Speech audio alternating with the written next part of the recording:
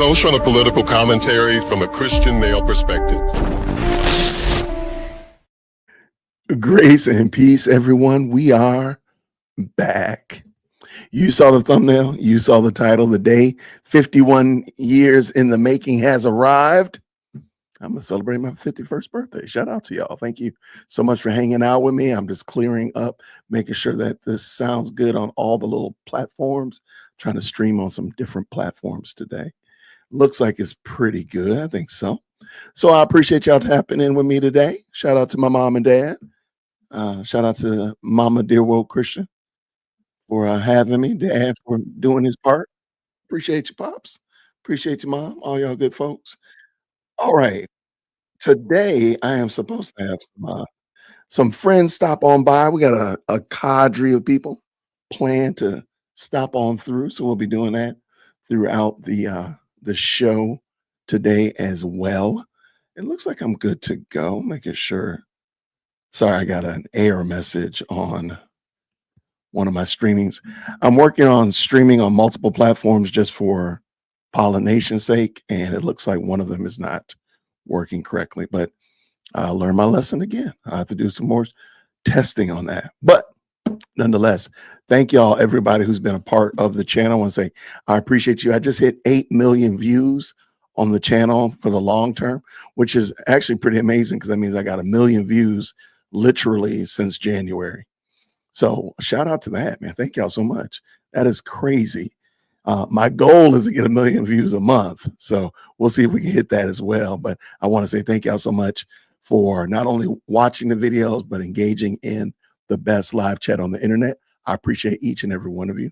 It means a lot. So thank you so much. Thank you to the 37,000 people who have become members, or rather subscribers to the channel. I wouldn't mind you becoming a member either. Let me go ahead and say that. Make that truth known. My goal is to hit 50,000 by the end of this month. So if you haven't already, if you're somebody that hasn't, you kind of vacillate. I don't know if I should subscribe. Help your boy out. Hit the subscribe button. It means a lot, and it does help out a whole bunch. And then, of course, thank you to all of the members of the channel. I really appreciate y'all. We had 150 members on the channel, which means a lot. These people really are supporting and pushing this channel forward. So I want to say thank you so much to each and every one of you. Shout out to y'all who've already jumped into the live chat. If you have a question, again, I'm going to have some panelists come through tonight, and we'll be just talking about random. I got some good questions that you all may be very interested in.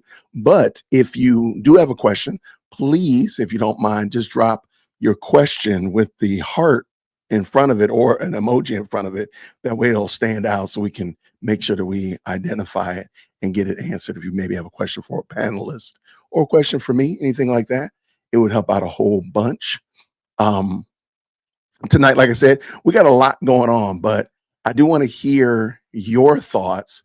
Last night on the show, we talked a little bit about this whole big brouhaha going on between United States and China as relates to trade. It's super niche. I was like, I didn't know that it was this big a deal, that the manufacturers are like outing how much Nike is paying to make the shoes and how much Lululemon is charging for their leggings, all this kind of stuff like that. And I was thinking about it. I was like, wait, if you buy something from another country and it's deemed a counterfeit here at U.S. Customs, are you able to get that product? I don't think you can. So because we were watching last night, a lot of people talking about how they're buying stuff from China, for Nikes for $1 and all that kind of stuff. But I said, wait, if you're buying something that's deemed a counterfeit at customs, they don't have to let you get that. It's a counterfeit. So it was just something interesting I was thinking about, because I actually saw people that are touring, going to China to buy stuff and bring it back. But I'm like, wait, if that stuff is deemed.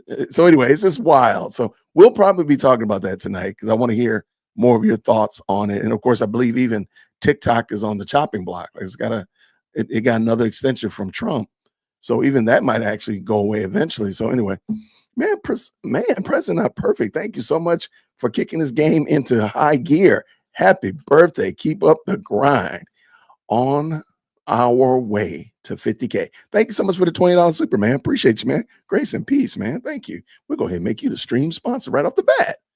Ain't no reason to hold back on that. President Not Perfect going to start this party off right. Let's do that. All right, let's drop that right here. But thank you, man. I appreciate that very much, man. Very kind. And let me go ahead and make sure I got your name spelled right. The worst thing in the world is to spell somebody's name wrong on a stream banner. All right, y'all go ahead and. All right, and it's saved. Y'all go ahead and type perfect in the chat. Let President Not Perfect know we appreciate him. Thank you so much for that, man. That's very kind of you. Very kind. What's going on? Need love too. Thank you so much. I see you over there, Magnolia Peach. Thank you so much. There she is. Mandy's in the building. Thank you so much. Hey, Lady Holland, how are you? Thank you for following through. Dara's in the building. Thank you so much, young lady, for stopping through. And I saw earlier, I think I had the stream scheduled for 4 o'clock, but it took me a little bit longer to get home from picking up Chief Executive Second Born. So I did kick it to 5. So I apologize for that. But I do see Womb to Tomb Apologetics was in the building earlier, as well as Patricia. Thank you so much, Patricia. And Janice Green. Thank you so much. Absolutely. Y'all go ahead and put perfect in the chat and let President Not Perfect know we appreciate him for that. Thank you so much, friend. All right. Looks like we got to move it in the right direction. Thank you, Daniel. Thank you, friend. Blessings to you. Thank you so much. Now, I still want to, I have to admit, it's hard to keep up with everything that's going on in politics and social. I didn't realize TikTok was still on that 90-day, they had like 90 days to sell off from the previous owner. And I guess Trump extended it. Initially, they were going to, under the Biden administration, they were going to boot TikTok. Trump came in and extended it 90 days. And now it's extended it another 75 days, I believe it is. I didn't realize they were still fighting that. It just seemed like, why are we still fighting with TikTok? It just seems amazing to me. I really wonder how this is going to play out, because there's a lot of content creators that make a lot of money on TikTok. Your boy is not one of them. But I'm just like, wow, this is so wild that we're watching this is the new Cold War, watching somebody duke it out over TikTok of all places and all things. Malik is in the building. How are you, friend? Grace and peace to you. Absolutely. Yeah, I just can't imagine we're still fighting over TikTok of all things. Like, why? Why are we doing this? But okay. I am just I got a message about one of my stream attempts to stream. Your boy's gonna get this dialed in. I am gonna get this dialed in soon, I promise you. But now, are you all TikTokers, TikTok people? I know Miss Mandy is. She keeps me tight on TikTok. I'm not a big it was Kick. I got kicked off of Kick for whatever reason. I don't know why the stream didn't work. So I got not a warning. This is they're having trouble with it. So I was trying to figure out why it wasn't working correctly. So that's what it is. I'm not a fan of it. Now, Marshall the Plug, shout out to Marshall. He's my TikTok aficionado. So I can reach out to Marshall and say, hey, Marshall, can you help me with this? Or can you find me something like this? And he usually gets it for me pretty quickly. But yeah, I don't do TikTok like that. And I didn't know that it was like literally the new Cold War out there on TikTok. Like, I did not know we were fighting it out in TikTok like that. What we got? Oh yeah, here's my TikTok. Thank you so much, Miss Mandy. Now I'm not a TikToker either. I mean, now if you see me on TikTok, it's Miss Mandy's fault. So let's just tell the truth. There is Mandy's fault that your boy's on TikTok. But I appreciate it. It's helping me out, keeping me right. Let me see something. I think this looks good. That's a little too dark.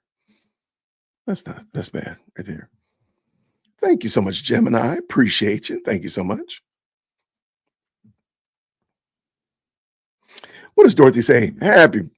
Happy blessed day, young man. May God continue to bless you with many, many more. Thank you so very much. I got a fun story to tell y'all about somebody whose birthday is today as well. I'll wait for a few more minutes, but it was just a fun conversation we had today. So, here, let me do it real quick. So, when my daughter was 6 months old, she met, when we took her to daycare, she met a little friend of hers who's also 6 months old. And her name is Michael, spelled like the girl Michael, Mykal. And she and Trina have been friends for almost 18 years. Well, actually 18 years, because today is Michael's birthday. And so forever, she's always been my favorite non-daughter. So I always talk about Michael. Well, most of you all know that I am a proud Morehouse alumni, and the tradition is our Spelman sisters are our sisters. So if you go to Spelman, you're my sister, and I went to Morehouse, you're my brother, or I'm your brother. So that's been the tradition. And speaking of, there goes one of my Spelman sisters right there. Shout out to Lady Luck Club. There we go. I talked you up. There you go. So you're my sister. But Michael has always been my birthday buddy. She's always been my birthday buddy because we share the same birthday. So we would call each other, say happy birthday. She'd get a card from me. She didn't get a card this year. She did get a text message, though. She did get a text message. So Michael is about to go to college, just like President Firstborn is about to go to college. Well, Michael is going to Spelman.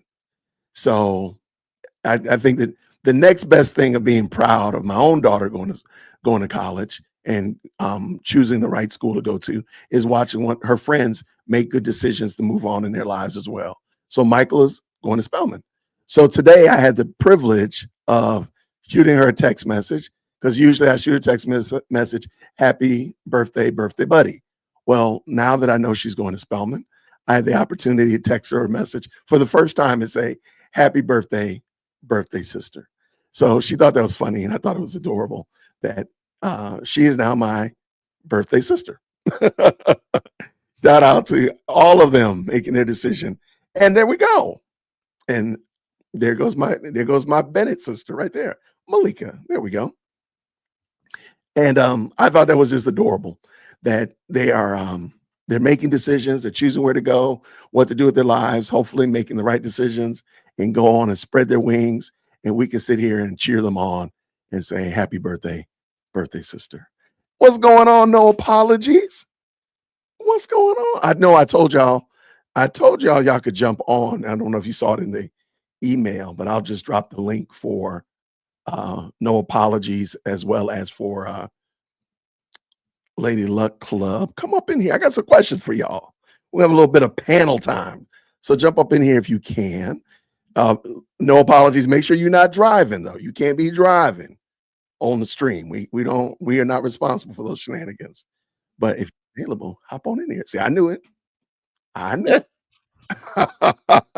Okay, now hold on. Now you got that green. You got that green screen on. Now you better not be driving. Oh no, I'm not.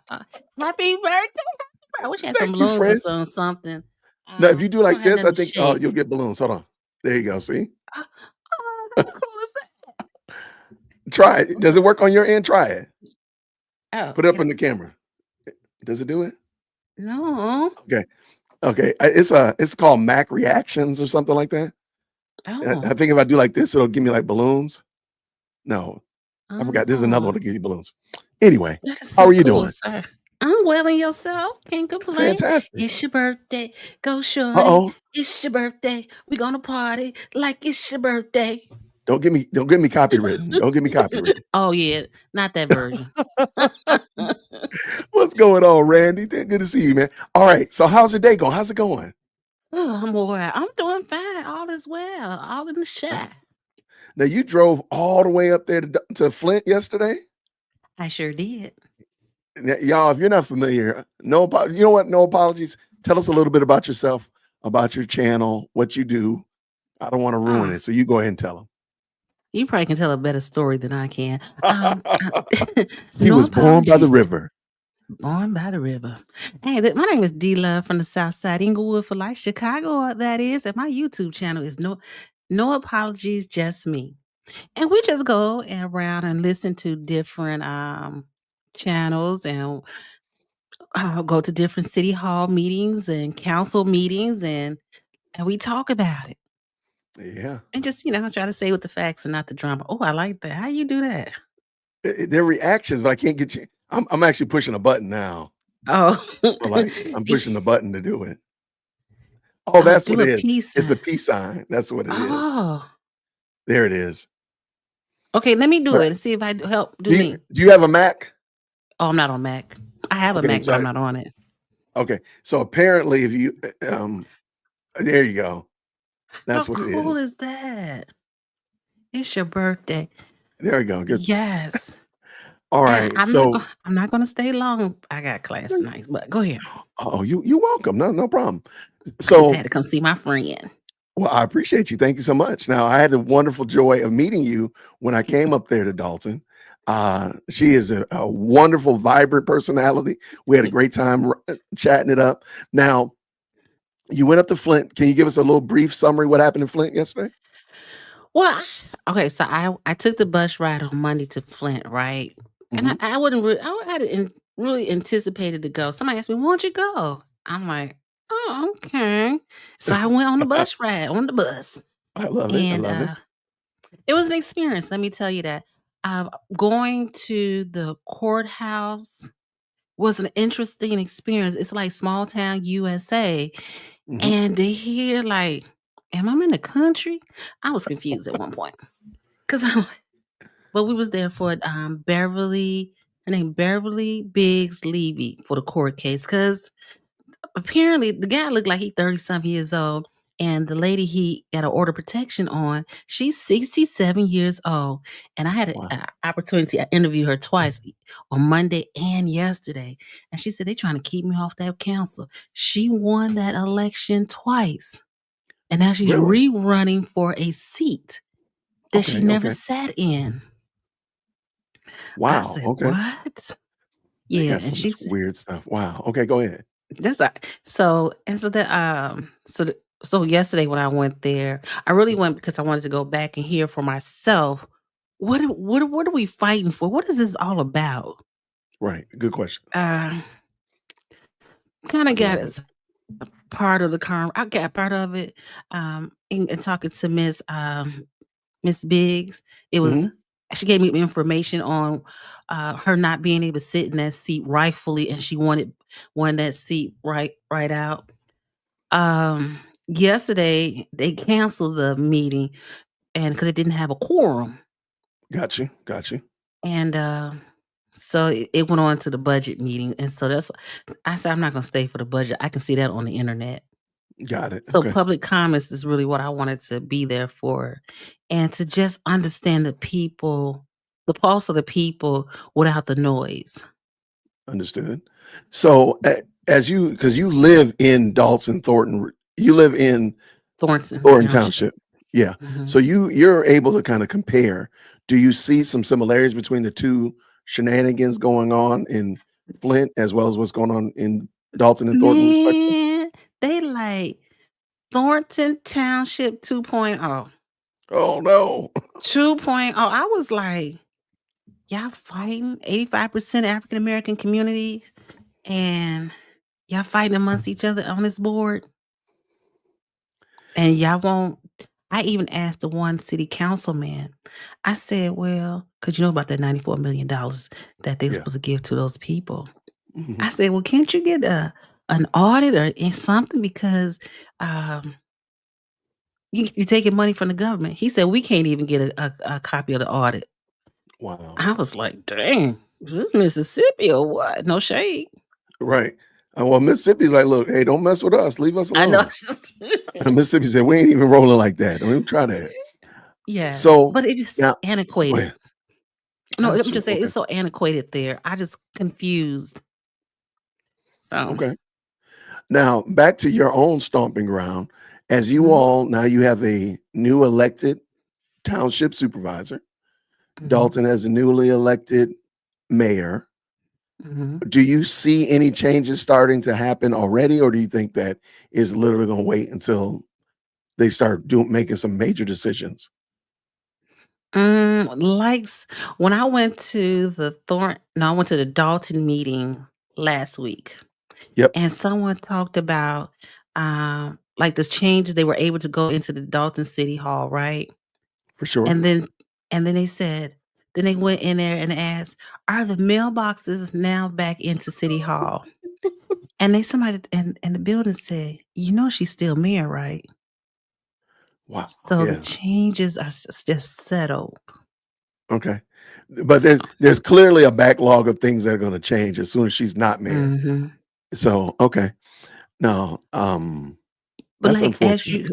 Go ahead. yeah, and as you can see, when you was here, you saw that people had those work signs on their windows. So they're getting those Yes. license to do those what's the work permits. So you can Yep. see some I remember those. changes. Mhm. And So hopefully there'll be some new businesses because those are right across from City Hall and right down the street from Dr. Scott. Hopefully some things they'll be freed up. I hate that we're waiting for Jason and them to take office on May 5th in order to hopefully see some things change. But I mean it's a reality. But yeah, but I think it needs to be that time because they need to get their feet under the wind underneath their feet. You know what I'm saying? yeah, the ground under them, So absolutely.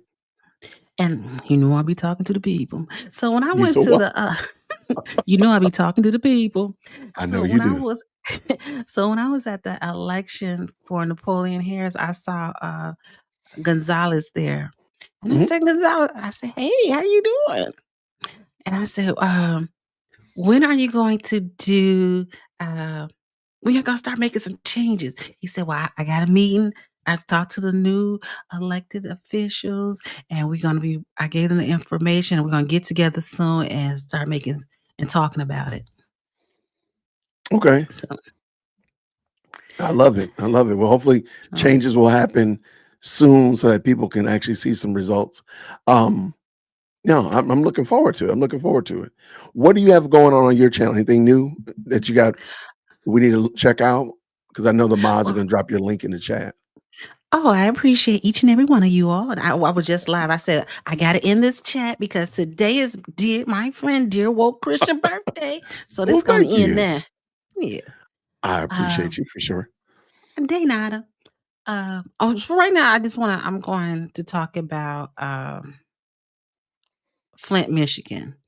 Okay. And I don't know if you know, Benton Harbor, Michigan had the same problem. So we're just They going to, did. Yes. mm-hmm. So we're talking about that.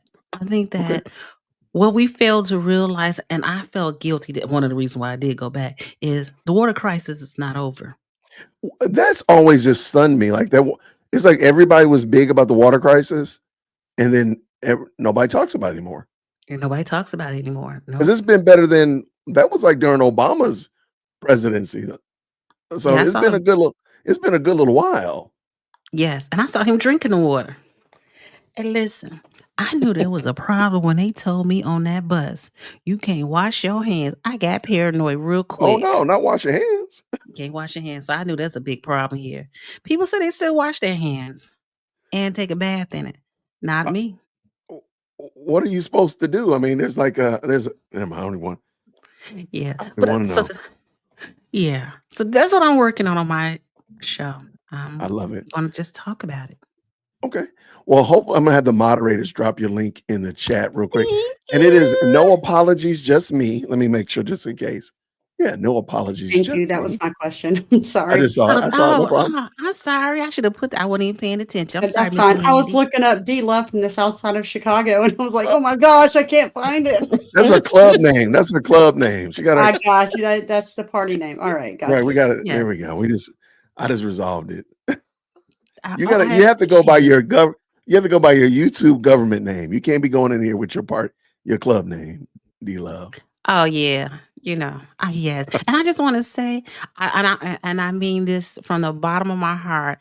I really appreciate dear Walt Christian. I'm glad that I met him at the place of the conception of my YouTube page. I had a fiasco. He reached out to me and always stayed constant and checking how you're doing, how things are going. And I appreciate that. And I appreciate you being a friend. And a happy birthday. You are more than welcome. Thank you, friend. I'm glad that we met, and I'm looking forward to seeing where you go next. I appreciate you too. And you take care. Enjoy the rest of your birthday.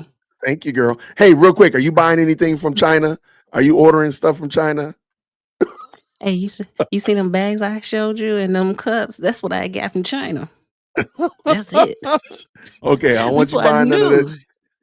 I want you buying none of that shady stuff from China now. Mm-mm. Mm-mm. Mm-mm. I love it. All Well, D-Love, right. thank Dear you so Walt much, Christian, friend. I appreciate you. enjoy your Take birthday. care. Thank you, girl. Later. Bye now. Thank you, D-Love, for stopping through. And thank you, Kofi19, for the $10 super. And look, y'all done brought in my good brother, Willie Doc, up in the building. My Morehouse brother. Shout out to you, Willie Doc. Thank you so much for the $5 super as well. Hey, Mandy, how are you, friend? You're muted. I knew that. I was testing you. Oh, there we go. Hey, it's my turn. Happy birthday. Thank you, friend. I appreciate it. Not only a wonderful boss, but a great friend and someone who mentors me and looks out for me and is just a wonderful Christ-like brother. Well, And thank you. I want to tell you guys, like, he is a Christian inside and out, not just online, but offline. Well, Like, thank you, friend. a lot of people aren't. A lot of people try to have that light switch religion, my pastor says. They try to flip it on when it's convenient, but he's not like that. He Well, is thank you, friend. he is through and through, and I appreciate you, and I know that God sent me into this space for a reason. You just come up in my algorithm. Really? I wasn't following the YSL trial. I had never watched 1 second of it. And it come up and I was like, I flipped past it and God literally told me, go back. I have this for you for a reason. And I walked in. And so here I am. And I just know that we were meant to be in each other's lives, and you put up with me getting sick and you put up with, thank you for not saying anything.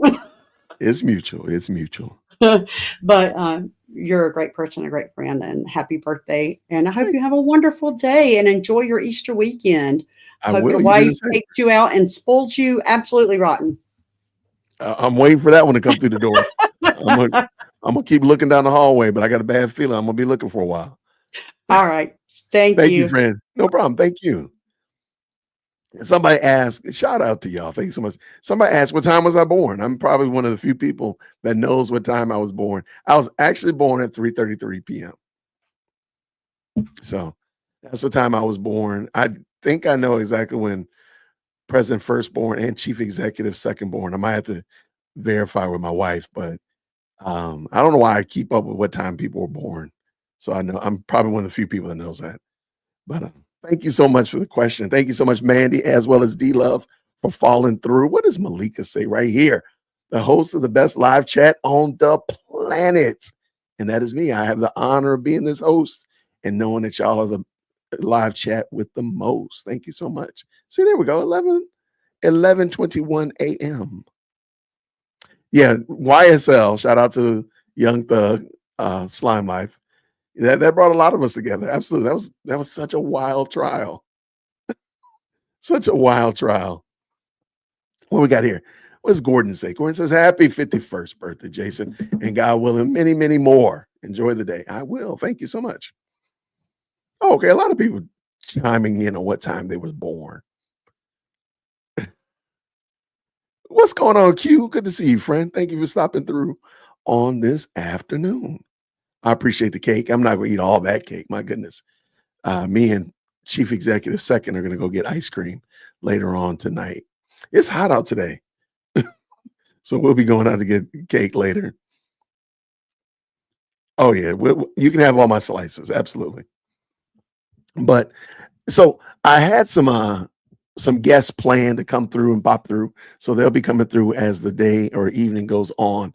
I got some questions, some comments I'd like to get your thoughts on the such of that nature. So here, as I'm waiting for, yeah, ain't it hot today? It is really hot today. I had to retire all my hoodies. Like, yo, I got to put these away now. Okay. So I have a serious question. It is now 5:30. This is going to be the hot take hour.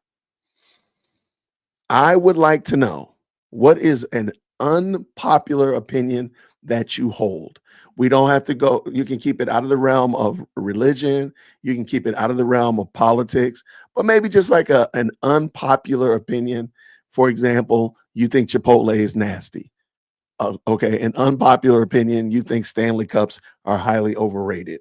Whatever. I just want to know, like, what is your unpopular opinion that you might have? Like, for example, I know nothing really substantive about Beyonce. I find no value in her at all. See, IRS coming in here with the hot take of all hot takes, the hottest hot take. Besides the fact that he took a lot of our money 2 days ago, IRS says that he loves pineapple on pizza. It's not the worst thing. It's not the worst thing ever, because I understand what they're trying to do with the flavors. It's just, I don't think it needs to exist, but it's not like it's nasty. I just don't think it should exist, if that makes sense. Shout out to IRS. Uh-oh, I ain't gonna get you in trouble. Turn your burner account on. Turn your burner account on, and then get in here and go wild with your burner account. Nobody needs to know it's you. Model stance. Nobody. It's just us. It's us. Just family. Hey, there we go. Transplanted Texan in the building. Thank you so much for the $2 super cents. It's been a while, but happy birthday, DWC. Thank you so much, friend. Thank you so much. See, I can kind of agree with this, Willie Doc. I'm not. There's nothing about New Orleans that I'm like, oh, I want to go to New Orleans. It's not a thing. I totally get you. I get you there. Oh my gosh, this is like a gospel truth, Malika. This right here, I'm going to actually only augment what you're saying. What did she say, first of all? I think 90s hip hop is way better than hip hop today. I'm going to say that I think 90s music, I think we reached peak music right around the 2010s. I don't think music has gotten any better since the 2010s. I'm just going to say that. And that's across genres. I don't think any music got any better after the 2010s. So I'm right there with you. Royal Farm makes the best fried chicken. Where's Royal Farm? What is that? Is that like a fast food place? I don't know. Yeah, I'm gonna have to leave that one with a. I don't have to look that up now. Kofi 19. Now you got me. I gotta look that up. Debbie says this. I don't like brand name anything. I refuse to buy something for someone's name. I'm not mad at you. I'm not mad at you. I am a little bit of a brand guy, so I'm not gonna be mad at you. I'm not like, what's that? The high designer brands, but I like my brand with 3 stripes. Y'all know how I am about that. There's a lot of agreement about that for sure. I think we reached peak music in the 2010s. What do we got here? Oh, sorry about that. Unqualified felon in the people's house, holding people's hostage. Okay, oh, there we go. Unpopular opinion. I've never watched Game of Thrones or any. Guess what? Neither have I. Neither have I. I've seen a couple clips from Game of Thrones, but no, I agree with you. I've never seen it. I couldn't tell you much about anything about Harry Potter. I will add Twilight to that as well. I did read all of the Hunger Games with my kids because Chief Executive, Secondborn, and President Firstborn were reading it. So I did read all of the first 4 books of the Hunger Games, and then I think there's 2 new ones, and they lost me. So there's a new movie coming out eventually. What's going on? AV to the 7th power. What does she say up in here? What's she say? She says, happy birthday. Wish you another amazing year. Thank you so much for the $5 super. And thank you so much for stopping through. I appreciate you. Thank you, AV.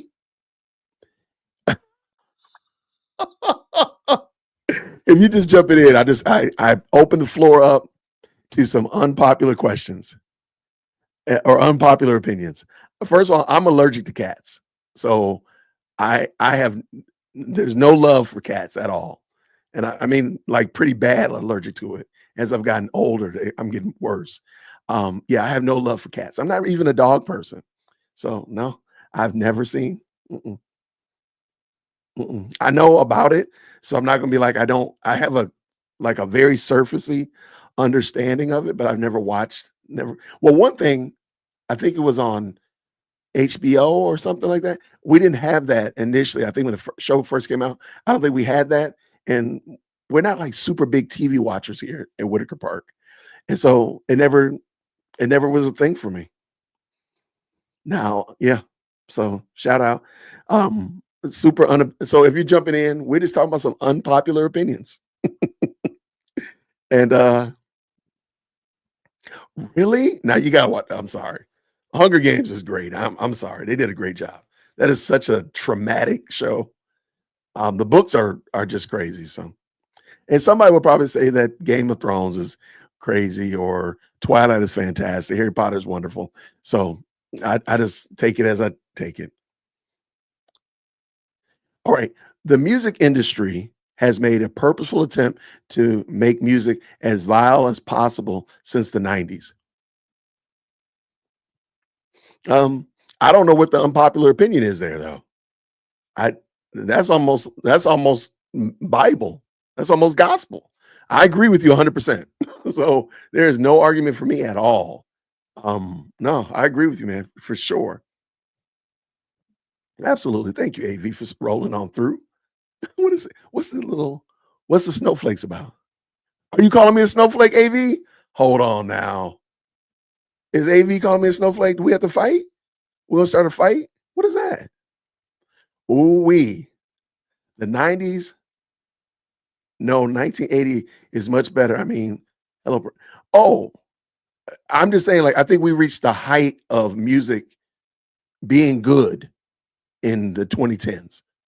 It's never going to get any better than that. That's it. That was peak music quality. I love cats, especially the wild ones. I wish I could get close to. Cats make me itch. They make my throat itch right now thinking about them. I really don't know why, but I'm very almost definitely allergic to cats. Thank you so much for the birthday shout out, Shay. Thank you so much.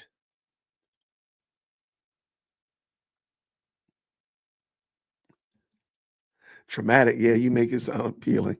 Wait, what's traumatic? Did I say it? I might have said it. AV called me a snowflake. Now we beefing now. Now we fighting. Me and AV fighting.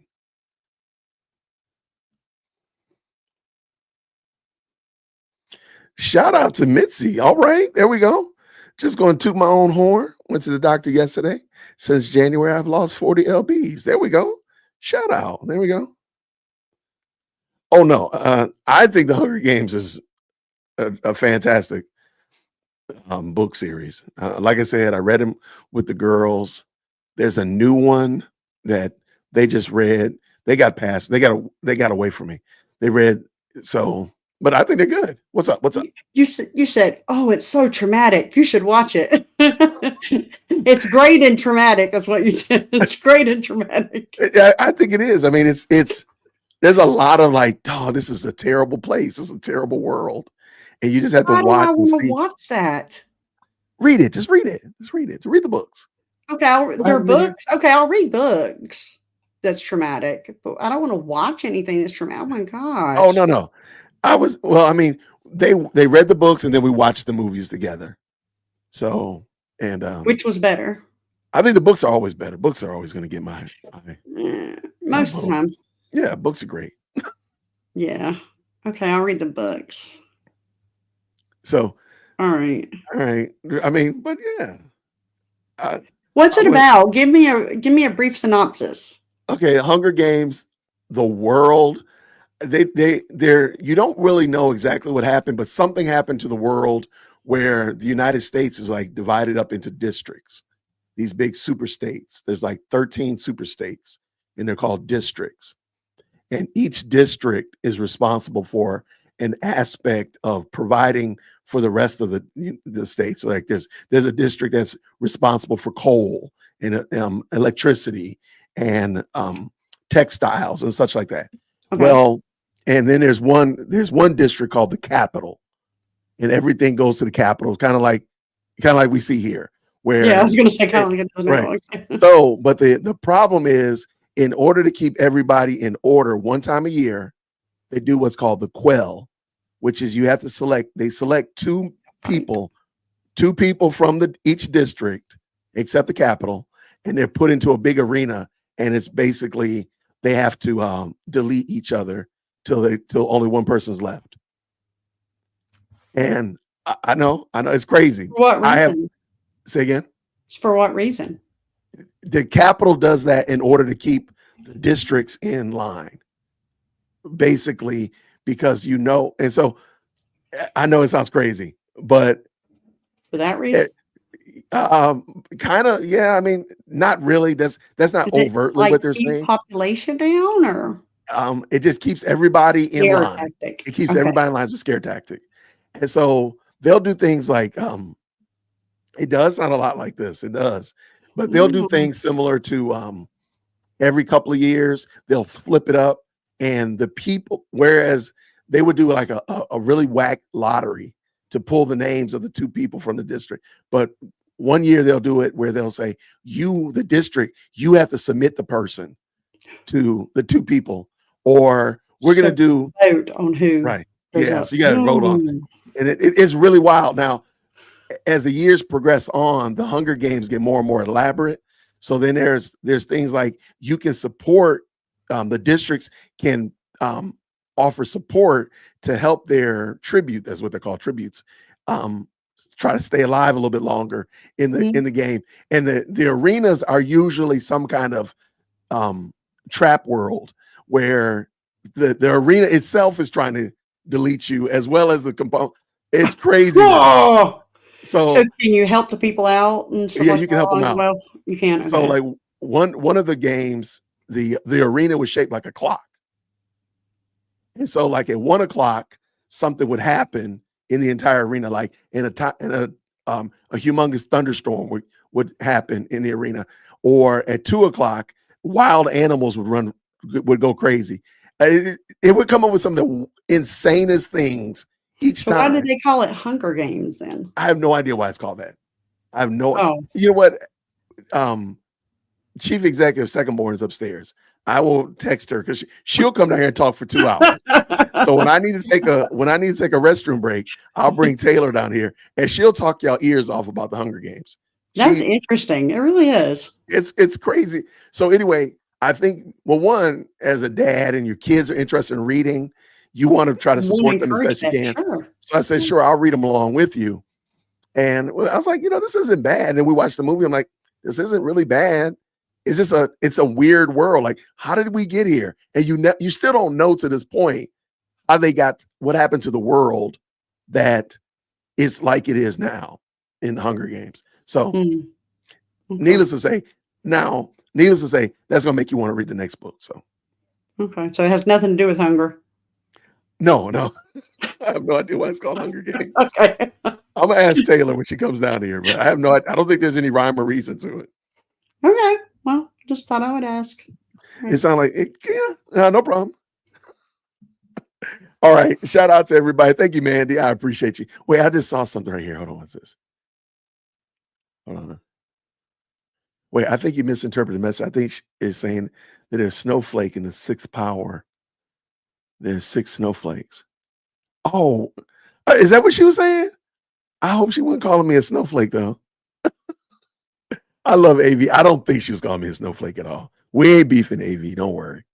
Hunger Games, books 1 and 2 were great. Book 3 was okay. I hated the ending. Book 3. That was, oh no, I like that one, man. I like that. Well, Willie Doc, like I said, the girls have read them all. So like they are Taylor is all about it. So if you want to sit around and nerd out and talk about the Hunger Games, Taylor will talk to you for 2 hours. I promise you. The Capitol had a severe food shortage during the rebellion. Is that what it was? Then I missed that part. Then I apologize. Then that must have been, I might have missed that part. I can see it. It makes sense, but I missed that. Shout out. The districts were starving. Okay, there we go. What's up, HNIC? There it goes right here. He said they were hungry. That's why the Hunger Games. Really? Okay. I missed that part then. Maybe I was just too tripping out about the fact that we're watching Teenage Deletion Club. Yeah. It was a good book, just a cruel world for a storyline. I agree. So if you're just jumping in, shout out. I was just waiting for a couple of my guests to roll through, and I said I would ask a question. What is an unpopular opinion that you hold? Somebody said that they like pineapple on pizza. Somebody said we've reached peak music in the 2010s, whatever. I admitted that I know nothing about Game of Thrones, all that kind of stuff. So, oh man, now we turn this into a Hunger Games. Read it again and you'll discover a whole lot. Trust me, Chief Executive Second Born wants me to read it again. So yeah, that's true. Wow, yes, Tracy. And I think that was the part that really, the contrast between the Capitol is living in opulence and like over the top opulence, and everybody else is living in some kind of squalor. So that was my takeaway from the book. But oh wait, hold on one second. Is it Chief Executive Second Born? It's not. She's upstairs allegedly doing homework. Allegedly. That's my girl. Allegedly. What's up? Mark said he was born at 8:50. Okay, I was born at 3:33 p.m. on a Wednesday. Shout out to y'all. Thank you so much for rolling through. I appreciate y'all.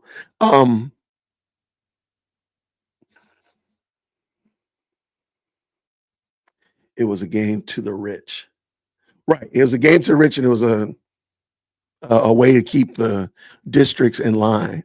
But I think they explain what happened, how the districts fell apart, or how the United States fell apart, but they don't really explain it in the first two books. So I'll ask Taylor when she comes down. Each game there is a winner. In the Hunger Games that the movie came from, there's actually two.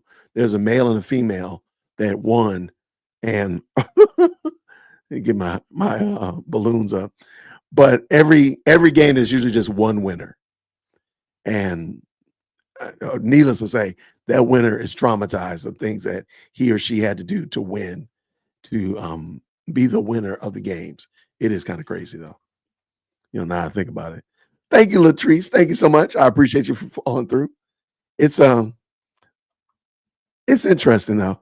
Now, earlier this week, somebody on a video I did a video about MLK, and somebody said, "Well, are you ever going to have Virgil Walker or Daryl Harrelson come on and talk about that topic?"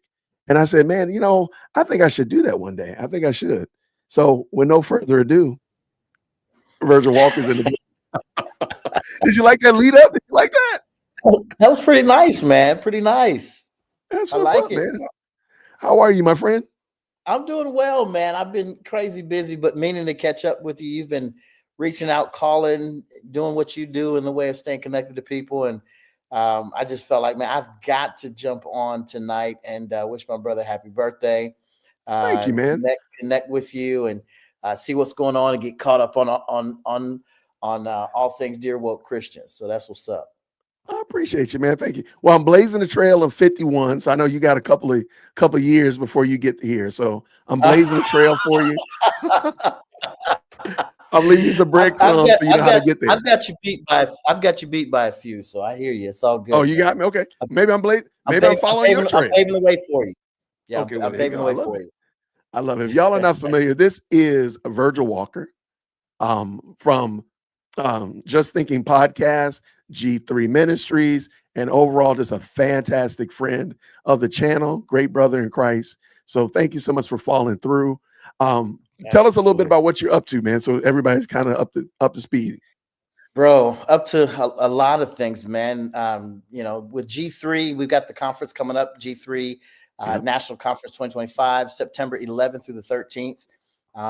And folks can jump on and connect with us there, man. We'd love to have folks meet us there in the great city of Atlanta. We're talking about the doctrine of faith and its importance in a culture that is militating against it. And definitely would love to see everybody there, man. Hopefully you'll be there with us, man, joining us as well. And so we'll have you there. Planning ourselves there as well. Yes. Yep. You can go to g3men.org and sign up there. And we'd love to have you be a part of things there. In addition, man, I'm doing a lot of writing. Okay. I just want to sharpen the sword, so to speak, and just get better at articulating truth in written format. I know very few people end up reading anymore, but I also recognize that long after you and I are gone, the things that will remain are recordings like these podcasts, right? Yeah. And the things that we put pen to paper on and leave for folks in blogs or blog articles or things like that. All of the digital formats, and so I'm trying to just be better at doing it in a written format, and loving doing that. Writing for G3. Also do some work for the Standing for Freedom Center as well for Blexit, and enjoying it, man. Having a good time with it. I love it. Now, your writings, we can find those on g3men.org as well. Correct. Your The vast majority of that, of my writing is on g3men.org. You can check me out there, go to the blog posts, and kind of search me up that way. I post a lot of it on X as well. I've got maybe once a week you'll see something, unless I'm crazy busy, you'll see something on Blexit's website, or you'll see something on the Standing for Freedom Center as well. So in any one of those places, you'll just Google my name and writing, you'll find something. Google his name and put in trouble, and you'll probably find everything possible. Okay. All right. Unpopular question. I know. Okay. Yeah. G3 is a conference. Yes. Are y'all going to be closing the doors? What do you mean? Collect money doing that Marvin Sapp thing, man. I'm sorry, man. We're not locking the doors. We're not telling the ushers to close the doors. There'll be no big announcement about how far short we are and how much we need to raise, and none of that stuff going on.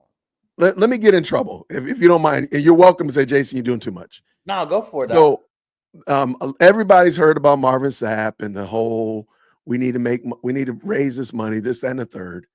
And my argument with that was that they didn't do a good job of planning for the conference. They didn't budget correctly. Right. They didn't do a good cost analysis, because the ticket prices should have covered and the vendor prices should have covered for all that kind of stuff that they were talking about. And since you're the one that's responsible for a lot of those decisions, does that ring true for you? Do you agree with that, or what do you think? I completely agree with that. Yeah, you've got it long before you even put the conference on. You've got to know what your break point is. You've got to know what you need to charge per ticket. You got to know, how many folks you need to have in the room in order to break even, how many vendors you need to have in the room to break even. You got to know all of that stuff way, way ahead of time. You've got to plan for flights, for hotel stay, for food. There's a lot of planning that goes into travel once your speaker lands, travel from the airport to the event center and the like. You've got to have food available for the people that are there. There's so many, everything. If you're in a convention center, the cost is exponential. You're talking about every Wi-Fi connection, every plug-in, every light fixture, everything costs money. And so you have to have all that worked out way, way, way ahead of time, know what you're getting into, and know to the point where you should know months beforehand how close you are or not, and what you need to do in order to make things happen. If you need to reach out to some donors or whoever to make it all happen. I got you. Well, I'm gonna have to refund Mike this $2 super. He said Marvin Sapp might be a great guest speaker. Well, I'm glad Mike at least qualified it by saying this is an unpopular opinion. So we'll we'll let that slide, Mike, because that is definitely going to be an unpopular opinion. He also said might. So let me see. Well, that's true. That's true. He did say that. Shout out for sure, Mike. Thank you so much. But all right. Besides G3, anything else? So you got your writing, and again, that's G3men.org. Yeah. Hey, what else you got going on? I've been doing a little bit of traveling. I was with my brother Daryl out at Ligonier, man. He did a bang up job.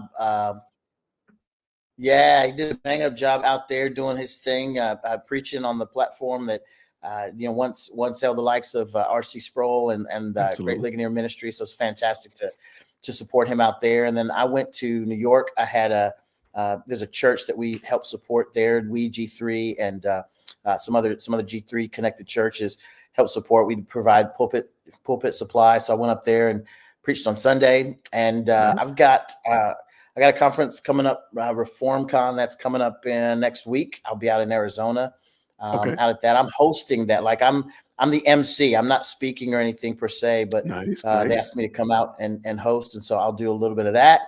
And that's really about it. Every once in a while, in fact, I talked to my good friend Jason Whitlock today on some issues that surround evangelicalism. He had some questions, and I provide some answers and insight for that. But that's really about it, man. I forgot to mention that you're on Jason Whitlock's channel as well. You're everywhere, man. I'm glad that you came through today.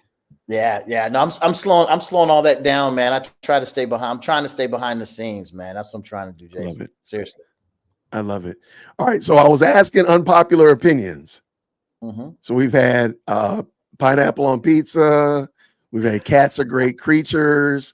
90s music is better than anything that's come out in the 2000s. Give me an unpopular opinion. Give me an unpopular opinion, Daryl. First of all, I called you Daryl, so that's a big problem right there. Virgil. I don't. What's an unpopular opinion? I think all of those are popular with me.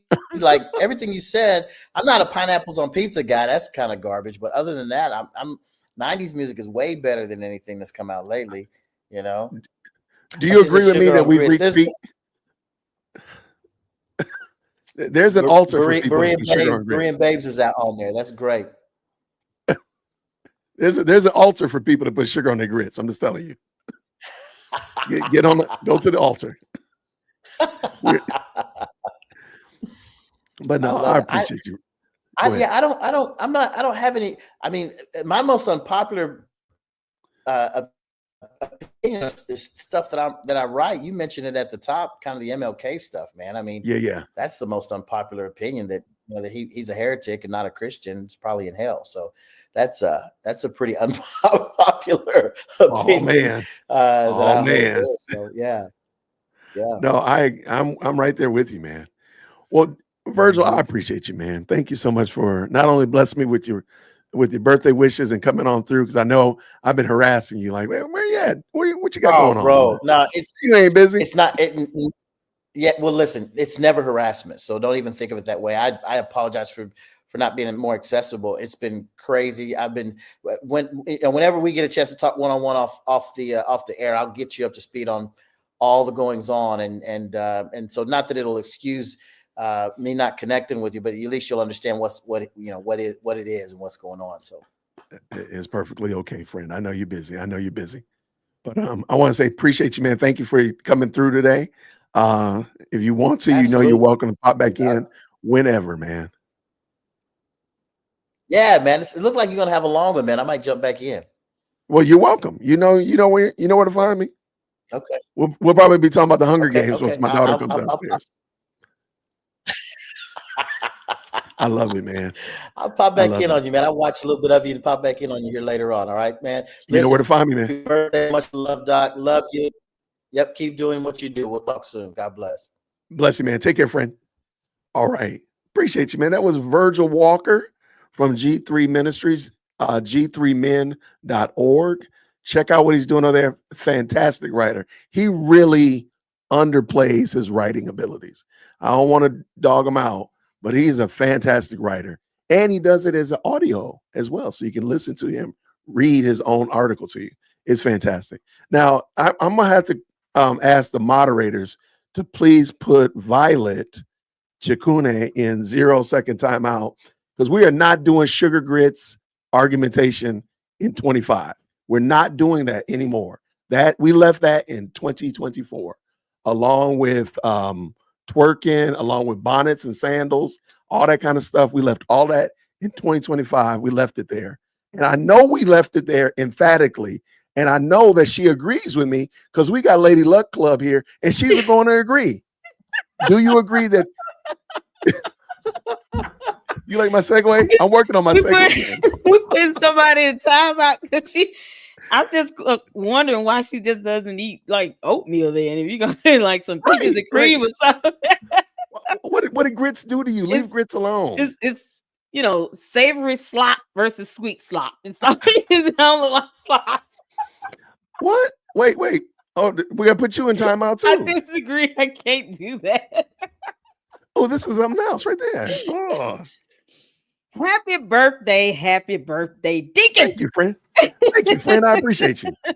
My Morehouse brother, my spiritual brother. Listen here. I am so happy. Listen, we're Aries. I was just celebrating mine on the 31st of March, and then yours came up. I am so excited. You got to play the gospel song, man. You got to play the birthday gospel song. We got to hear it. What's a birthday gospel song? I'm about to give you the link. Oh no! What is it? Is this? It's the gospel version. It's not copyrighted, is it? Is it copyrighted? You know what?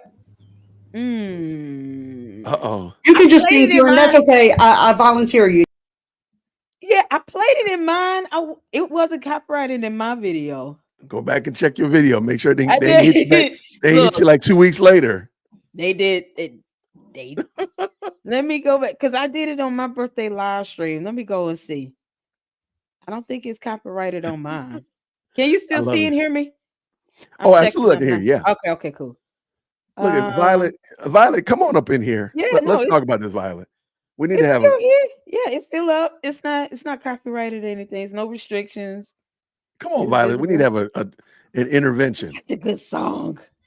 Send it to me. What is this song you talking about? You crazy.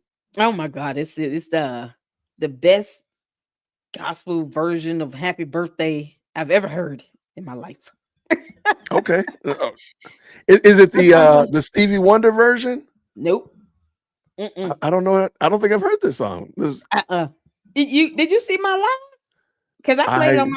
Okay, it's called the birthday anthem. The birthday anthem. Music. Hold on. Let me. Are you dropping in the chat or? I'm about to. I'm about to put it in here. Yeah. Hold on. Okay. Oh, it's so good. It better be funny too. I'm telling you, it's not funny. You going in 0-second timeout too. Oh, what's going on, Chris? Good to see you, friend. Grace and peace, my friend. That's hilarious. Okay. You could play like 6 seconds of it if you want, but it didn't get blocked on my live stream. I did. I put it in the chat. Oh, okay. I see it right there. Yeah. It didn't get blocked on mine, but all right, let's see. Just do like good 6-7 seconds of it. Oh man. Oh man, you gonna get me. What happened to Dear World Christian? Oh, he got kicked off YouTube. Why? Because Lady Luck is over here sending video. I played the whole song. Wait, where'd it go? Oh, you said birthday anthem. Let me get it real quick. Yeah, it's a birthday anthem, music, something. It's so good. It just goes right up our alley. It's gospel twang. They turn into a whole gospel. By Chase Williams, is that what it is? Hold on.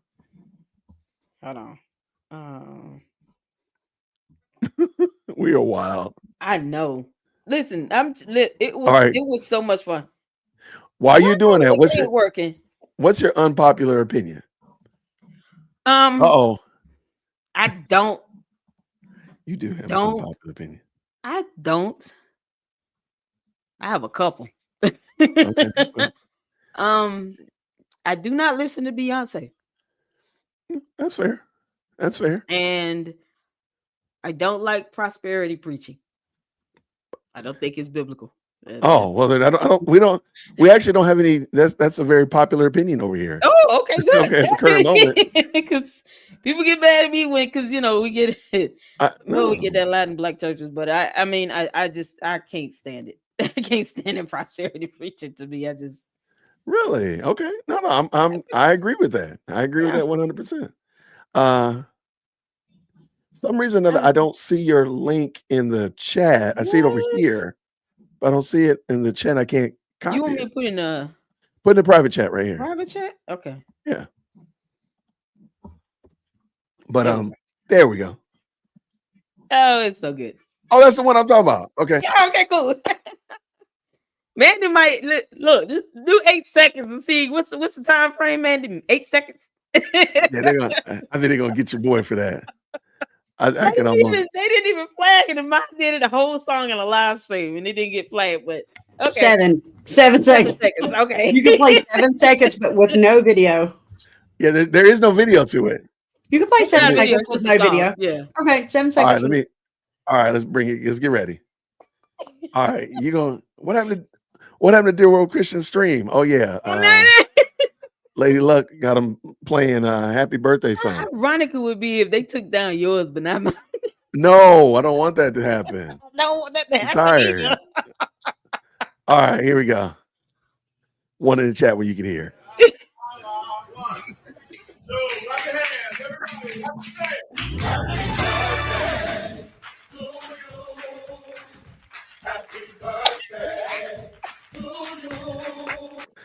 All right. So good. Okay. I like it. It I like goes it. into That was actually breakdowns and modulates. It's so good. okay. That was actually kind of good. I ain't gonna lie. Yeah, I'm gonna drop the link in the chat. Y'all can check it out. Yeah. I just don't want to get a copyright 10 minutes later. No, you good. Well, like I said, I played the whole song in my live stream. And it's still up. It's good to go. But yeah, y'all check that out, man. That's gonna have you like run around like, yeah, I played it up. She was awesome. I like it. I like it. I like it. Just for you, Deacon. Just for you. Well, thank you so much. All right. Well, okay. So now you're here. Yep. All right. So you're gonna be my guest, and I'm gonna get Willie Doc to come up in here. Willie Doc, get up in here, man. I'm gonna drop the link in the chat. I want to work on my panel skills anyway. I had some panelist questions. Awesome. So let me drop this for Willie Doc to jump in. Violet might jump in as well. All I'm right. also live streaming to Lady Luck Club, so thank you guys for tuning in. Absolutely. Thank you all for letting me do that. Always a pleasure. All right. Now you're a content creator, of course. Yes, sir. And you're fairly new to these YouTube content creating streets and suburbs. What do you do to keep yourself engaged in the content and not get burned out? So how do you defeat, or what do you do to not get burned out as a content creator?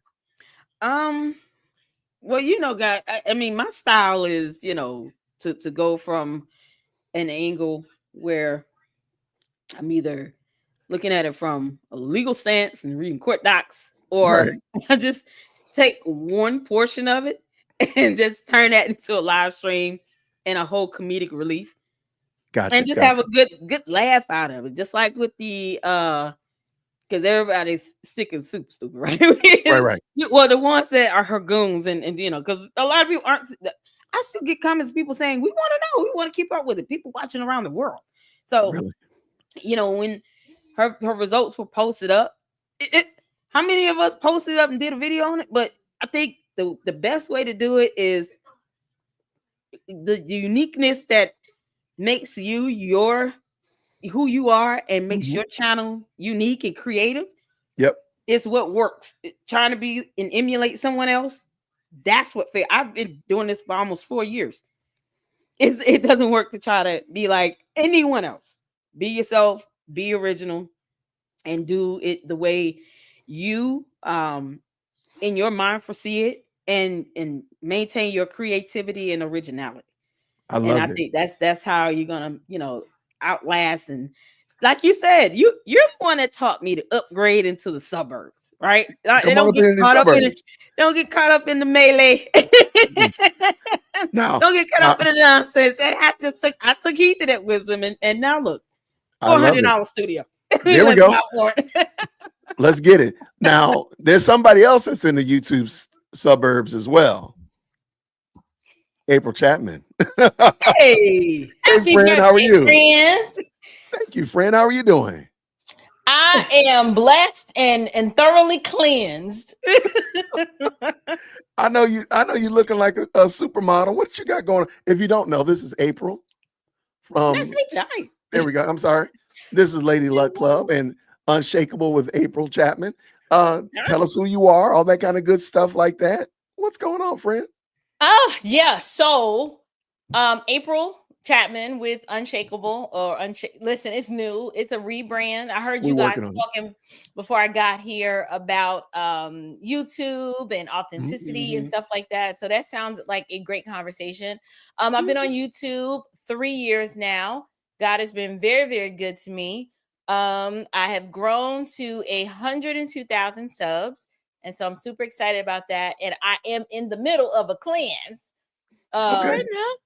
Yeah, girl, listen. I was getting Sherman Clump in the face, like Sherman Clump mama. And so I had to kind of do something about it. But happy birthday, Jason. Thank you, friend. I appreciate you. Thank you for coming through. Are you 50 or 51? I'm 51. Oh, okay. Okay. Just making sure. I'm right behind you. First of all. April is 29. Come on, April man. is 29, y'all. I am sorry, but you do not check a woman on their age. They are always 18. I'm sorry. They are 18? always 18. I thought it was 29. No. Oh, man. I didn't get That is where's so the memo 2020. We're in the prime of our youth. 2020. No. 18 always. I'm sorry then. Okay, my bad. We'll have the editor Jason will edit that out. I'm not ashamed of my age, but I just don't want to be reminded that I'm closer to 50 than I was before. Let's not do that. Okay? Right. You know better. I'll take that. I'll take that. You won't. You know better. You know better. Right. I don't want to be in the ER, man. Thank you so much. You're right. That's why I was saying that she's 29 though. Now I know you look good, girl. You look good. Don't mind him. You look blessed. She said I was 22 for so long, the kids were confused. You know what? The only time I lied about my age is when I was underage. I was 19 when I was 16. And then when I became 19, I think I did lie on a few occasions to say I was 21. But once I turned 21, I stopped lying about my age. I got you. No, that's not true. All right, funny story. Oh, Lord have mercy. Here we go. There used to be this spot here in Atlanta or outside of Atlanta, Stone Mountain, called Hairston's. And it was like, so you know about Hairston? Girl, okay, listen. Let me get myself up out of here. Hairston's was my spot, but it had a minimum age. You had to be 25 to get into Hairston's. Yep.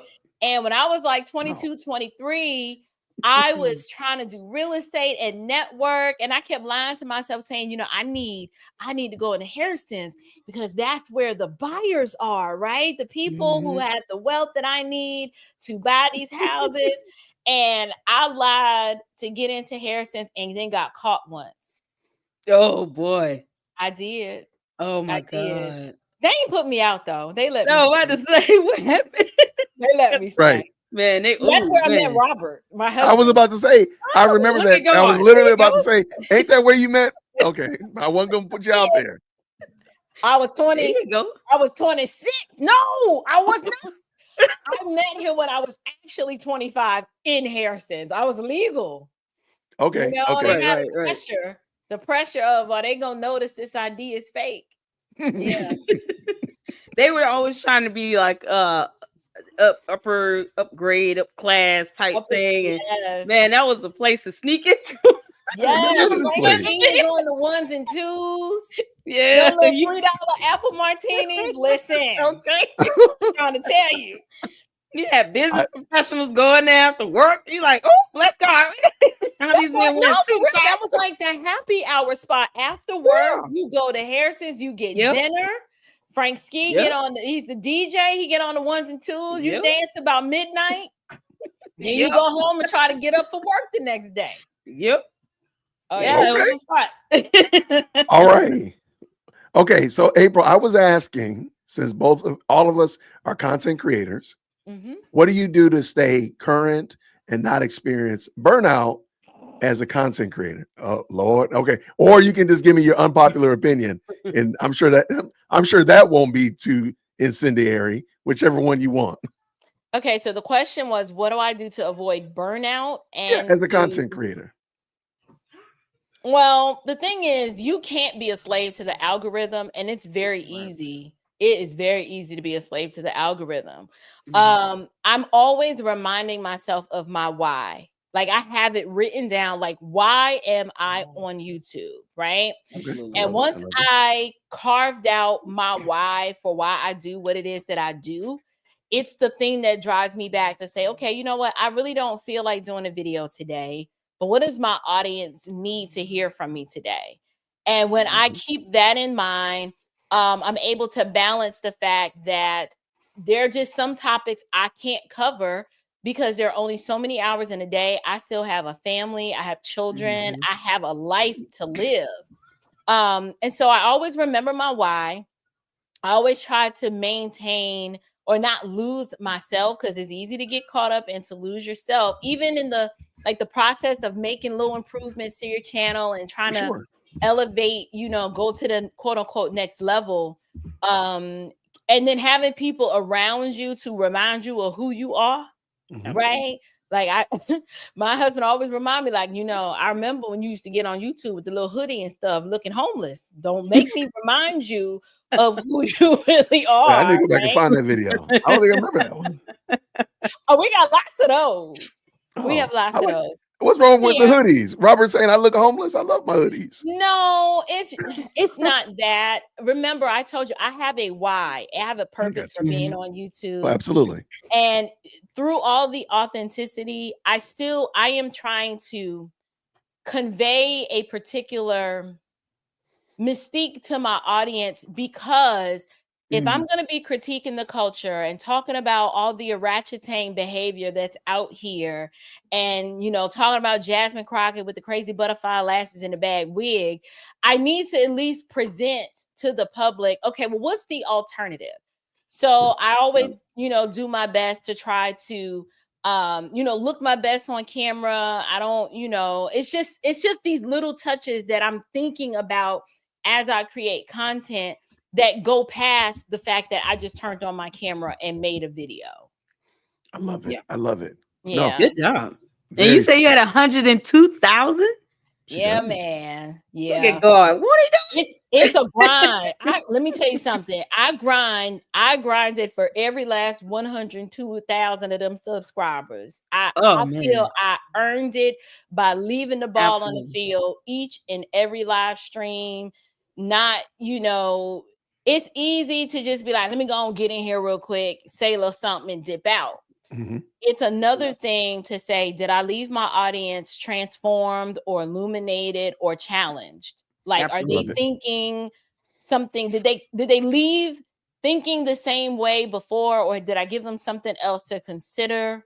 Did I edify them in any way? Did I piss them off? I mean, I do that a lot too. But those are a few things that I always try to keep in mind. And I think people are just so used to cookie cutter, like you were saying, just be yourself.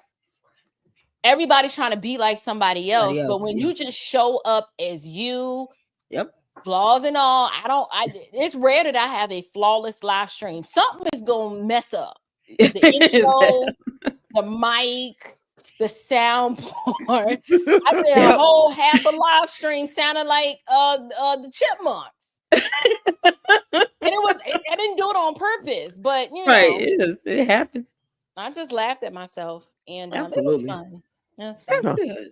I love it. Thank you, April. I appreciate it. Good wisdom. Thank you. Absolutely. For your audience, I don't know if your audience knows, you and the developing dad were two of the main people that pushed me to do YouTube. Really? Wow. I was not thinking about YouTube until I met Dear Well Christian.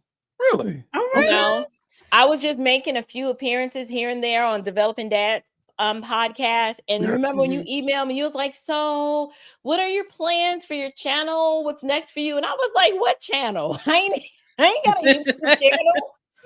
And you was like, no, I think there's something there. You can totally do this. And I was like, for real. And then January 1, 2022, I said, okay, I guess I got a YouTube channel now. So I can thank Jason for that. Awesome. Well, you're more than welcome. That's Glad awesome. All right. Well, praise God. Thank you.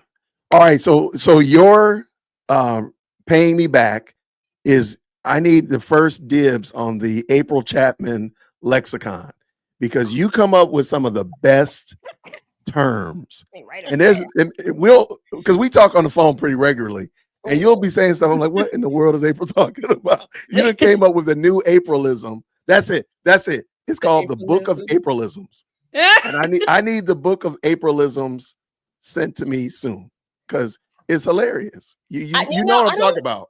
I'm trying to remember if I've written, they're all written down in numerous places, but I don't think I've compiled them into like a glossary or concordance, you know? I need a lexicon. Is probably the most popular. What happened? Oratang. Oh my gosh. What is that? Yeah, so the oratang, that's a female imbecile who cannot manage her misery. So as a result, she shows out. So think Shaquana at the Dollar General, who they tell her that, you know, she just wilding. She just wilding out. You got a oratang. What else? I got Popes of Perdition from you. Right. Pope of Perdition. Bishops of Brimstone. Bishop of Brimstone. The wolf that keeps on wolfing. Now that was you. You came up with that. Yeah, I remember when you came up with that one. Y'all have some that are quite offensive to some people, like the pavement apes. Yeah, they're not able to handle that one. Yeah, don't bother me. What's some other one? Willie Dog said blackity black. Blackity black. Well, you know what? But I got melanated Marxists and colored communists from you. Yes, I got that from you. Marxists, the colored communists, and the black bourgeoisie. Yeah. I got one. It's the Negro Nazis, but when you're not in polite company, we say something else. Oh no. Not here. Listen, the Lord's still working on me. He's still working on me. I say the same thing. We can call them the Negro Nazis.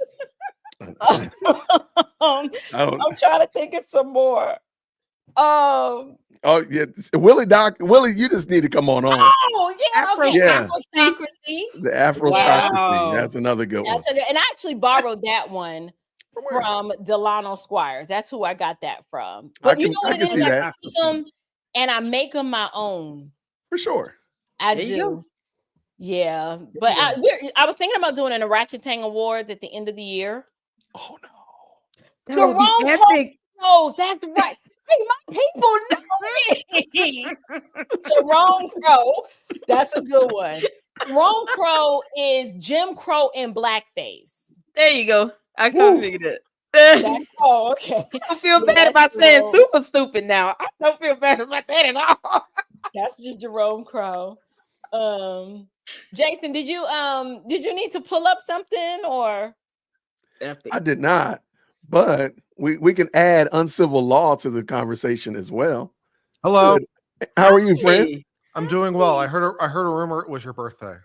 The rumor is true. Happy birthday. Thank you so much. Now, as you're coming in, you must sing happy birthday. No, I'm just kidding. But I'll do it in jazzy style. Happy birthday to you. I need jazz happy hands. Birthday to you. I did not have that. Well, Christian, happy birthday to you. I think it's funny that when you started singing, the picture frame behind you put a big question mark behind you at the same time you started singing. Like it was like, what in the world's going on here? Ooh, Uncivil Law. Yeah. You have a play button. Congratulations. Thank you. YouTube is holding mine hostage. I have to reapply. I'm sorry to hear that. Yeah, it's a long story. I'll get it eventually. I don't have it now. It's coming. Well, Uncivil Law, thank you so much. Tell us who you are, just in case the audience has not met you yet and is not familiar with you. Go ahead. So I run the channel Uncivil Law. I do legal commentary, principally Court of Appeals, U.S. Supreme Court cases. But from time to time, I also do trials. I did the Karen Reed trial last year, and I'm looking forward to doing it again this year for all the fun, frivolity, and stupid that the trial is bringing. It's exciting. So that's what I do. Legal commentary discussion. I've been having some interesting discussions as of late relating to Donald Trump, executive orders, and a whole bunch of things. And it's been interesting on a whole lot of levels. Wow. I like it. I love it. Well, thank you for coming through. All right. So a couple of questions I've been asking my panel, because I've been working on trying to improve my panel game. So now I got 4 people. I was hoping to get as many as I can. All right. So Uncivil Law.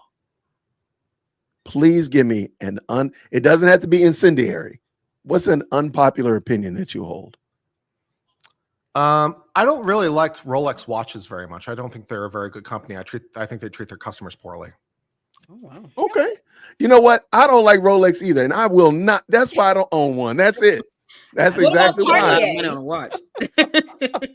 You feel the same about Cartier, or is it just Rolex? Cartier, I've never really liked as a brand. It's just not really for me. Really? This is above my pay grade. This conversation. I'm just. I don't own neither. Right now, I'm staring lovingly at a Nomos Neomatic watch that I'd like to buy. And I'm also staring at a Zen U1 or U50 diver watch. So if anyone has an extra $5,000 so I can buy these dreams, let me know. Yeah, it's under the mattress. You know what? I was kind of hoping that you were going to say something like you don't like boots on the ground, the line dance, or something like that. But you come out of left field with a watch, which, by the way, I think that's kind of cool. Okay, so you're a watch guy. Is that fair? I'm a watch guy, and I've also, as alluded to, taking up watchmaking as a hobby. So this Saturday, I'm planning on making my first watch. So I'm pretty excited about that. The man makes time. Okay, now I know this is going to be super, super corny, but you should live stream you putting together the watch. I am going to. Oh, you are going to do it? Absolutely. That'd be interesting. So where'd you get the parts from? China. This is gone. Oh no, not China. No. Oh no. Now we got tariff questions and manufacturers and oh man. We spend a lot of money. Yeah, it was actually not as expensive as you might imagine. Exactly. All the components. Yeah. So yeah. I love it. Okay. Jason, do you really not like boots on the ground? I think it's because I haven't figured it out yet. I'm watching them like I do not get it. I like listening to it and watching people do it. I just could not follow along with it. I'm like, if I wanted to participate, it's a quarter turn and then a half turn. That's what throws people off. The turns. Oh, I think it's called the lack of coordination on my behalf. Oh well. There's that too. I can't help you with that. So wait, you got a fan, April? Are you saying you got the fan thing too? You got one? I got a fan. Who got a fan? I know you do. I know. What a fan I got a fan. But I've never used it for that purpose. Mine is functional. You're wild. You're wild. All right. I got electric ones. You're wild. Manual ones. I love it. There you go. There you go. There it is. So Uncivil Law. So you're going to be taking Uncivil Law. You've been looking at the Karen Reed trial and other trials of that nature. Lady Luck Club is fantastic with that as well. So maybe we need a Uncivil Lady Luck mashup. Yeah. That would be what the audience needs. Absolutely. After you get done making your watch. After you get done making your watch. Is it going to be wood grain? Tell me more about this watch. What type of band you put in face? All of no, I'm using I think it's a 40 millimeter stainless steel diver kind of style. with a cyclops to make the date easier to reach, using an NH35 movement internally. Then I've got a sort of a purplish dial with sort of a pearlish effect for the dial. And then I'm going to use a black bezel with purple markers to accent the color of the dial. It should be pretty awesome. That's going to be gorgeous. All black case, black band, black metal band. Should be very, very nice. Black metal band. That's nice. How long is it going to take you to put this together? I don't know. I've never done it before. We're going to find out. That's going to be so good. Please send me an invite, right? Announcement. I need to make sure I'm subscribed and turn the notification on, because I might want to. I might want to peep in and watch that. It could be very challenging because I have a tremor in my hands, and this is very fine, deep, very fine work. So I don't necessarily have the fine motor control to pull this off. So it's going to be probably challenging and time consuming. Okay. So. Well, I'm looking forward. I want to see the finished product. I want to see the end product. Please make that your thumbnail, the end product. That's going to be gorgeous. What we'll do. Oh, black. Mandy says she flies kites as a hobby. You over here making watches. Might be a little bit of difference there. He got us all out here looking slow. I mean, I'm over here reading books. My man's over here building timepieces. So, do the parts usually cost? Mike just asked, how much do parts usually cost? Yeah, the parts probably all totaled. It's probably about 60 or 70 bucks for all the parts, I think, something like that. Okay. That's not bad. Jason, I'm going to dip out. Happy birthday, friend. Thank you, friend. I appreciate you nice stopping through. April. I'm going to sub to you. Lady Luck. Absolutely. Best wishes to you, Uncivil Law. Thank you. You're welcome. Take care, April. See you soon, friend. Bye-bye. All right. That was April Chapman. Thank you so much. If the mods could drop April's link in the chat, I think we did already. But all right. He said he came out of left field, so he does not like Rolex watches. I did not see that one coming. I don't blame him. Expensive. You got a fan. I don't know if you want a fan like this, the IRS. I mean, for crying out. Yeah, my fan recently stole $5,400 from me. I'm not really happy about it. Oh yeah. Oh man, I'm so sorry. Yeah, they got you. Oh man. Oh, that hurt. I ain't getting nothing. So, all right. Well, okay. So you deal with federal cases, am I right? Uncivil law. Yeah. Are you familiar with the FBI and how they move? I mean, in general terms, sure. How long? When is Tiffany Henyard going to get arrested by the FBI? I don't know. I feel like she should have been arrested long ago, to be quite honest. Yeah. God. Yeah. I agree 100%. Okay. Well, being the fact, I think we all agree that she should have been arrested 10 months ago. Well, now all the elections are done. There's no other recounts or anything like that. Do you foresee that she'll be arrested sooner, or do you think this is all just a big nothing burger? The FBI was just driving around. They really aren't going to do anything. What do you think? I don't know. I mean, the FBI and DOJ usually keep their things close to their chest. I'll say this as a general proposition. The DOJ in particular tends to be very reserved in bringing charges. They really don't like to bring charges unless they've got it like 5 different ways. There's a reason that the DOJ has something like a 99.2 or 3% success rate when you factor in plea deals. It's because they don't like to play around. So they tend to be very reserved as opposed to state prosecutors. Like state prosecutors tend to be a little bit more open. So it's like they don't like to bring it unless they got it, which incidentally explains why the FBI/DOJ may not have brought charges with respect to Karen Reed. You know, their own internal standards for what they need for themselves is pretty high because they don't play games. They don't want to lose. Yeah, they really don't want to lose. I kind of want to ask you about another topic, both of y'all. I don't know if you're familiar with it though. All right. It is the nuisance streamers that have been getting in trouble in Asia. Mm-hmm. Yeah. They're finding out the hard way that law in other countries is not the same as law in the United States. Amazing. Like night and day. Well, real quick, just in case the audience isn't familiar, there are several YouTube or content streamers that have been going to foreign countries, particularly Asian countries, that are known for being super polite, very calm and quiet, and they're just doing the most ratchet, inappropriate stuff you can imagine for content. Well, one gentleman did it in South Korea. He was in like Japan, then he went to Dubai. He ended up in South Korea, and as the kids like to say, he messed around and found out. And he got arrested. And if you follow Legal Mindset, he was on the channel one time. We talked about that. Well, there's another guy, his name is Vitaly something, and he ended up in the Philippines doing the exact same thing. But they didn't even play games with him. They arrested him within 24 hours. His video hadn't even uploaded to them. He hadn't even finished processing before they had arrested him. And he's in like the worst jails you can imagine. It's Rice Street's really bad cousin. These jails are. They're overcrowded. It's horrible. And he's just locked away. So that's where we are at the current moment. So what do y'all think about that? You want to go first on civil?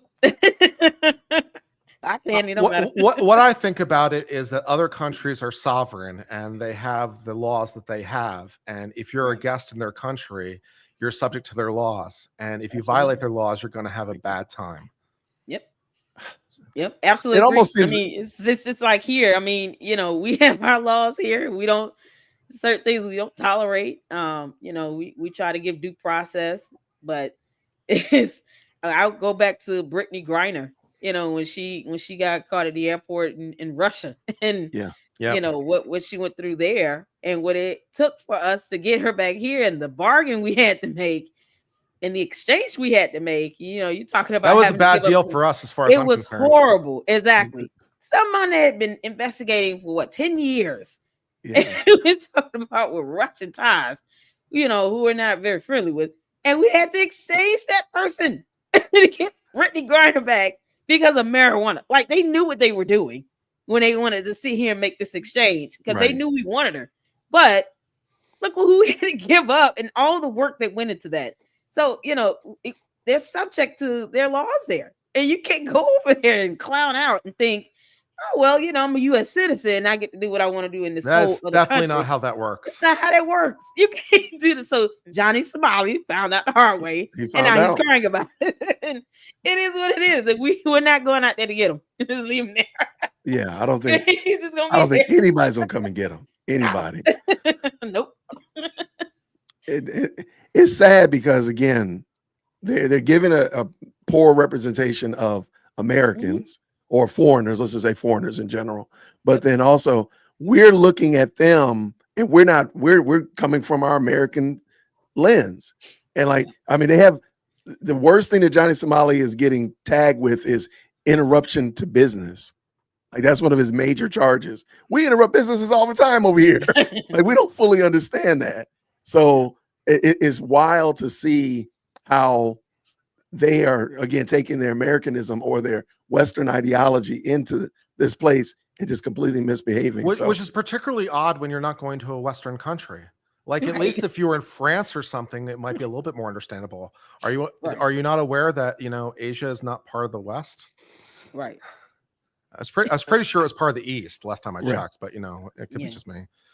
Well, I mean, and then they came over the aspect of democracy and then the laws that we have and the human rights aspect. You have some countries that do share similar ideas with the U.S. with that, and then some that they have the right to come up with the laws and their justice system that they want to have. And I mean, we can, show, hey, here's a way to go, but we can't tell them what to do. We can't just, unless it's just egregious, we can't tell them what kind of laws to put in place and how to, create their own justice system over there. So we go over there and you play around with their laws and realize, it's really not like what I'm used to at home. We'll stay at home. Go over there and act up. I agree 100%. And Kurt, I want you to, if you could, speak on this, and I'm going to freestyle for a second, and give you a second to process it. But even if you listen to the prime minister, I think, or the president of the Philippines, he literally said, "Oh, no. Vitaly about to get all this work. And we don't care. He about to get all this work. And y'all are going to know, don't come over here playing games with us." Right. So I thought that was pretty wild. Like, so there's some things that they're literally like, you've bubbled up to the president, for crying out loud, of a country is commenting on you. He was doing a reaction. That's how wild it was. The president of the Philippines was doing a live reaction to Vitaly's video of him misbehaving. That's crazy. We're gonna turn the president into a content creator. That was crazy. So Kurt, somebody asked your friend over here, IRS. Now, before you answer the question, Kurt, Uncivil Law, I think we should ask IRS to at least refund you a couple bucks from that tax bill. See if they can maybe work that out before you answer this question. Right. Yeah, I mean, broadly speaking, what happened is the allegation essentially is that the Attorney General tried to claim her place in Virginia as her primary home. You're entitled to a fairly substantial tax break on your principal home. And so, she claimed it as her principal home. It's like, well, that doesn't really make sense because you're the Attorney General of New York. So if it is your principal home, you can't be the Attorney General of New York. And if you're Attorney General of New York, it can't be your principal home. So something here is wrong in this equation. But I will note also that there is a potential issue relating to Tulsi Gabbard, which I've seen circulating, that she might have moved to Texas, but still voted in Hawaii. And so there's a potential issue there as well. For at least similar reasons or comparable reasons. And so, these things matter. Legal status matters. So it's important both ways. Absolutely. I agree 100%. Did you want to add something, Lady Luck Club? Yeah, I mean, come on, Letitia James, you know better. I mean, what are you doing? She's the Attorney General. She's supposed to know a lot better. Why not get someone to do your taxes? Don't get somebody to check over. Like, can you just give me another set of eyes on this? Like, seriously, come on, you know not to do that, and then just to do anything that could even smear or mess up your reputation. I mean, and when things like that happen, people go to questioning your whole career almost. Was she able to make sound decisions when she dropped all of these and charges? And we don't need that. She's got a charge that she filed against this scam company that had been reporting on for like almost 2 years. I need that to stick. Right. That to do anything to mess that up. Novatech needs to go down. So I need you to, Letitia James, I need you to do better, girl. You got to do a lot better. You went to law school. Come on now. Come on now. I agree. I agree 100%. Okay. Yeah. I appreciate it. Kurt, what are you working on besides that? Are you working on anything else? I know we got the Watch Project. Are you working on any particular cases or anything cool that we need to make sure we run over there and check out what you're doing? Not really, man. I'm just trying to keep up with everything that's happening with the Trump administration. Is keeping me plenty busy with that, with the various things. Dealing with immigration issues is very complicated, and and also dealing with the trial that's upcoming on Tuesday. And I just saw today that the Supreme Court decided to pick up oral argument relating to this idea of universal injunctions or global injunctions. It's the case deals with birthright citizenship status, but that's not really the issue they're deciding. The issue decides basically whether district courts can issue injunctions outside their jurisdiction. This has been an issue that's long going. Wow. But right now, the thing that surprised me is they took it for oral argument next month, and typically they have decisions out by the end of June. So I'm like, they just took this and they're supposed to have a decision in 2 months. And on this, and this is a huge deal. Right. So I'm like, okay, that took me by surprise that they're going to try to do it that fast. So I'm going to be paying attention to that. But just trying to deal with all these legal issues is complex. Let me ask you this question then, because if they do take it next month and they don't get a decision by June, what happens?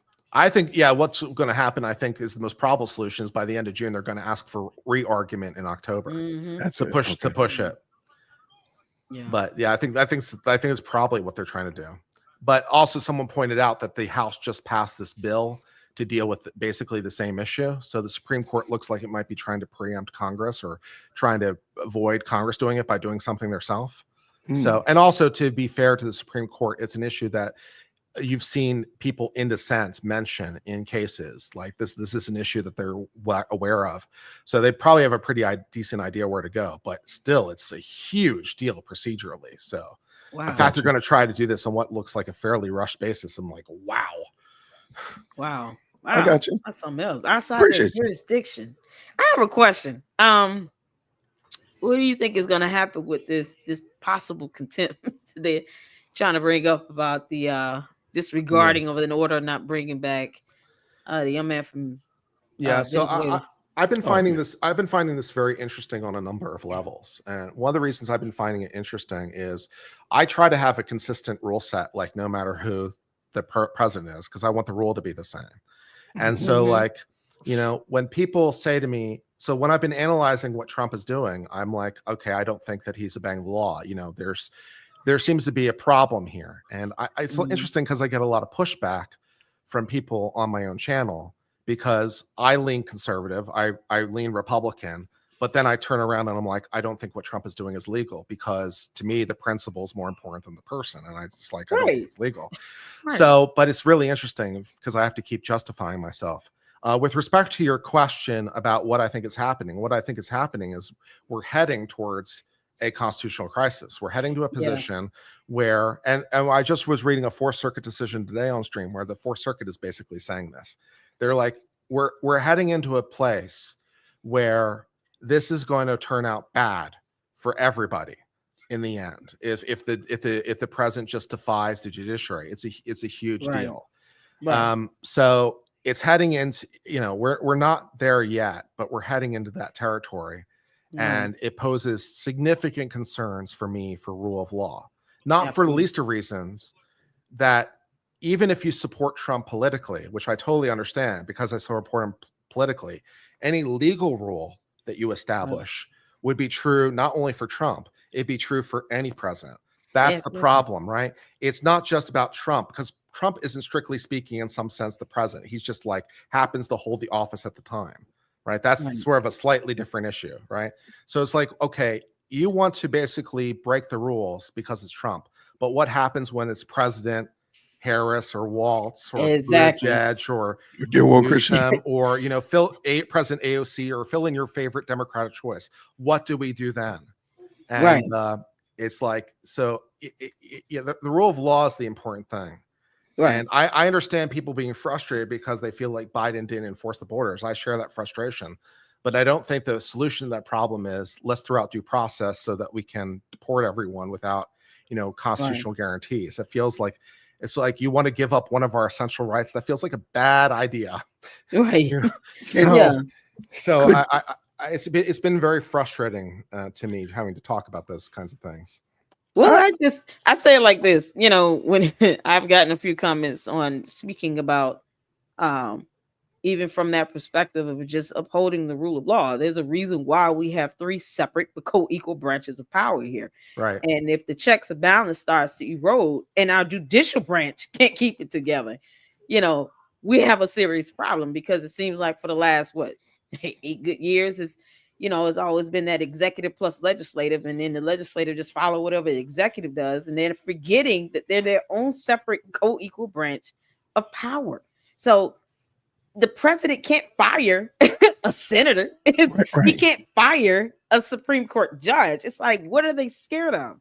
And for me, I think that moment where I start seeing this, like this is going to go downhill, is when he was actually convicted and not penalized, because oftentimes the lesson is learned in the consequence of it and in the penalty. Like, what penalty are you suffering? You know, you can find someone guilty all day, but if you're like, all right, we found you guilty, have a good day, and it's like, okay, well, imagine any other person sitting in the White House, would we be doing the same thing? And if you allow one person to single-handedly erode our judicial branch of government, then no one is going to want to follow the rule of law. I mean, I don't know any other president that just defied a court order from the Supreme Court either. When did that ever happen? I mean, sorry. To be fair, no, go ahead, please. I'm sorry. My bad. Thank you, Cooking with Frank, for popping in. Happy birthday, man. Hope you are having a good one. I don't think we've ever seen Cooking with Frank in the chat, so thank you, Cooking with Frank, for popping in. I just wanted to point that out. I don't think we've ever seen him in the chat. Thank you for cooking with Frank. We are a huge fan of yours, Frank. And I watched one of your videos today, and I laughed till I had tears, literally dropping off my chin. You are hilarious, Frank. And shout out to all you do with the Tiffany Henyard saga. You are hilarious, and we appreciate you, Frank. Thank you. And beautiful artwork. I love his artwork. He has great artwork. Could you help us then, Uncivil Law? I appreciate that. Yes, we do have a rule of law, but I think most people, myself included, look at it like, well, if there's somebody in my house, regretfully, that shouldn't be here, they should be removed from my house because they've breached the sovereignty of my home. And so most of us look at it the exact same way as relates to the United States. Like, okay, we know that this person's not here the right way. We know that this person's not here. So we're not going to get into the muddy waters that sometimes come up with how someone got here. We know this person's not supposed to be here. Why can't we not just jettison them out, put them on a trebuchet and just fling them over the border and get rid of them? I think a lot of people, that's where people seem to have the disconnect, because they're looking at, well, if somebody's in my house and they're doing wrong, why can't we not do the exact same thing there? We have amendments for that, but I got you. I'm just saying, I think that's where a lot of people seem to run aground. Well, I don't think that your house example is very good, and I'll explain why. It's like, even in that example, suppose the police come to the house and arrest the guy. I mean, he's still entitled to due process. He's still entitled to a hearing, and depending on the situation, maybe he's not prosecuted, maybe he's found not guilty, maybe whatever. But he still has the ability to offer whatever defenses he has available. Right. So he's still entitled to the process, even if the end conclusion is he's a trespasser and needs to go to jail and he has no defenses, but he's still entitled to the process regardless. Okay, so, I mean, and I'd also point out with respect to the illegal immigrant that their due process rights are substantially less than that situation, because you're talking about a trespasser being criminally convicted. You're talking about beyond a reasonable doubt. You're talking about a trial. You're talking about a lot of things. In the case of an illegal immigrant, the process is significantly less because the protections are basically in the dirt. They talk about this idea of fundamental fairness separate and apart from due process. It's so low that it's not even necessarily entitled to due process. They're entitled to something less that we call fundamental fairness. But it's still, even though it can be extremely cursory, you're still entitled to a notice and a hearing, even if that is a fairly truncated process. And it's because, I mean, if not for the least a reason, how do we know it's an illegal immigrant? How do you know they're a trespasser, right?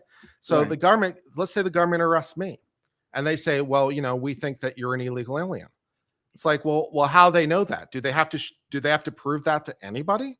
It's do I not have any opportunity to say, no, I have a birth certificate, I'm here illegally? It's so shouldn't there be some process to protect you and to protect me? And it's so that you can even argue that position. So I was again, I feel like, it doesn't have to be much, but it has to be something, And look what happens when that process is curtailed. And now you have a whole court system saying, bring him back because he shouldn't have been deported. And it's the damage that is caused to the family and, just the soullessness of how the situation is being handled. And the whole thing is silly soulless. Because the government could have changed. The government could have changed the status, right? Because there was a valid deportation order, but there was a withholding of removal to El Salvador. So they could have deported him to literally any other country. That would have been fine. And they could have gone to his court and got his status changed. That would have been fine. And again, that might have been fairly cursory. But the fact that they didn't even do the bare minimum as it is a problem. Right. And they could fly him back to the United States and then put him on another plane and deport him to Cuba. They could do a lot of things, but it's they did the one thing they weren't allowed to do. And that's where the problem. I got you. Okay. Well, because we're talking about undocumented citizens. I'll say illegal alien because that's the legal precise term. Well, the only reason I call them undocumented is because I'm trying to segue my way into talking about undocumented Dalton residents, because we have one of our Dalton resident aficionados in the chat. So I wanted to bring it on, but I was trying to do the segue. Sorry, my bad. Okay, See, I'm going to put you in 0-second timeout. I stepped on you. I'm sorry. It's okay. It's okay. Because you know what? Sherry Britton is in the building, and she is another one of our adults in residence there. Hey, Sherry. Hey, Sherry, how are you? You're muted, friend. So there we go. Hey, y'all. Happy Thursday. Happy birthday. Thank you, friend. I appreciate you. Sherry Britton is in the building. This is our good friend, Uncivil Law. And of course, you know, Lady Luck Club as well. And we were talking about Dalton earlier, and you're there in the midst of it. We were kind of wondering, have you seen any black SUVs riding around the hoods at all? Any? Nope. Come on. None? Not at all. Just went ghost on us. Light-skinned SUVs, something. We need them black SUVs to go pick her up. Well, now I heard there's some rumblings going on, but see, I've been at work. So I haven't, been around, but I'm hearing little things. But when you said the black SUVs, I thought you were talking about her. No, I'm talking about the Alphabet Boys, the FBI. I'm hearing that they've been around. Okay. All right. Yeah. We've been wondering like what's taking them so long? Well, you know what? Because I'll just say this. Things have been the mismanagement of money. The strong arming residents and employees, just all of that stuff has been going on for a long time. So you imagine how many people need to be interviewed. And I can tell you personally that they've been interviewing since at least June of 2023. Really? Well, they ain't come and interview me, even though I'm an undocumented Dalton resident. They can come interview me. Listen. They go over to Orland, call Orland Park. They welcome everybody. They might be like, look, sir, we don't know what you're talking about. You got to remember too that the most recent subpoena that was dropped was just this past February, and it's just mid-April. Well, and I think more have been dropped. And then the one, of course, with Illinois DCEO, and then of course, ones I may not have even come across. But they just dropped the subpoena over there to the Illinois DCEO agency, and that's about the grant. And once they get that information in, they have forensic accounting auditors that come in. They have to review all of that, and we were pushing some investigation on that grant immediately, like when they had that bogus concert, not the Kiki Wyatt one, but before that. Oh wow! I sent in a FOIA that they totally ignored, and then they called it a nuisance. I guess I asked too many questions. You can't be asking all them questions. I know. So, but they called you a nuisance. Who said that? I know, but that was during the time when like Keith Freeman was blocking me and stuff. He blocked me from the township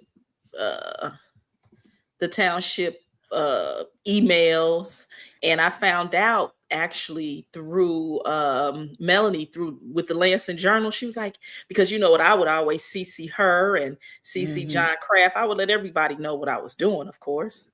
And she's like, you're blocked. I'm, okay, thanks for letting me know. Wow. And I recently sent Keith Freeman an email last week. Did you tell him to pay back the Village of Robbins that money he owed? You said something? Well, he didn't answer, so I guess it's time for me to he got to come in. He already know. I guess it's time for me to get back on his behind, because I was the one who put out that petition to get rid of him. Wow. It did pretty good too. I got a lot of signatures. I was shocked. I was like, I'll get about a demand for him to go. Yes, there's a lot of demands for people to see him, be relieved. I mean, the I went over the indictment and I was just like, okay, this ain't all. They can get him on a few more charges they want. He did what he had to do as a whistleblower. That was sweet. Yeah. But for me, I don't know if you guys know. I just, what my mama always tell me: if you don't have nothing nice to say, don't say nothing at all. Now, I don't always take that advice, but let's just say when it comes to him, I've been doing that, but that's over. Yeah. He's trying to maintain his liberty and freedom. Of That's course, what he's you trying to go do. That's it. Right. He I don't doesn't know go to why people prison. think he is This being isn't being nice. See, a beautiful person. Oh my God. I'm looking at when people, and I'm like, okay, I get it. But he might still go. I just, one of the things Uncivil said that I know I've said, even if they get a plea deal, the FBI still might give you some prison time with the plea deal. I've always them to land this thing. Yeah, I've always felt like a lot of people are doing what they need to do to shrink those prison times a little bit. As best they can, right? As much as they can. Look, Tiffany, people, trust me, it may not happen next week. And then Jedediah posed the question in Dalton Politics, how would we feel if she wasn't prosecuted or whatever, or charged? You know what? If you would have asked me that maybe 5 or 6 months ago, I would have felt some type of way, like she better get it. I trust me, I believe it's going to happen. But when I woke up April 2nd and knew it was over, and I was like, yeah, she's going to disappear. I'm fine with that. Just leave us alone.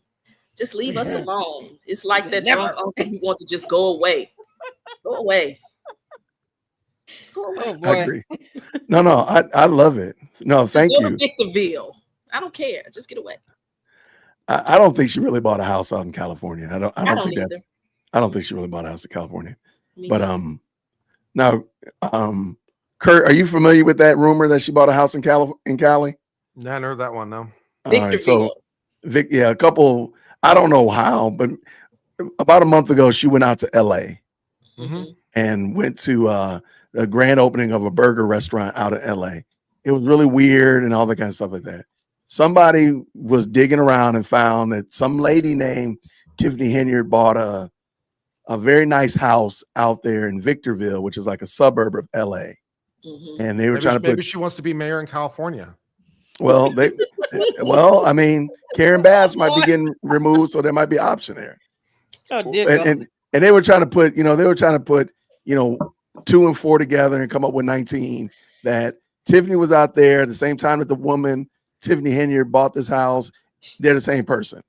And I don't believe that's true. But even worse than that, if she did buy the house, it's not like if she gets arrested, the FBI or the government is not going to seize the property too, like before you even get a chance to make a mortgage payment. So I didn't think that it was true. Most of us don't think it was probably true either. But I wish it was, but I don't know. I don't know what she's doing. But I think she might have tried it because she really doesn't know how much people hate her. I really don't think she knows. Something is wrong with her. She knows. She don't care. Listen, I always say it's a mild form of retardation. I'm telling y'all. Tell us how you really feel. Don't hold anything back. Don't hold anything back. Mild form of retardation. Right. She's gonna we'll make sure this thing. We're gonna make sure this thing hurts your feelings. But if she gets indicted and she's in California, you know what's gonna happen? They're just gonna extradite her behind right back there. They'll go get you. It's not like you get to bring her back to the jurisdiction. It's closer to the border. Does she think that running to Mexico? I think we might have extradition rights in Mexico. So I think we might be able to reach across the border and we'll get everyone. Right. But when you're mildly, you might not know that. Let her say whatever. I try Hong Kong. We don't have extradition with China. Don't tell her what to do. Yeah. Don't give her no ideas, man. Well, while she's there, she can. Hong Kong, that might be a good idea. We'll learn some foreign languages today. Well, while she's there, she can open up a shop selling stuff from Chinese manufacturers and shipping it here to the States. So why not? She speaks the language because she sure doesn't speak our language. Wow. The language. Sherry's not playing with her. Sherry's not playing with her. Look, the election is over. Let's go. It's over. It's finished. I agree. And look, I got some pent up frustrations. I haven't been on a live or anything since the election. The problem clearly lies with the fine people of Dalton who are unable to understand her genius. There you go. Right. She's just much more genius than them. That's what it is. Y'all just don't get it. Y'all don't understand how blessed you are to have her, or were. Yeah. You never know what you have until it's gone. I'm sure the regret will come in any day now. I mean, she's the greatest. It can come in a black SUV. Wait, she feeds us. She speaks her own language. I mean, hey. She come in drones. I know they want that regret to come in any day now. They're counting down the hours and the minutes and the days. They're like, please regret. Where's my watch? Where's my watch, Kurt? Yeah, they're like, we want that regret to come in any second.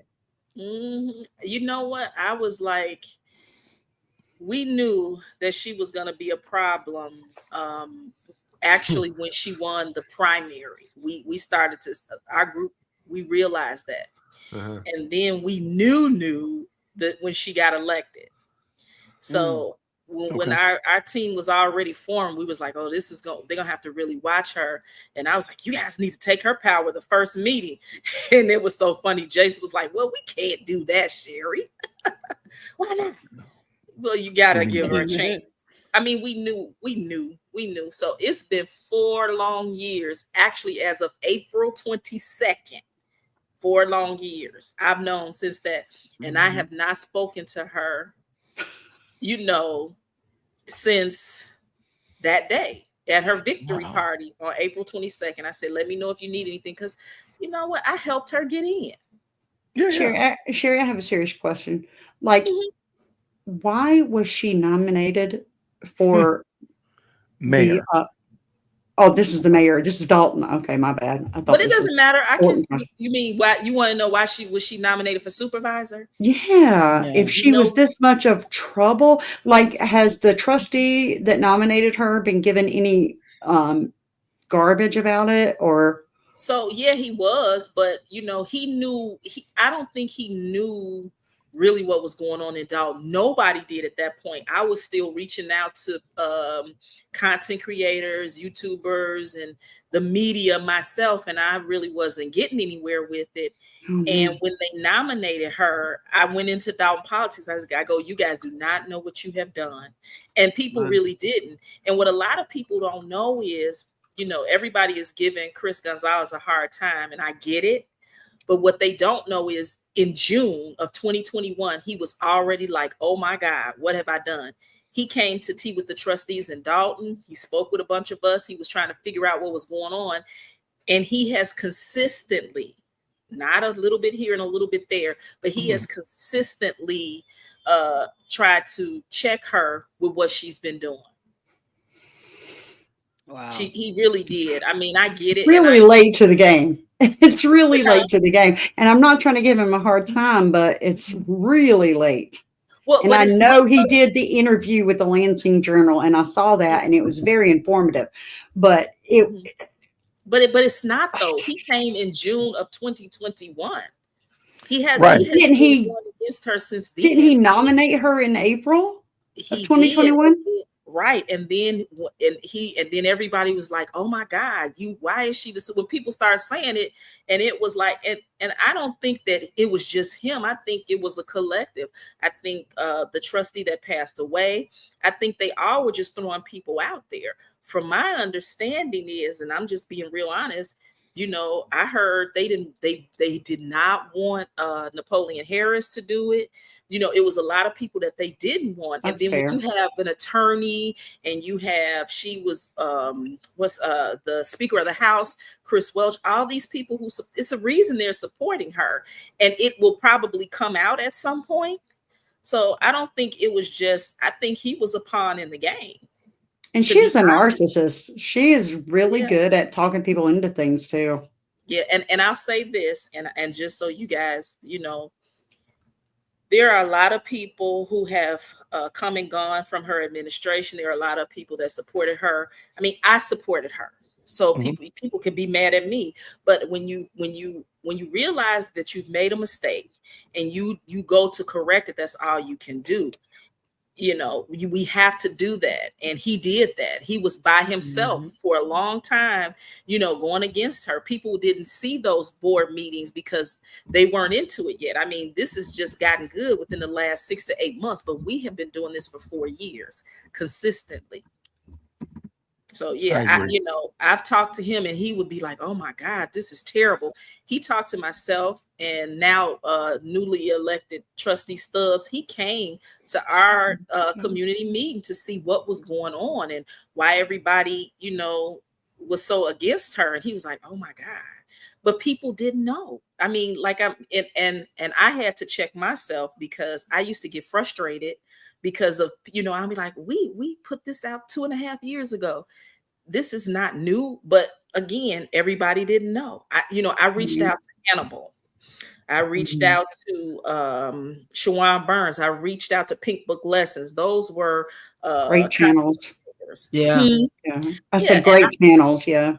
Yeah, and I actually would speak to them on the phone, and there was another one, the something Fisherman. I forget his name because he hasn't been around any longer. But I would give them information, and then they would put it out. So and Trustee Gonzalez, anything he could help us with, he has, and he's been doing it consistently for 3 years. So I get it. But we got to show some grace and forgiveness because, absolutely. Like I said, I even supported her. I supported her. Yeah. But I didn't know that. We just thought, with a good team, because we used to have tea with the trustees online because when it was COVID and Tiffany was all in. She was all in. Sherry, she was your super mayor. That's what she wasn't yet. But when she was campaigning, she was online and she pretended that she was going to work with the team, with Belcher and with House and with Clerk Key and, Ed Steve. And, they were all trying to help her. I mean, she did go around to some residents and, she just lied and said that she was going to do what was right and do the things that she said that she would do when she was running. And when she got in office, she just did a 360. And even the first meeting, and I always say this, she said, we're going to do things. The armed fisherman, he was great. Yeah, she said, we're going to do things a little bit different. And she was. That's for sure. A little bit different means I take your money.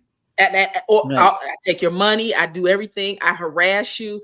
I do it all. And then I think the problem also was that people didn't understand that, when somebody, it's like with Trump, I'll use them both as an example. They do something and people look at their title and they're like, well, what do we do? How do we go against her? What do we do? This is the mayor. And I was one of the ones going, yeah, she's the mayor, but let's go. She can't do this. I know what's right. I know what's wrong. And we're going to hold her accountable. And so that was one of the things that I felt like I needed to do personally because I supported her and I asked other people to support her. And I feel bad because some of the seniors that I approached and asked to support her, they did. And they did it solely based on what I was telling them. And, hey, we were wrong. So when people say, why did you guys make her the mayor? And because we were wrong. But as long as you go in and you try to change, right your wrongs, that's the best that you can do. I love it. You know what? I have to, if I can say something to that, because I think, there are several of you that have said, hey, we supported her becoming mayor and supervisor and we messed up. The responses that you guys have given have been, resoundingly, loud and out there in the open. And I personally can say, and I said this on the day that, Super Stupid lost the caucus vote. I said, where has Gonzalez said flat out, you know what? I screwed up. That was, I should not have done this. I was wrong. Like, just to hear that and to hear that. Yes. He did on the Lansing Journal. I think was probably the Lansing Journal interview was probably the most. I saw the interview and I was just like, well, maybe let me say it. Let me put it like this. And that's so respectful. I saw that. And I think with you people like you, Sherry, and even Vivian and those who even worked on her campaign with Fania Dukes, it's, you guys say it often. You don't just, I mean, I guess him doing the interview is fine. And it might just be an unpopular opinion. But I think if he's with you guys being so vocal about it repeatedly, that makes a difference, and people can see it, hear that you're on platforms, you're reiterating that. He's more quiet and kind of like he says stuff in meetings, but I think that the resounding message that you all are sending on your platforms, in your content, in videos, in your interviews, where you stand firm, you're very adamant, and you continue to repeat that. People who are paying attention, who might not even live there, are able to see that, that pattern where you guys are, constantly saying, we were wrong, we messed up, we shouldn't have supported her, and now we're trying to fix it. To me, it's just a difference. And you saying a couple times versus you guys being, as adamant as you have been and resounding as you have been with that message. Well, you know what I can say to that? I think that he's a trustee, so he shouldn't be, on social media. Like, you don't see House on social media a lot. You don't see them on, so they really shouldn't be doing that. And he did more so in the beginning, and like I was saying, this is new to people. Let's just give it a year. But we've been doing this for over a year. And, I say it because it's not like I wanted this title, but I've been given the reasonable person. Sherry's the one that'll just go ahead and put the information out, say it this way, say it that way. But I'm just a resident. When people wanted me to run for office, I've been asked to run for all types of offices in Dalton, in the township. And I've always said no, because I want to be able to speak like I'm speaking to you. Again, it's kind of hard. I mean, we all know that we've done, and he's been doing the work. I can tell you that. And honestly, give him a little grace, because he really has been doing the work. If he wasn't, I would tell you, just like with the Keith Freeman, I ain't having it. He can go. I mean, I'm more than willing to give Gonzalez more grace than Keith Freeman, of course. But Lady Luck, it's just, it's rough. He's no problem. Yeah. Let me do this real quick. Just to, I did drop the link to Chris Gonzalez's video on the Lansing Journal. So everybody can see it right there. I think, in my opinion, I'm willing to say that this is enough of a recantation, acknowledging my sin, repenting, and such like that. Because, with all due respect, I haven't heard Jason House say more than this. And we've been all cheering and celebrating him running for mayor.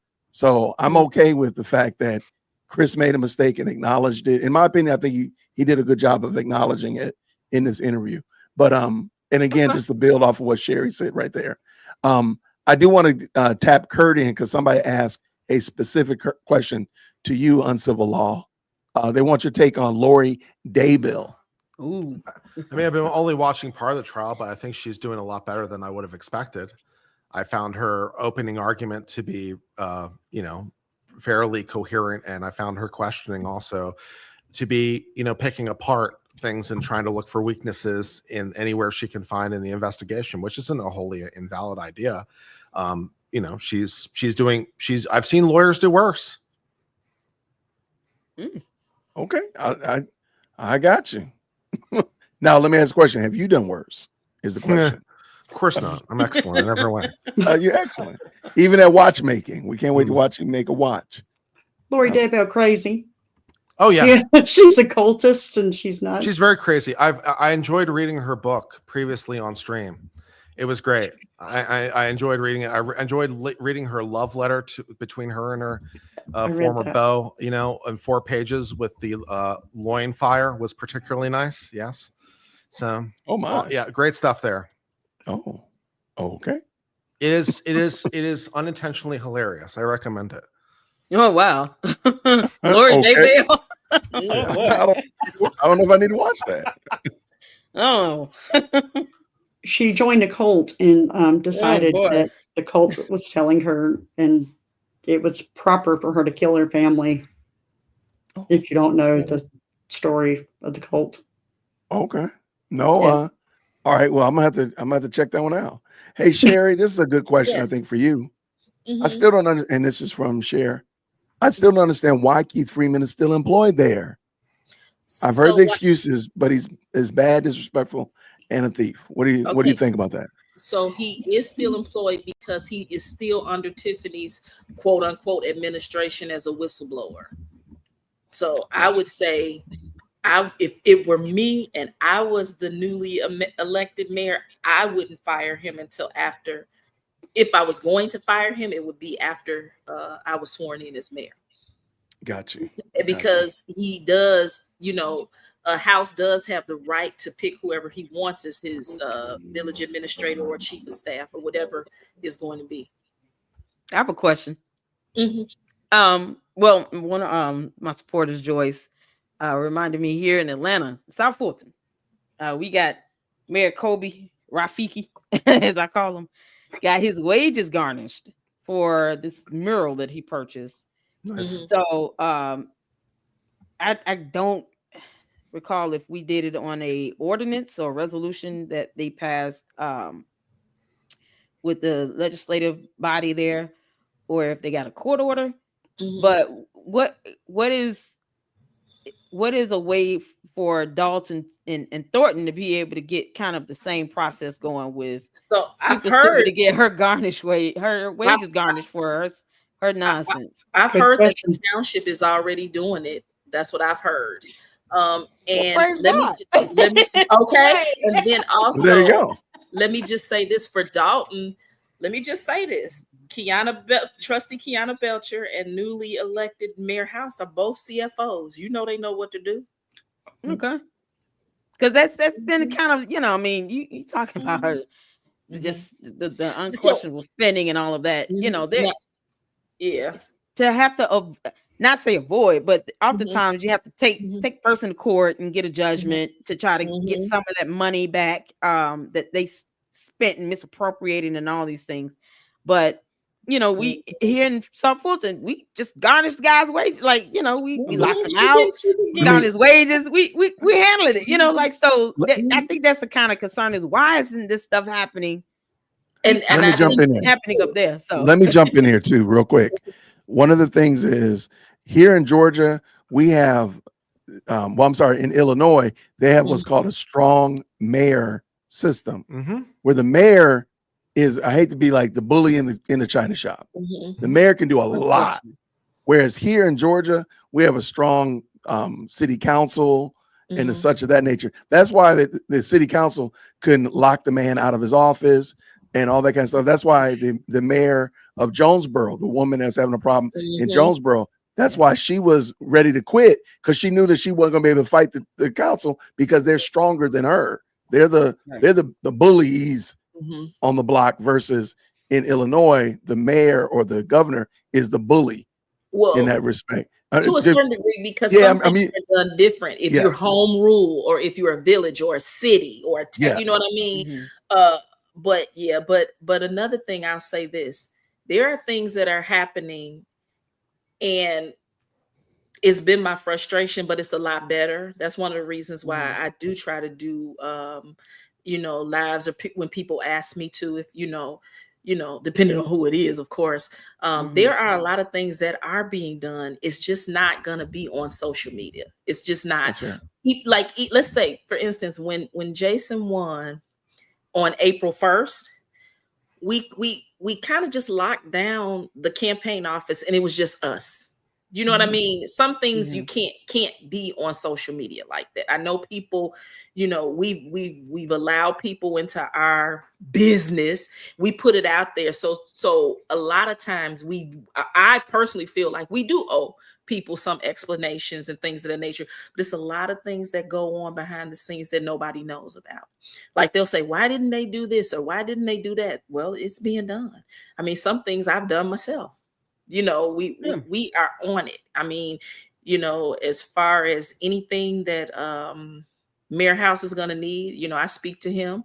I'm wheeling and dealing, trying to get it done. I was in the fire service in Dalton for a lot of years, working as Pete McCain's executive assistant.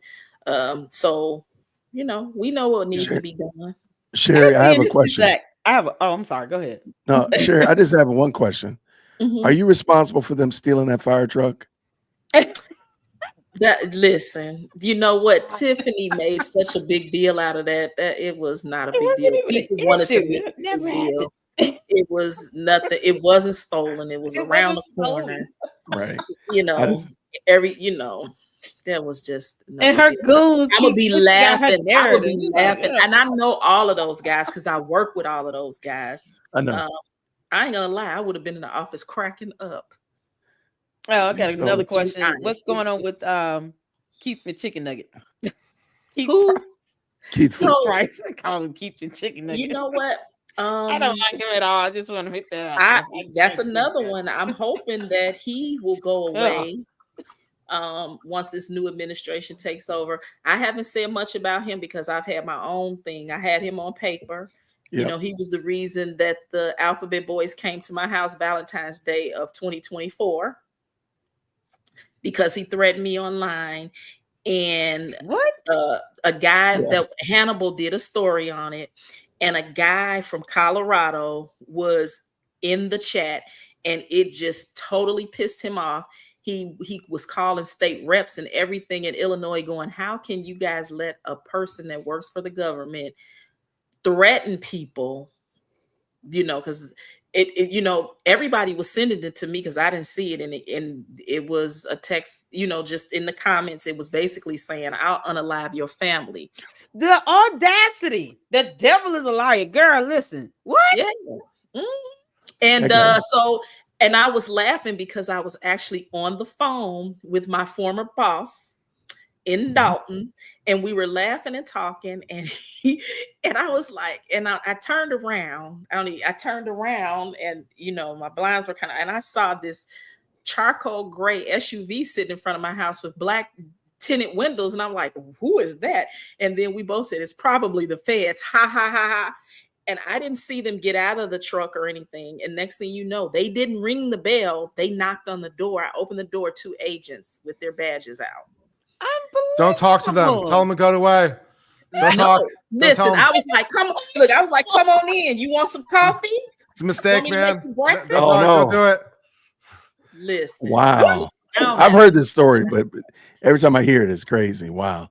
Yeah, email me, please, so I can do a video on that. I want to do a video on that because why is he still employed then? I don't know. You remember when he cursed out Gonzalez at the meeting? I mean, the thing that happened with Carmen Carlisle, just everything.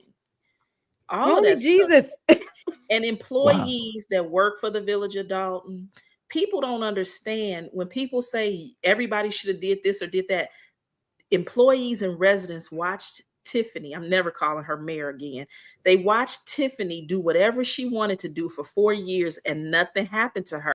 So they all feel like, you know what I'm saying? They all feel like, well, nothing's going to happen to her. So they were afraid. And then we got so many people that are suffering from Stockholm syndrome and they don't even know it. But he's choosing to still sit here. Yeah. Even after all of this. And support, which I can't give him any grace for. I refuse to give him any grace because of his attitude, his mentality, the things that he says and does, and his behavior. I refuse to give him any grace. I feel like if he gets charged and goes to prison with her, so be it. Goodbye. No, absolutely. And for the record, just so everybody knows, was I afraid? Absolutely. Oh my God. If I was reported to the FBI, are we overlooking that? He had the FBI to come to your house. I mean, they came because of him. Yeah. So they came because of him and your protection. That. Okay, Lord, I'm about to say. We'll talk. I'll tell you more about that, like offline. Okay. Yeah. Okay. You got. What were you about to say? I need to sign off, guys. I'm sorry. You got it. I'm sorry. Not a problem, friend. Uncivil Law. Thanks for having me, though, and happy birthday again. Thank you so much, friend. I appreciate you. All right, that was good night. Now that was Uncivil Law, but we tapped in another great content creator, Violet Chakune from Berean Babes. Now, greetings. I hope you better be at a stoplight. I'm on the road. So, my network is not that good, but so nice to see you guys. And Jason, happy birthday. I'm so happy for you. I'm very proud of you. You are a very, very encouraging person. You have a gift of encouragement, and it's so amazing how you've grown. And these are the new people that I'm meeting now. But just watching you grow, and what I like about you, you haven't changed. You have not changed at all. I remember you reached out to me when I had 18 subscribers on my channel, and it just didn't even make any sense.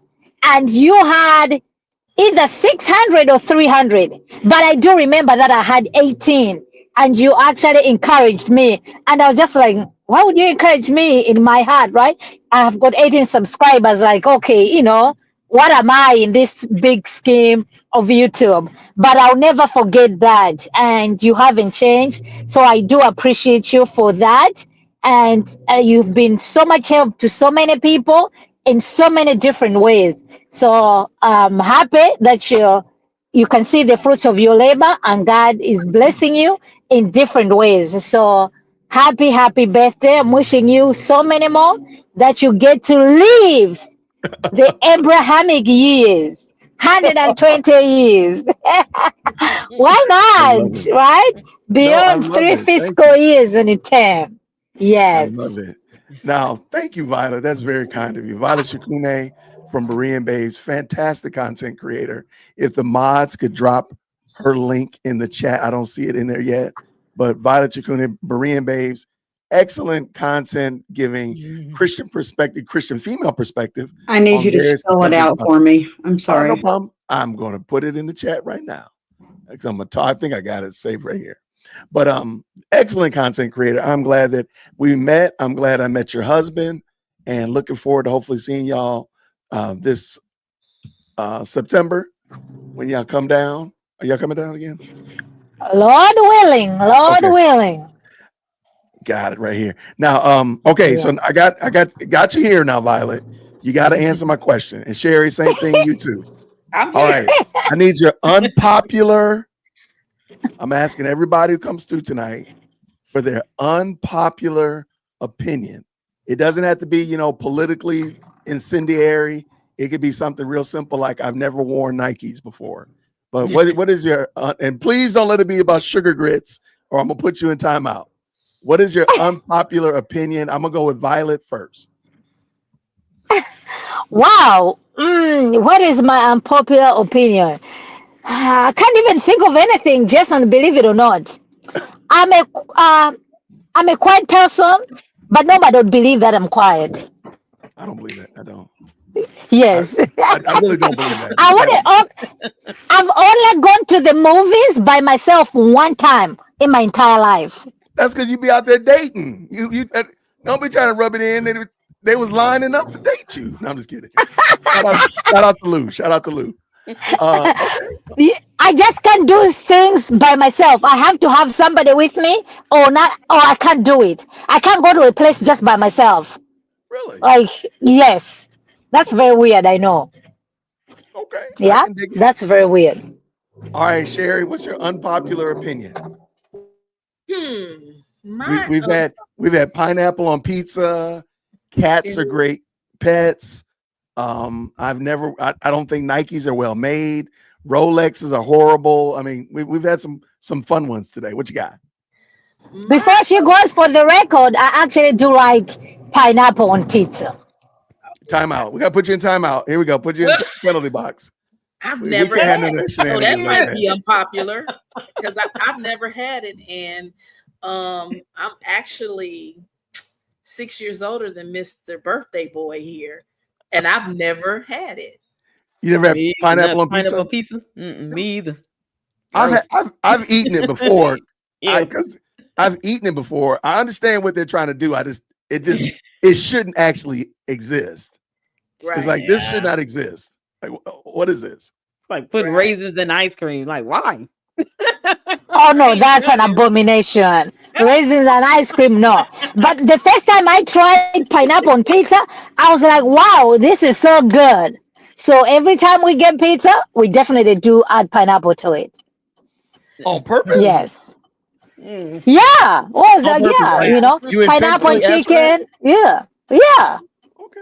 All right. Now I've had We're gonna slowly just ease you on out of the stream. Go ahead and put you in the penalty box. oh, that's not Wow. nice at I all. just take cheese with extra sauce and keep it simple. That pineapple, ugh, God. I'm trying to find my book about Tiffany Henyard, that book that shouldn't exist. Lord, that damn book. You are a mess.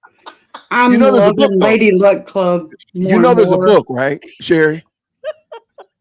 You No, said what I you didn't. said? Oh wait. Oh, you don't know this? There's really There a book. There's really a book. Like hold Jason on. told me about it the other day. I just got done reading it this morning. There's really a book.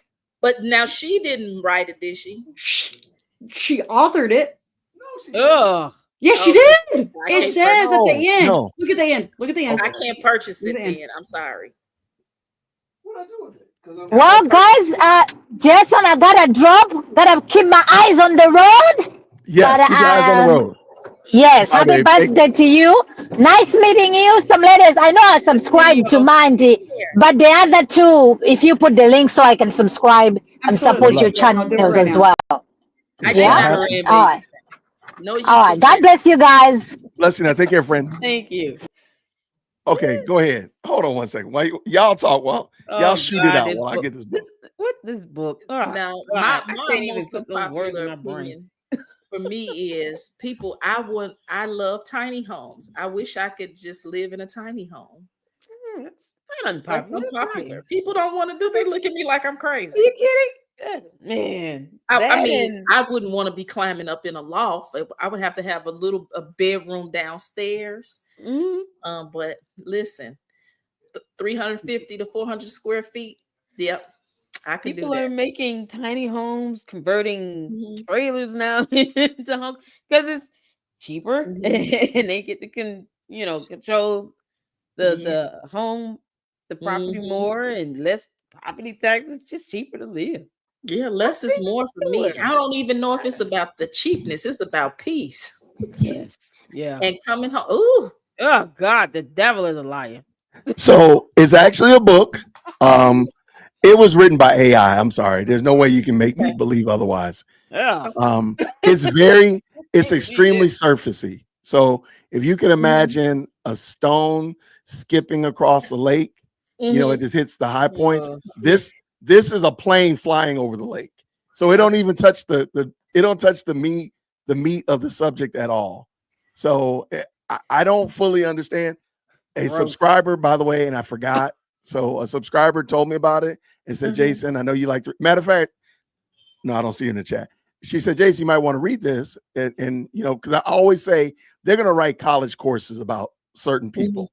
Like I believe they're going to write a college course about Fonnie Willis. So I had a young lady. She is a professor, and I was like, what is this? I saw me on screen looking like a monster. And she was like, we use you guys, in our classes. And I was like, well, couldn't you have gotten a better picture of me? I mean, no. So I'm always joking about it. Well, lo and behold, somebody actually wrote a book, but it is extremely surfacey. Oh my gosh. Matter of fact, I joke about it in my review. They only mentioned 3 people's names in the book. 3 people in the Dalton Thornton saga. Who do you think their names are? It would be her, maybe Tiffany. Bingo. Her boyfriend? No. Keith, Friedman? Michael, Jason, Miss Potato Head, Kiana. I promise you, you're not going to guess the last one. You had to watch the review. The last one, there's no way you're going to guess it because you're going to be like, what the heck? They only mentioned 3 names in the whole. Regina Waldrop? No. Lori Lightfoot? You said super stupid. Who else? Jason House. Jason House. And Donald Trump. Donald Trump. That's what I'm saying. I told you that you're not going to guess these. The book is horribly written. I do not recommend it at all. Matter of fact, somebody asked for it, and I'm going to send it off in the mail tomorrow. But I'm going to just send it to them because I'm like, there's no reason for you to buy it. I mean, it is what it is. But they wrote a book. Somebody wrote a book. Is it $3? That's the only way I might buy it. No, you don't even want that. I wouldn't even That spend $3, 25 go get you a grande half calf with an Uh-huh. extra shot. Go on and get your Starbucks drink or your my veggie Dunkin'. citrus tea. I'll get that. There you go. Mike, Go get your Mike said Cassandra wrote it. Oh my God, 2.0. Stop. Look, y'all start. 4%. 4%. 4%. She only wrote 4% of it. Wait a minute. You say 4%. Tiffany would say 4%. 4%. Well, Tiffany can only say 1%. She only got 1% of the vote. Oh my God. Hey, look, it might be a little less than that. I'm thinking you guys need to don't count those mail-in ballots, those 22 mail-in ballots. And then that one vote that everybody was talking about. I believe that's if it gives you, maybe they gave her the option to vote outside of her precinct because she didn't want to be there because people were looking for her. So they probably let her vote in another precinct. That's probably what that was. Other than the feds, who's looking for her? I'm still going to give her the 193 because there's no way that 193, you're not going to make it any. I mean, there's no way you can make it better. Even if you round up Oh to yeah, the it's nearest still 100, laughable either way. it is only going to be 200. If you average it out, it's what 11 people per town. But 11.3 is that because I think maybe some of the people who lived in Dalton who voted for her might have voted for her. Because you got to think some towns in the township don't even have the whole town isn't a part of the township. So there's a couple of towns that it's only a couple blocks that are a part of the township. So it's not like people think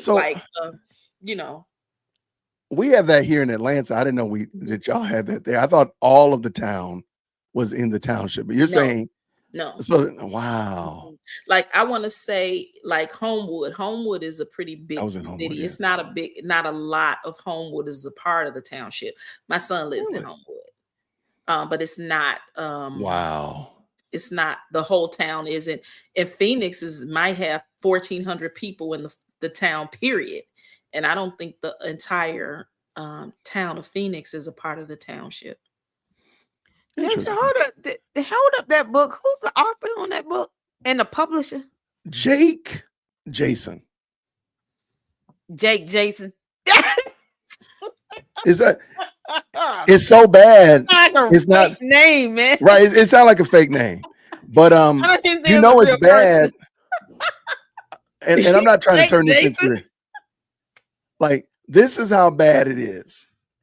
They give at the end of the book, the author gives key figures that are in the Dalton Thornton saga, and key figures. So if I say key figures, I'm thinking again, all of y'all were naming names, right? The only people they mention is Jason House, no Kiana, no Steve, Ed Steves, no Chris Gonzalez, nobody else, no Lacey, no Keith Price, nobody. What's the meat? What is the meat of the book, though? What are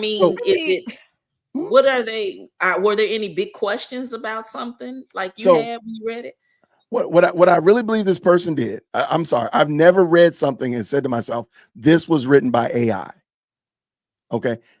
By page 10, I'm like, this was written by AI. What I think they did was they took a lot of articles, a lot of blogs about and names, and dumped them into Chat GPT or an AI writer and just ask it to punch it out, because the topics are so surfacey. You're like, where's the scandals? There's nothing about Vegas in here. There's nothing about the Tahoes. You don't hear, there's nothing about the ice rink.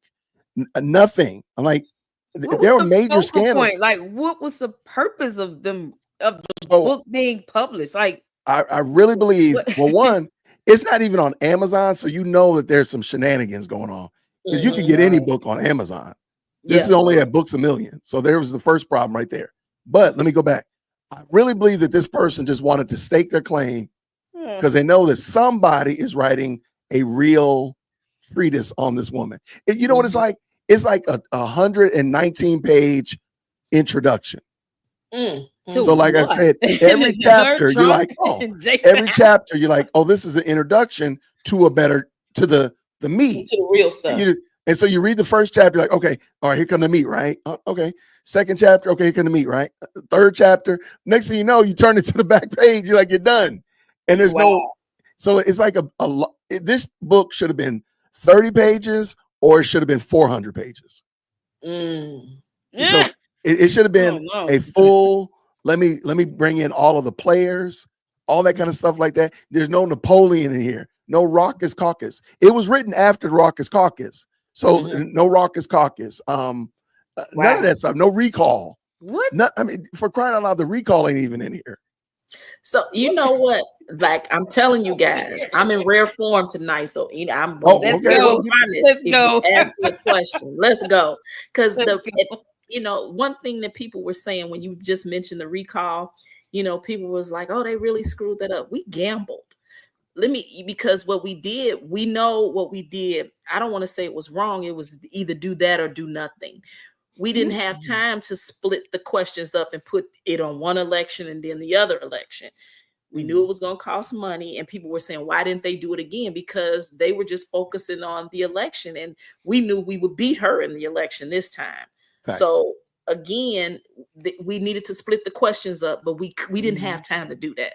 So that's what happened with the recall. And that judge, that Cunningham chick, she could have did what she needed to do, but Tiffany was being protected by the Democratic Party. That's a lot of people don't realize that. So yeah. Period. And it was a slant. And another thing was people did not expect the residents of Dalton to stand up to Tiffany. They didn't expect because she's so ignorant. I think they thought that everybody in Dalton was the same way. She was feeding us. We sounded like we were speaking Chinese or Ebonics like her.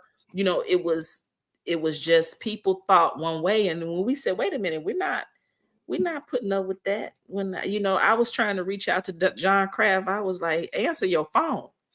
We were not playing with her. But it just didn't catch on until maybe really good until maybe a year ago. But we've been doing it. So it was consistent. We kept trying and we kept trying and we kept trying. And she kept getting, the more we tried, the more arrogant she became. Yeah. She got really arrogant after that recall. She knew she's been being protected. And I think that when these RICO charges and stuff come up, I think people will know then. I think that, a lot of things are going to come out when a lot of this stuff becomes public. But that's what it was with the recall. It was just, we had to gamble. It was either do that or do nothing. Yeah. So we decided to do that. And of course, when we won, we were crying. I mean, it was loud. I mean, we loved it. And she knew she was going right to court. And you know how it goes. Her protection kicked in. Chris Welch, his wife was our village attorney when she first came in the office. So, it was just a lot. She was just, the Kwame Raoul, our attorney general. I mean, in what lifetime do you have over 300 unanswered FOIAs? And nothing happened. Exactly. Is that not the craziest thing you've ever? Absolutely absurd. And they're unapologetic about it. So when I hear people complaining about what Trump did, I'm like, okay, yeah, but look at this local business that we got going on. We got a whole Democratic attorney general that has basically said F this small town, because it is a small town. Well, it's a small town, but you and Thornton Thornton is the largest township. Now, granted, you don't see it as a political block, but that is a large political block. Well, there, and she has influence in that. But go ahead. Well, she let me just say this. For what the town, people don't understand what the township is. They didn't. I watched people all over the place. They had no clue. The township is basically a big public aid office, and I don't mean it in a negative way. People. We're going to do this. We're going to bring businesses. The township has nothing to do with bringing businesses to the village of Dalton or to any town in the township. That is not what it's for. And then a lot of the things that Tiffany said that she was doing within the township, it was being done when Frank Zuccarelli was this township supervisor. It was nothing different. I've never used resources from the township. Since I've been in Dalton for 26 years, the mayors that I've dealt with never had a relationship with the township supervisor. Not that it mattered. I mean, because you really go there when you need assistance with something. I've never needed their assistance. You know, I never used a tax assessor or anything. I know her. She's a great lady.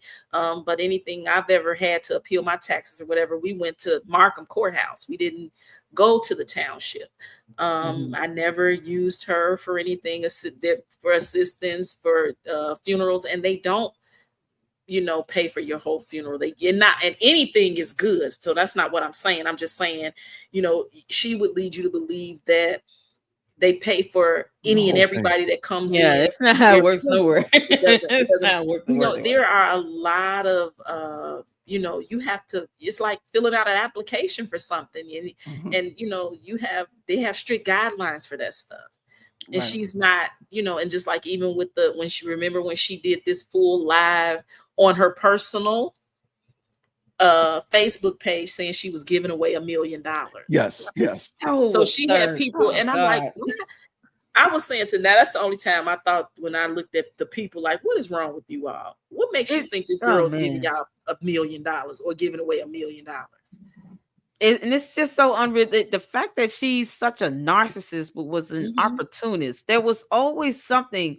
The way I looked at it as anything she said is all about what is she getting out of it. That was always the question that I would ask in the forefront. What is she getting out of this? Because there is no way you just gonna give away.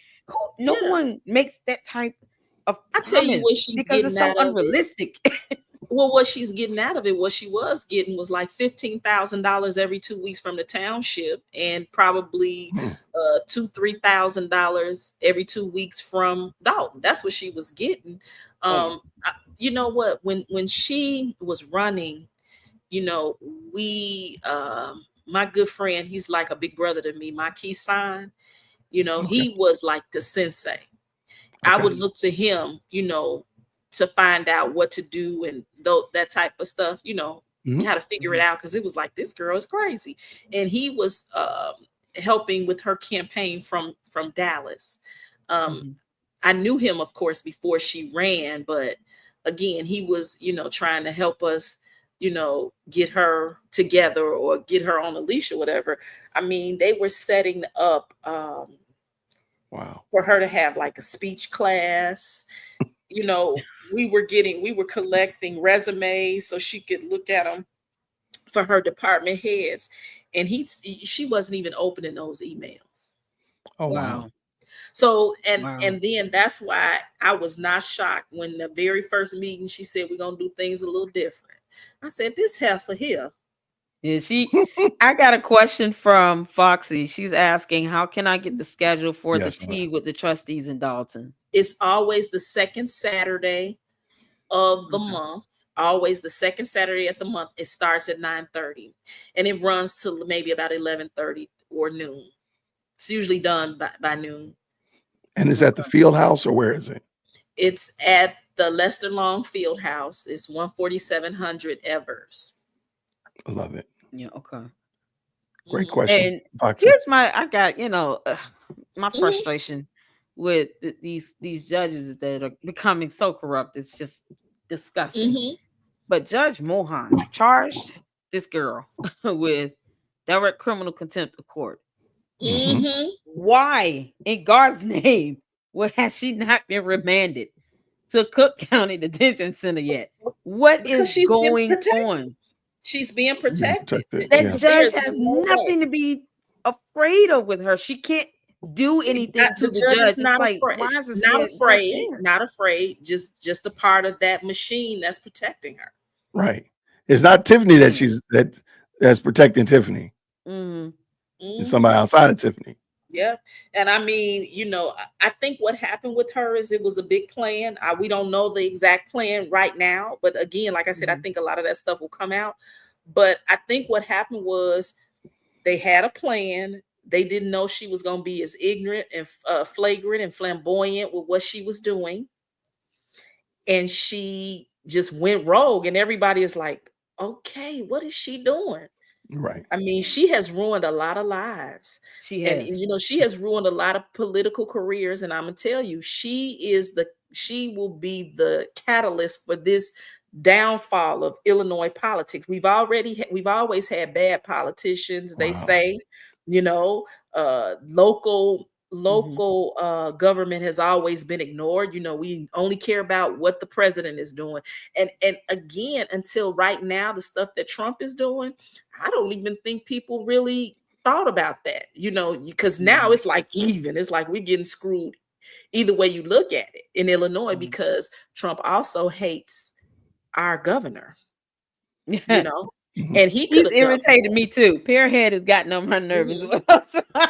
Yeah, I don't, and I've spoken to him before. I was in rooms with him a few times, and you know, I know the last time we were in the room together and Tiffany showed up, he was like, ugh, the look on his face, it was like, why is she here? But even before she was elected and he was running for governor, I went to a small gathering that they had for him. And I was able to ask him a couple of questions. He knew what was going on with our water bill. So I didn't even have to say, so he knew, I knew he knew something about Illinois. And he asked me what I would like to see from him. And I just said, you know, Dalton needs Big Brother.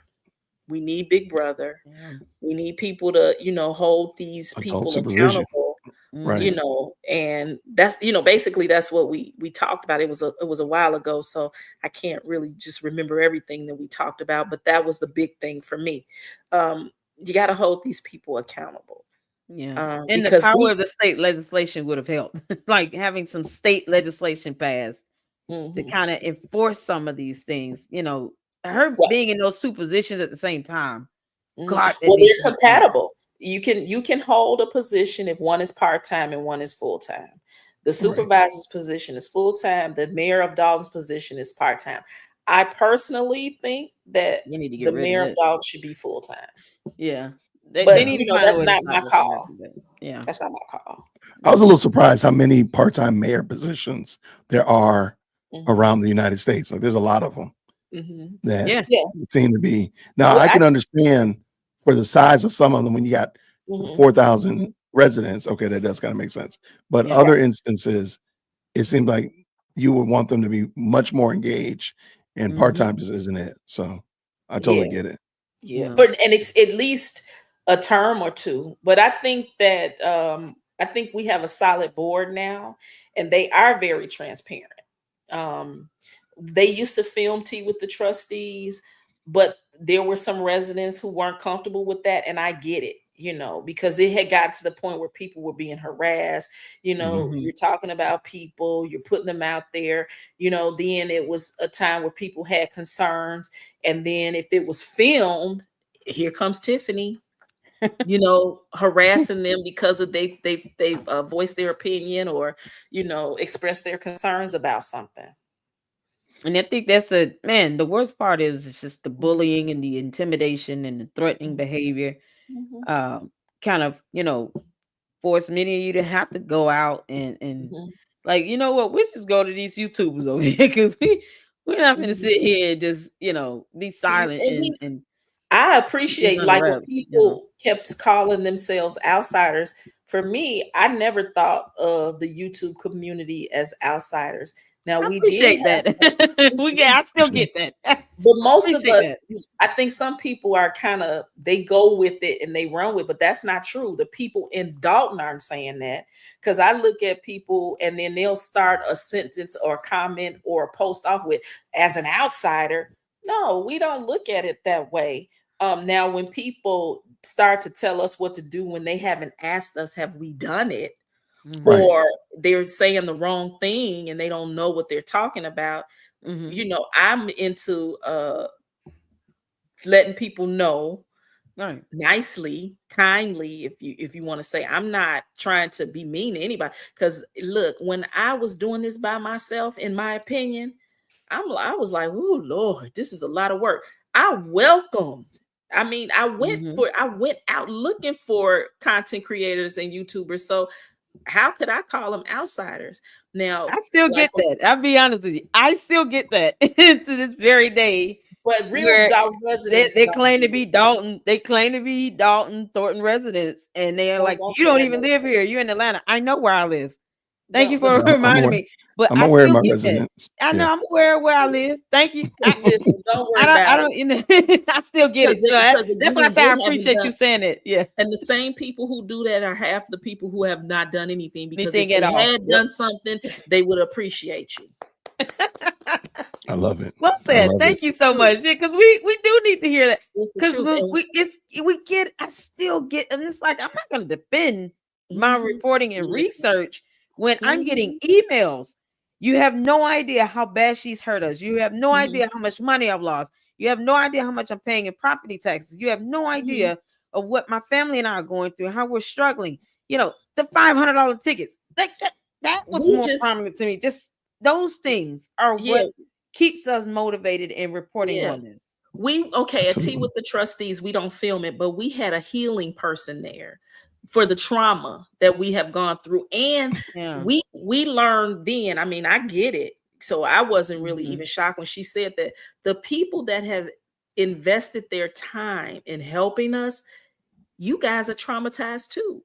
You might not even know it, but you're invested, and then you're traumatized because you've spent so much time being invested in going, well, why is this not happening? Or what, or you feel bad for people in the village of Dalton, and you know, all it. But let me just say this: all of the people in Dalton are not starving. We are not all broke. Listen, my husband is in the garage right now playing with his toys.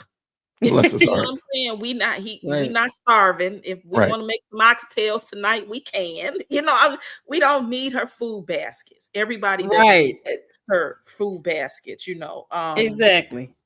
You know, that's the image that her and Cornmeal try to portray. Yeah, we're run down. We're just despondent, and look at these dilapidated houses. We just be better giving it over. Any town that you go in, you're gonna have, and then especially because of the housing market and what's going on, it's not just these people have abandoned. It's everywhere. We don't have more Section 8 tenants than anybody else because there's a limit. In each town, you can only have so many. We don't have any more or any less than anyone else. Absolutely. So again, we just got to get back to some good government and trying to move past what she's done. And my good friend told me, she was like, when we were talking about this about 3 years ago, she said, Sherry, you guys are going to have to rebuild from the ashes. And I was thinking they were going to come in and swoop up and get her a long time ago. But she was like, it's not going to happen. They're not going to arrest her until after she's out of office. I mean, she was just really calm when she was telling me. And I had an attitude. I was like, I don't want to talk to you no more. Let me get off the phone. Well, you know what, Sherry? I think since we've been talking about Tiffany Henyard for a while, you know, for the last couple of minutes, and y'all know the Candyman rule, right? If you say Candyman 3 times, she's gonna come through the mirror. You're gonna pop up.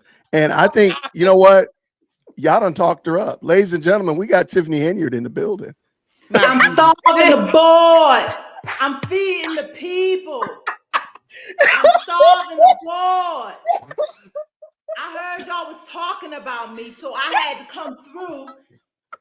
Oh, wait.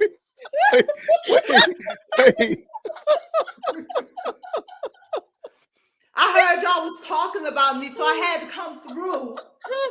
Let me educate you about some things.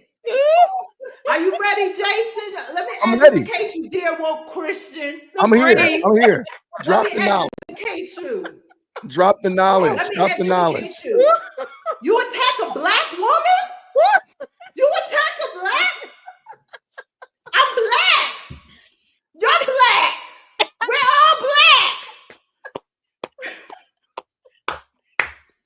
You are epic. Why are you attacking a black woman? Oh God. My dear God. This what y'all get, man. This what y'all get. Y'all done talked to her. Now she here. She's present. Oh my God. Look. Oh my God. Oh my Lord have mercy. I was like, no. Let me school you to Get the up. day. Let me school you today. You don't listen. So I want to educate me. Listen. You don't listen, so I'm gonna educate you. I'm educating you about some things. Oh, drop it. We here. Drop the knowledge. You're about to get this lesson. Let's go. All right. Kuma Molati. I ain't no dummy. Right. You're not. Kuma Molati. For sure. So communication. COMM. UN. God help her.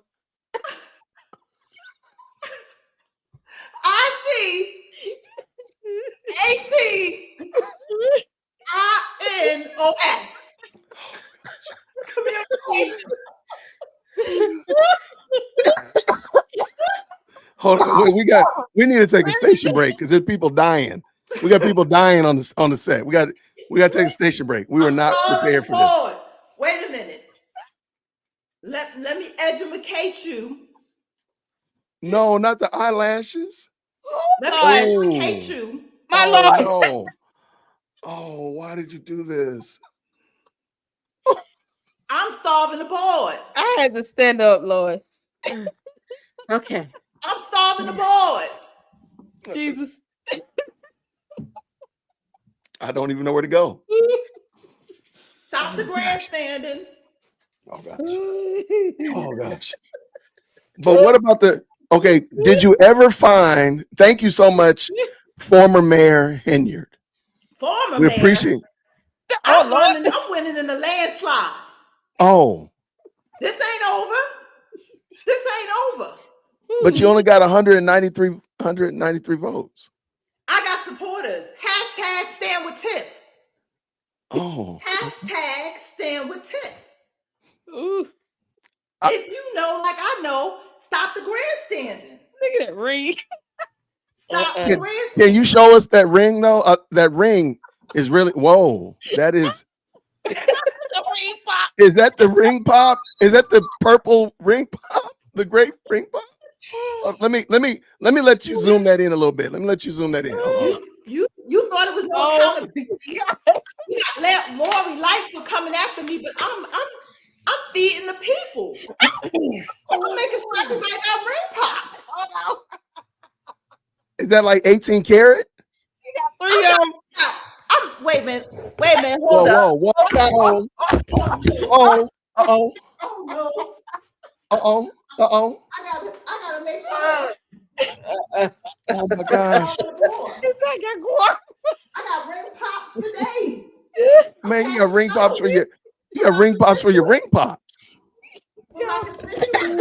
Oh my God, y'all killing me. Y'all don't understand. We don't. You are right. We do not understand. God.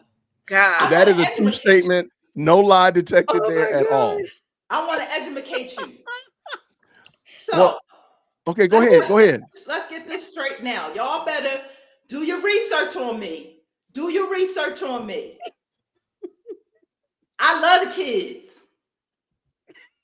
It's nothing they can do about it. You got to stop listening to negative people. The media is not going to tell you that I'm starving the board. I will continue being great, happy, loving, and strong. Hashtag trust God. What about hashtag I stand with Tiff? Hashtag I stand with Tiff. I said that. Oh, you did? My bad. Hashtag lead with love. Wow. It's the book in the original version. So y'all snitches better have my money.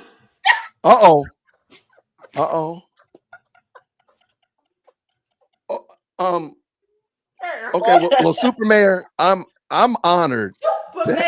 Super Mayor, I'm honored for you to come by my birthday stream. Super Mayor came Mayor here to say happy birthday to dear woke Christian. Super Mayor. All of us flew here.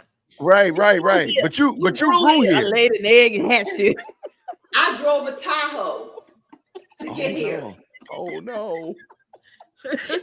From Vegas to Go ahead. From Vegas to where did I come from?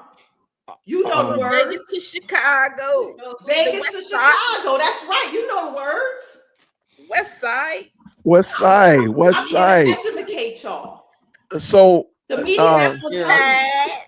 Super Mayor, I know that on this weekend you're giving out Easter boxes. Is that okay? That's what the media got right. That's the one thing. Right, the media got it right. So I was only wondering if people are not able to get there to the location to get the food boxes, are you going to be using drones to deliver them, or how will you be delivering if people are not able to come get the food boxes? They can come and get it through the drones. They can get it through the Tahoe. They can get it in the empty parking lot. I got plenty of room. Car wash. What about the car wash? Will you be holding court at the car wash? On top of the car wash. On top of the car wash. I'm getting the rent now together. So I know that you and Kamal moved out of the house on Harvard, and you guys are completely out of there. Where are you guys now? Well, see, now I got to educate you because you don't understand. The media not going to tell you. You got to do your research on me. You got to do your research. Where we would we? Board, so we got enough. Where would we be, if you don't mind? Where could we do our research on you? You saw the podcast. Oh, that's right. You saw the podcast. Do the research. Was it Tiff scream or speaks or something? Tiff shout. Hashtag stand with Tiff. Hashtag stand with Tiff. Hashtag I stands with Tiff. Hashtag I am Tiff. Hashtag I'm standing with Tiff. Hashtag you better stand with Tiff too.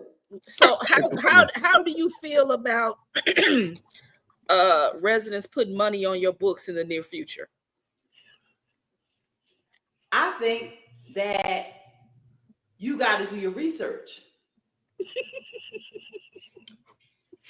Because the media not going to tell you what's really going on. That man had a knife. They had weapons up in there. I had to jump in that fight. Oh my gosh. Yeah, I'm sorry. How's your head? Because I saw you hit it when your wig almost fell off. First of all, on that table too. It was first of all, let me explain something to you. You obviously didn't do your research.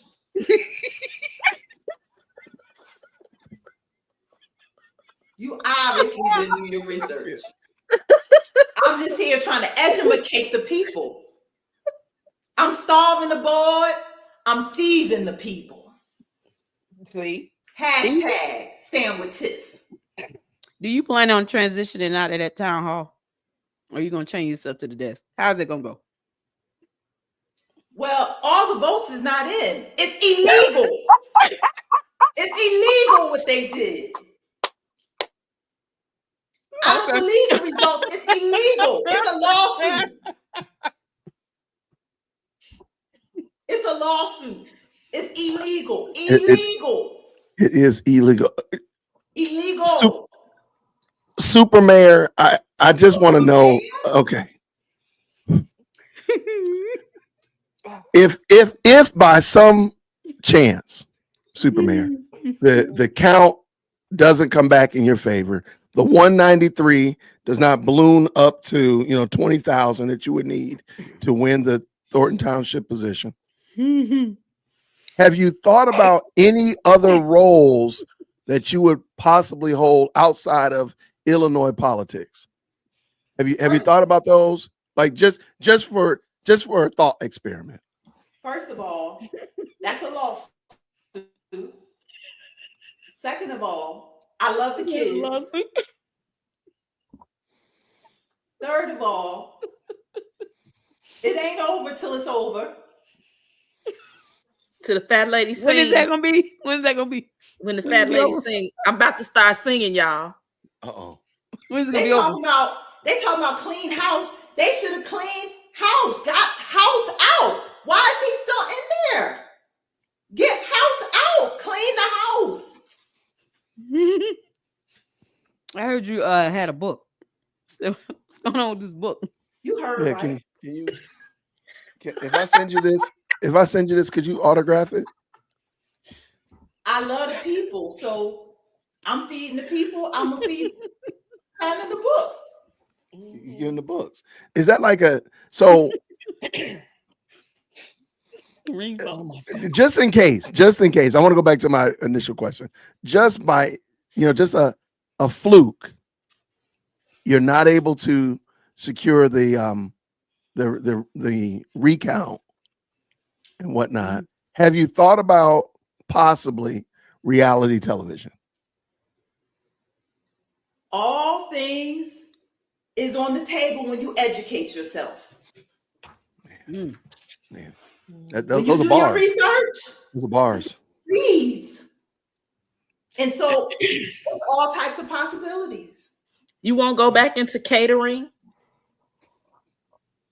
I'm the A good burger. man. Good burger.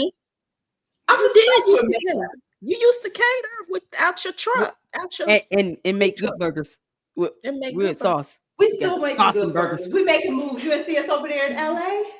We still making moves. Are you with the moving good to LA? burgers.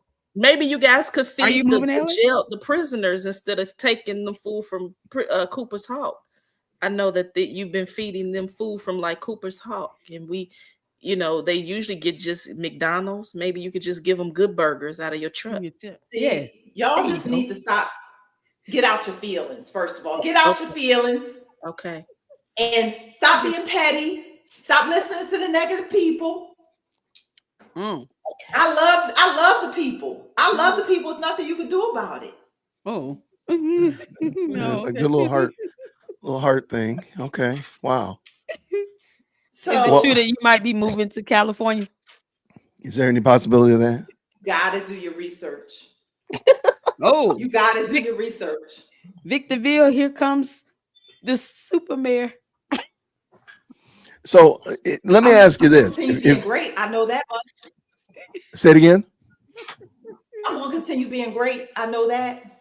Right. Got you. So we've been asking for like unpopular opinions today. Do you have an unpopular opinion, Tiffany Henyard, that maybe we could you would share with us? Well, I'm not gonna say it's unpopular because I have all the support. The people support me. So it's not unpopular that I'm still the Superman. Gotcha. Superman. Oh, okay. Okay. Well, you right before the election, you dropped that very well curated album, or your mixtape. Have you thought about the next part of your evolution as a rapper? You can drop my beats now. I'm starving the board. I'm feeding the people. I'm starving the board. Where's the intro? Where's my track? Where's my soundtrack? You know what? You are 100% correct. I think we need to have that ready. Where's my Will you soundtrack? be Cue the music. cue the music? Wow. Okay. I'm getting it ready. All right, But well, I'm starving the board.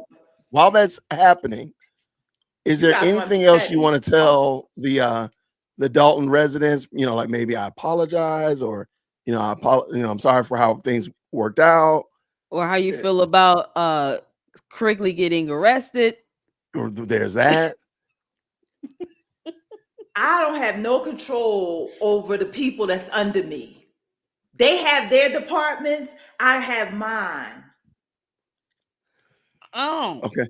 So if we bring this up, will you be like a cappella rapping? Will you be spitting the bars, or how's that working? You could just play it. I'm just gonna be here right here. Oh, you're gonna be vibing. You know what? I think we're gonna let you just vibe it out while we listen. Pop it We're out. gonna watch you. We're gonna watch you vibe out. Y'all ready? I'm feeding the people. You all rise, Madam Supermayor Tiffany Henyard. You're guilty. Your Honor. I thought he was. You're innocent until proven guilty. Innocent until proven guilty. Everybody stand up. I'm feeding the people and starving the politicians. They quick to judge what they don't know, but I'm just standing on business. Because my deeper complexion, I see the lack of protection and rejection from my own people, but I show perseverance. I'm starving the poor. I'm feeding the people. They put me in office and treat me like it's illegal to feed the people. To feed the people. I gave back to communities and I cleaned the streets up. I'm starving the poor. I'm feeding the people. They put me in office and treat me like it's illegal to feed the people. To feed the people. To feed my people. Feed my people. From Vegas to Chicago, I rode around in Tahoe. 17 cities trying to own up to my title. I cook up in office, don't mention cooking with Tip. Ain't seen a politician yet who didn't do what I did. Stop me when I start lying. For 8 years I was a trustee. How you vote me for mayor and then act like you don't trust me. All these false allegations, they quick to make up a story, but I can't give them the power because only God can judge me. Only God can judge me. I'm starving the board. They put me in office and treat me like it's illegal to feed the people. Mayor Henyard, I gave back to communities and cleaned the streets up. Clean the streets up. I'm starving the board, feeding the people. They put me in office. Put me in office. You act like it's illegal. Make up a story. Only God gets the glory. Who are you? Who are you? I don't even know. I have no idea. Who are you? Who are you? You heard the song. Come on. Who are you? Oh man. Make sure you go follow, share, and subscribe on YouTube. Tiff Speaks the Truth on Facebook. Tiffany's Instagram, Truth. Tiffany You heard Henyard. it. You heard it Make here. sure You tell heard a it friend first. That's right. I'm starving All right. the board. I'm feeding the people. All right. So Mayor Henyard, into office acting like it's illegal. Mayor Henyard, are you willing to take a couple of questions from the audience? Let's do this. Let's do this. So if you and then I gotta go feed some more people. So okay. No, I appreciate you. Is that Kamal and Baby Justice or like I got plenty of people, I got plenty of supporters. You saw that 193. You saw it. I got supporters. All right, if you have a question, y'all can put it in the chat. Just put a green heart in front of it, or maybe just an emoji. We got what? Yeah. We got a couple. But so somebody asked, I believe they were just asking about your stylist, since I think you used to have the stylist that was on the Dalton payroll, and I don't think they're there anymore. So they were asking like who's I'm just kind of reading into this question. Who did your hair? I'm the mayor. I ask the questions. Y'all don't tell me what to do. I'm the super mayor. It's supervisor of the township and mayor go together. Super mayor. You like how I did that? Super mayor. I do like how you did that. I do like how you did that. I just don't like the fact that you didn't answer the question I asked. Super mayor. Oh, okay. Did you? Okay, so here's Maudell. Thank you so much. Did you really attend college? You gotta do your research. I'm here educating you. You don't. Sweet. How can I educate? I don't read. If I don't read, I can't educate you. I went to college to start the board and feed the people. I got you. And with that, Mayor Henyard, what does God have planned for you next? Do you believe? Watch my next move. There you go. Watch my next move. Amazing. Amazing. I love the kids. I love the kids. Does that next move involve you and Leota's breaking up? How is you and your married boyfriend's relationship going? For the 8th and 18th time, y'all need to get out your feelings. Y'all need to stop being petty and get out your feelings. Oh my God. Could you speak on the skating rink? Like, do you foresee this? What is your vision for the skating rink as a new administration comes in? Do you want them to keep it, get rid of it, put a shelter over it? What's your vision? How much did you get back on it? Right. What was your kickback? What was your kickback? For the community. I'm here for the community. For the community. See, communication. COMMUNTONS. Communications. We could do a lot with the rink. We could do a lot if these snitches have my money. Oh. Snitches better have my money, and they got my money. The rink will be there, and the kids, I love the kids, and the kids will have some place. Just have my money. Okay. All right. Can you say call the roll? Yeah. Could you say call the roll? Ooh. Okay. How do you feel about that's an improvement? Right. How do you feel about the ice rink now? Your fake ice rink now. Fake ice rink. The kids got someplace to go. The youth is my main focus. The youth is what I'm here for. The youth.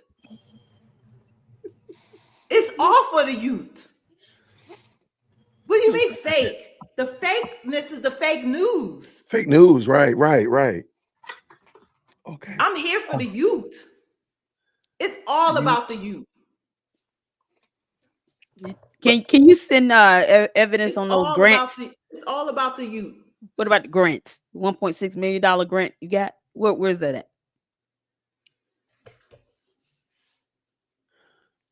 Okay.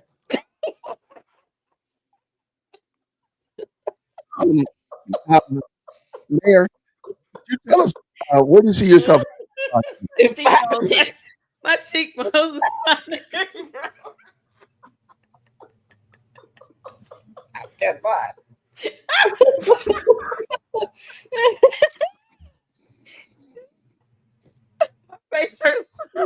I just take it that you're just not going to answer that question. Okay. Oh God. Where have you been? Okay. Well, here's a question, if you don't mind. Former Mayor Henyard, where have you been, and why haven't you been at work? I'll let y'all in on a little secret. I have a plant and a mole. Don't tell nobody. Her name is Cassie. I sent her in there. We was working behind the scenes trying to get her elected because then I can still continue my reign. Wow. But she went and said some stupid stuff, so it didn't work out. But I'm still the super mayor. You are. So since you are the super mayor, can you speak on the carat weight of those ring pops? I mean, diamonds. How many carats are those? Who paid for? You just need to stop being petty. I'm being petty. I'm sorry. And do your research. Stop listening to negative people because these is real, genuine candy pops. I got you. I'm sorry. I'll be mailing you some for your birthday.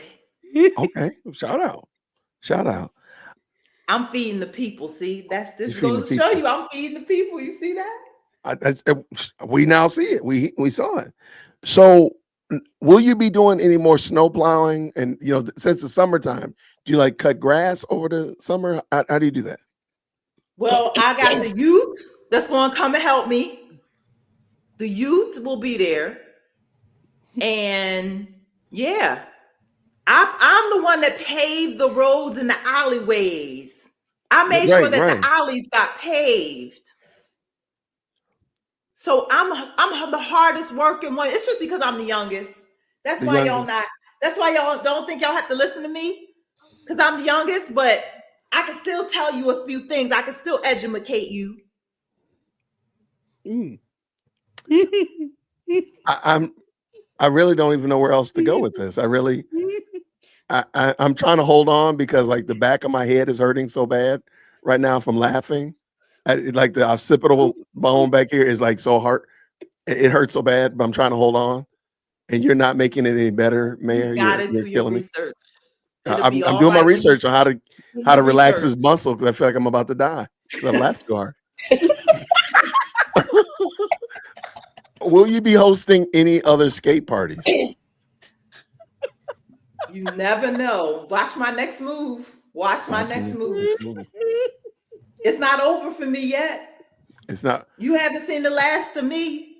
I'm starving the board. I'm feeding the people. Will you be at the BET Awards this year? You never know. Never know. Okay. You never know. Will you be doing a collaboration with 4% and Beyonce? You never know. When will you be doing your Boots on the Ground remix? You never know. We need that. We need that. And then, okay, well, hashtag stand with Tiff. We stand with you. We stand with you for sure. Will the seniors still have big bingo? That for them not to have big bingo would be illegal. Oh, they have to have big bingo. It's illegal not to let them have big bingo. Why didn't you have your celebratory party? Why you didn't have your celebration party after the primary? You left a whole hall of people waiting on you. Then Tommy G. You just gotta stop listening to negative people. Y'all gotta stop being so petty and get out your feelings. It was a whole party for you. You did have a party. You didn't show up. There was a DJ. Yeah, it was a DJ. They had food. Tommy G was there. He was waiting. The news. I was working on my exposure video of all the businesses in Dalton and Thornton Township. Well, Emily believes you. Emily believes you. She rocks you. I told you I got supporters. Look at that. Look at all the supporters. Look at all the supporters. Look at all of them. So another good question. Did your married boyfriend officially become unmarried? First of all, if you saw that I got down and dirty in that fight, you know how we gets down. So I think you just better do your research, and because you never know. You never know where I might pop up, how I might jump in some stuff, how some people might jump on top of desks and knock over TVs and break stuff, and you just never know what's going to go down when I'm around. So watch your mouth. We got you. We got you. Well, Mayor, wow. I'm really honored that you rolled through, and of course, thanking you for the birthday shout out. Starving the board.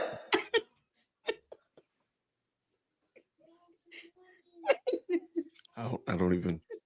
Starving the board. I'm feeding the people. If you don't vote me back in, it's going to be illegal. Bar.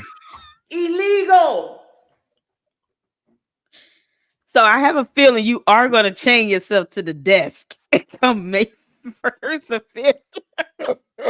I'm knocking everybody out. Oh no. Oh. It's going to be a cool. I'm knocking everybody out like I did the first go round. I will change locks on y'all. So how you going to get me out?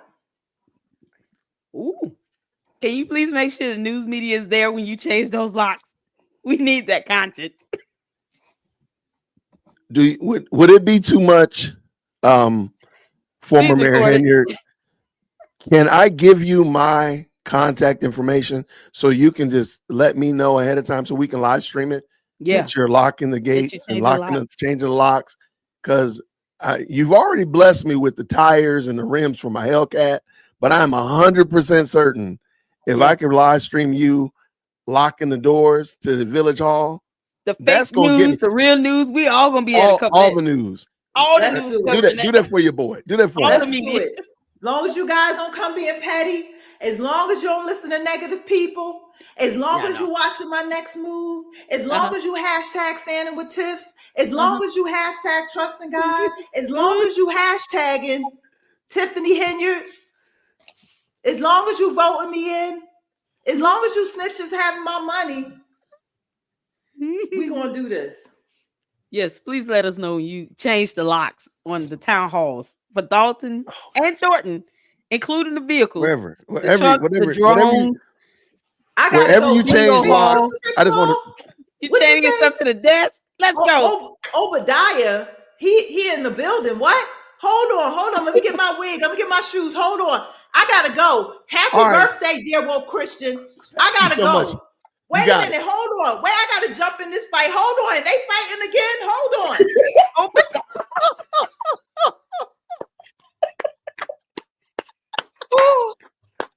What if she come back with her hair all messed up? I'm gonna fall out. Well, hold on now. Hold on now. Oh, first of all, no. You ain't no real G. You better let my boyfriend go. You better let my married boyfriend go. You better get off of him. What? What you say? Who you calling a B? UNITY. UNITY. Who you calling a B? That's what y'all get. Okay. UNITY. Oh, a quick fight. West Side. Dalton. Hold on. Did you have a microphone? Wasn't there a gold microphone in your hand? I think you're missing the microphone. Let me get my wig together. Hold on. Huh. My goodness. My Lord. My goodness. They don't do their research. They didn't do their. They clearly did not do their research. You know why? They did not do their research on me. But because we didn't get that concession speech, so it's like people were wanting that. Oh man. The concession is watch my next move. I had to change the color of the microphone because I didn't want no evidence coming back on me. Watch my next move. I got you. Well, watch my next move. That's your next move. We're ready. Wow. Watch my next move. Oh. Well, thank you so much, Mayor. All right. Mayor, you I don't know. I feel like I speak on behalf of everybody by saying I was pleasantly surprised. This is a birthday present. I'm not grandstanding. I am truly. This is a birthday present I didn't see coming. Didn't see it coming. All the grandstanding is done. It's done. Call the roll. We're gonna call a roll. Call roll. Call roll. Thank you so much, Mayor. Thank you so much. You let me know when you hashtag and standing with Tiff. This is what you get. This is what we get. This is what you get. Wow. I come through. You roll up. You roll up. I roll up. You rolled up, man. I pulled up on y'all. So just be careful when you got my name in your mouth. Snitches better have my money. Sit your $5 butt down before I make change. Oh, we making threats like that in 24 and 25. Okay. I'm the new Nino Brown in the house. Oh, okay. So, all right, all right, y'all. Gotta stay positive and lead with love. All right, well, you lead now. All right. All right. Well, lead with love. Stay away from the false allegations. All these false allegations, I don't understand. It's illegal. It's illegal. Right. That's it's a like lawsuit. That's a bang, lawsuit. bang, bam, bam. Bam, bam, bam. Lawsuit. Bam, bam, bam. It's illegal. Facts. Thank you. What y'all gonna do with that $10 million if the Otis win? It's $10 million. What y'all gonna do with that $10 million? I ain't no dummy. No, you're not. You're not. All right, Mayor Henyard, thank you, former Mayor Henyard, thank you for rolling through. You are welcome to hit that. You are definitely welcome to hit that link whenever you want to follow on through. Thank you so much. Is that how you ending it out? You just striking the pose? What is this, like Vogue? Hold on. Oh, she dissed us. She dissed us. Oh my gosh. I got a headache. I got a headache now. I'm trying to hold on because I got 2 more people that jumped into the chat. I'm trying to hold on, but I don't think I'm going to make it. I might pass out. Don't pass. I'm trying to hold on. Bro. Oh man. Oh my gosh. My jaw. All right, well, let's hear. All right, it's just too much. It's too much estrogen in the chat anyway. Ooh, on the panel. So let me go ahead. Let's flood the chat with some good old testosterone, some vitamin T in the building. We got the Quiet Storm duo up in here. Yo, what's going on, gentlemen? How are y'all? Hey, happy birthday, man! Hey, bro, you didn't bring it like Tiffany did. No, y'all got to bring. I'm gonna send you back. Look, y'all gotta come back. No, you got to bring it better than that, man. You got to come. You better come as Obama or Darth Vader or something. Zeus. I don't know, man. You're gonna have to step y'all game up, Kev. Step your game up, Kevin. I was like, I don't know how we. Devin was like, "You ready to jump in?" I was like, "I guess, man." We should wait 20 minutes because that was. How do you follow that? I don't know how you follow that. I don't even know where we go after this. Like, I don't know. But we hit him with the Obama impression. It's my belief that Jay Witt, you should have a fantastic birthday. I agree. That wasn't bad. That wasn't bad. It was not. Editor Jason will put a picture of Obama up while you say that. Oh my gosh. How are y'all doing? Oh, by the way, this is Kevin Briggins and Devin Smith from Off Code Podcast. Nope. Other podcast. The other one.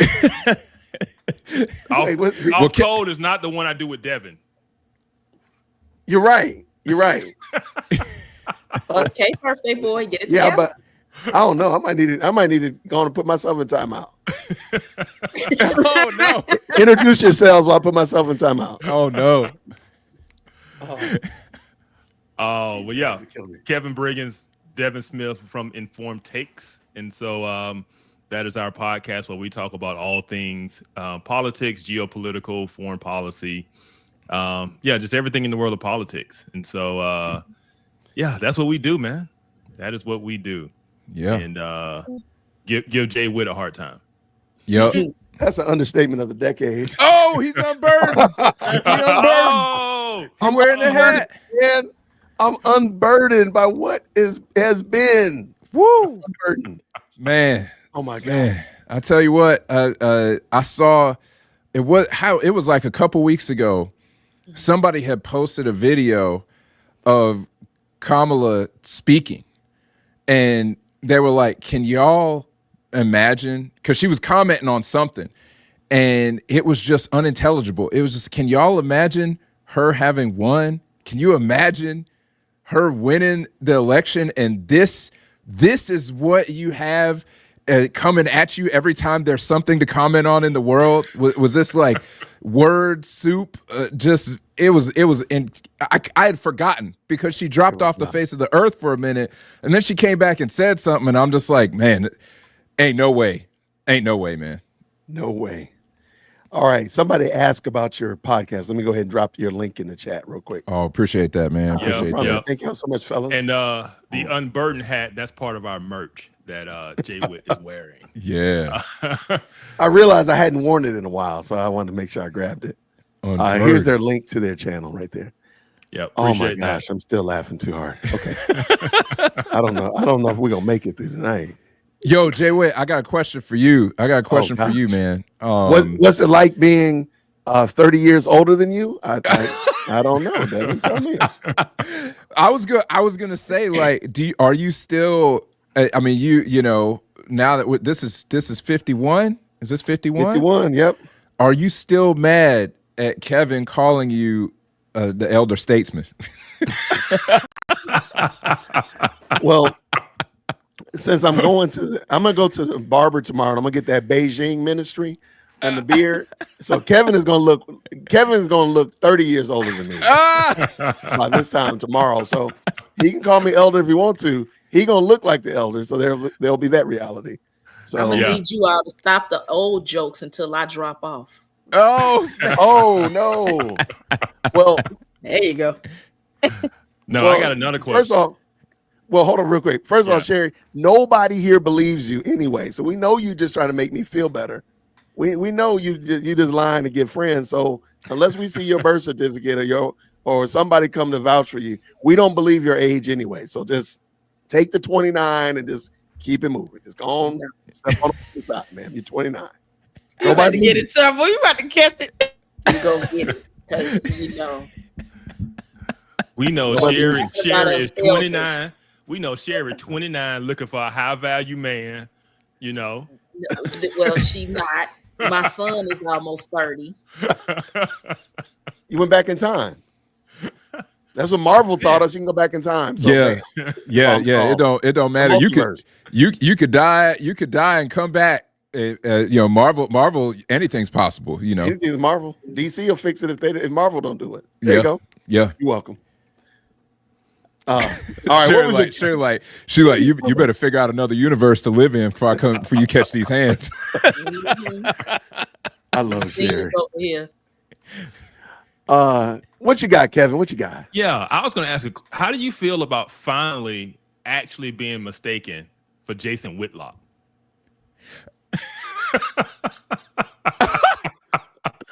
Did this happen though? Yeah. Oh, it happened. It happened. People have said that, but I don't know. I don't think people like distinctively look at me and think I'm Jason Whitlock, but they've said it because of our names. But go ahead. No. So somebody was trying to add us on a text message, and oh snap! Yeah, and they added the wrong Jason Witt. He did. Now, it's very possible that young man was on this stream about an hour and a half ago. So I'll Virgil might be even watching, so he knows that you done burned him down. Yeah, he did. He was supposed to shoot me an email or text message and sent it to Jason Whitlock instead of Jason Whitaker. That's hilarious. Oh, well, then I know who you're talking about. Yeah. Oh my gosh. Well, I mean, it sounds like it's an honor, Jay. I mean, you know. Okay, I'll take it. All right. So now my questions for you all, we've been asking most people tonight, and I think most of my guests, Lady Luck Club and Sherry Britton, have answered it. So you guys are going to have to answer this. Give me an unpopular opinion that you have. Again, it doesn't have to be political, incendiary. It could be something. Just what's an unpopular opinion that you hold that you just want to confess here at the front of the church? So come on up here and confess. I'm gonna let you go first, Kev. Wow, you're supposed to go first so I can think of something. Okay, all right. Well, I do have an unpopular opinion. Y'all might not be expecting this. However, I have to say that Dunkin' is better than Krispy Kreme. You must be talking about the coffee. Fight me. You talking about the coffee, the service. You talking about anything donuts. The donuts at Krispy Kreme are too sweet, so I can't agree with that. That's not. Thank you. That's what I'm talking about, Sherry. Fam. I'm sorry. Maybe I should have said that was my unpopular opinion versus I want to live in a tiny house. Okay. I'm just saying, man, give me that cake donut, man. Give me that cake donut and don't put all that dang sugar in that junk, man. Dang. You ain't from the South. Right. Yeah, that was a different one. I didn't actually see that one coming. I don't have a dog in the race. So, but okay. I'm just saying. I'll let you have it. What you got over there, Brig? Man, unpopular opinion. That's hard, man. I mean, I got some other ones. We got some others you can. Because I think I say most of mine on the podcast. So, and then I found out they're not as unpopular because everybody comes in and like, oh yeah, I agree with that. You know. Yeah. Let's see. I don't think. Okay, I'll say this one. What's the Not Like Us song? I don't think it's that knew good. You were gonna say that. I don't think it's that good of a song. Highly overrated. I don't get it. I got you. I mean, get the song. I don't get the hype behind the song. Okay. It's I will say I was kind of amazed that like people did not understand a lot of what dude was saying in the song. So like as far as the track, the track itself, the music, the instrumentation, I think is dope. The lyrics, I'm like, yeah, I can't get with that. If you actually, I was listening to the lyrics. Ain't nobody else listening to the lyrics. All these folks out here doing all their TikTok dances and stuff. And I'm like, have you maybe considered that the lyrics are talking junk to you? I don't, I don't agree with it. I couldn't get with it, but I'm just like, y'all did this at the Super Bowl. Okay. Okay. Yeah, it's catchy. It is catchy, but it was just way overhyped. Way overhyped. Even the track. I got you. Okay. Okay, so I will say on that, another unpopular opinion. Kendrick Lamar's flow is really not that great. Like the first time I heard that dude, I was like, Busta Rhymes kills this cat. Like what is this dude? His lyrics, I'll give him, he's very clever, but I couldn't listen to this dude for an hour. Get out of here. I will say this, and I said it earlier. We reached peak musical efficiency in about the 2010s. Everything past 2010 has not been anything remotely. Most of us, and I'm going to go on a limb, most of us enjoy music that our parents listen to. Yeah. Because your dad was throwing the blue lights in the basement party on Friday night and so on and so forth. So I have an appreciation for Al Green. I like Teddy Pendergrass. There is absolutely nothing that is on the airwaves or being streamed today that even touches the toenail of Anita Baker. Like Sade will, like she never has to worry. No worry. Again, so we reached peak musical efficiency in about 2010. That was it. I ain't that old. Now I could put some respect on a couple of things. They're different genres. Like, I listen to like, electronic dance music and stuff too. So I'm saying all genres. There's nothing past 2010 that's worth anything. I can't go that far. You can't tell everything, man. Everything. I know. I'm not black, man. I know I'm not black.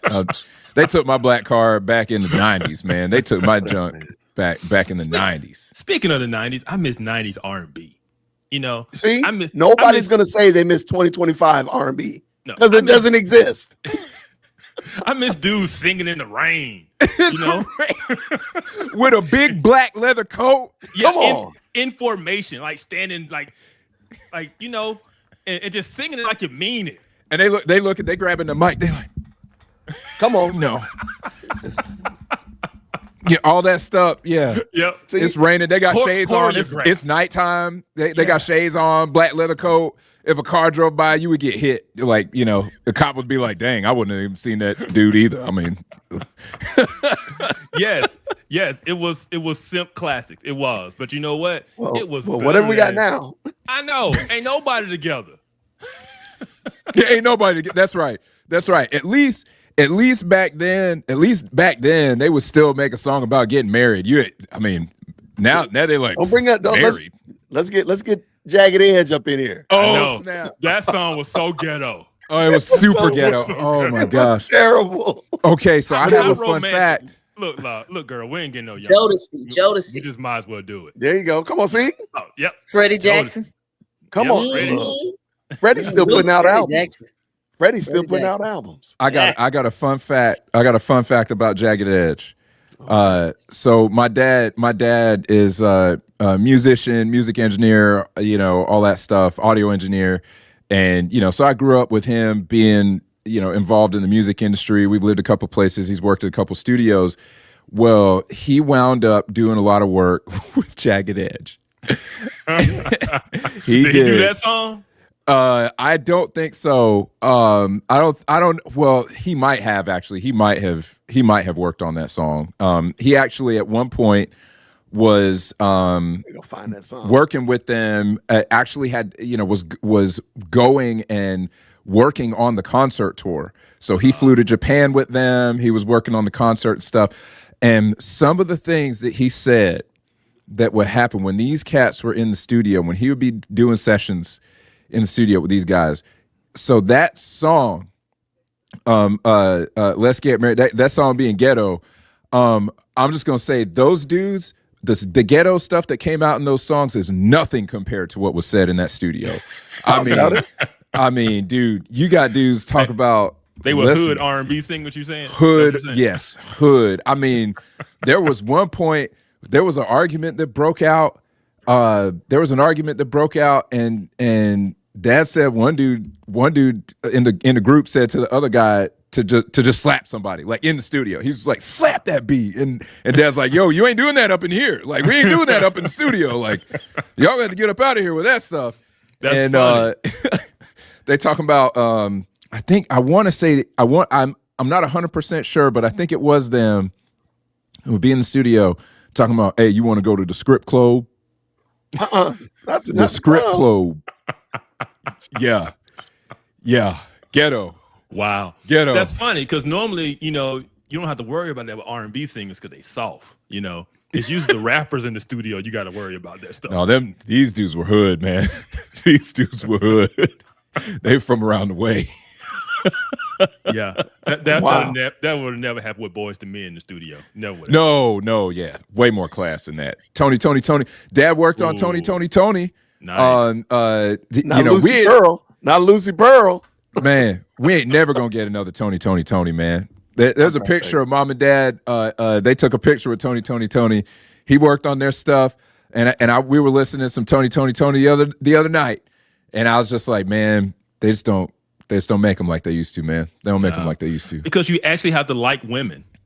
The dudes, they just don't like women. Yeah, they just hate women. I don't know what the deal is. I don't know. I'm just wired. I don't know how you get there, but yeah, dudes today, they're just like, oh man, all these women, all these, I know they talk about modern women, all that stuff, but you can't just cross over to where it's just like every woman's bad. Like every woman can't be bad. I tell these dudes, because look, I agree with a lot of the red pill stuff, but I tell these dudes like they tell these women. They say all these men are, this and that, and they be like, you need to choose better. I tell the dudes the same thing. You got to choose better. It's on you. That's on you for not finding a good woman. There you go. Yes. You found your woman in the club. That ain't my fault. That ain't their fault either. Yes. Yeah. Oh my gosh. All right. Well, now we've done marital advice. We've resolved the musical issues. And by the way, Jagged Edge came out with that remix in 2008, so they fall under 2010 threshold. So that still is a legit song. That's the standard. That's the standard.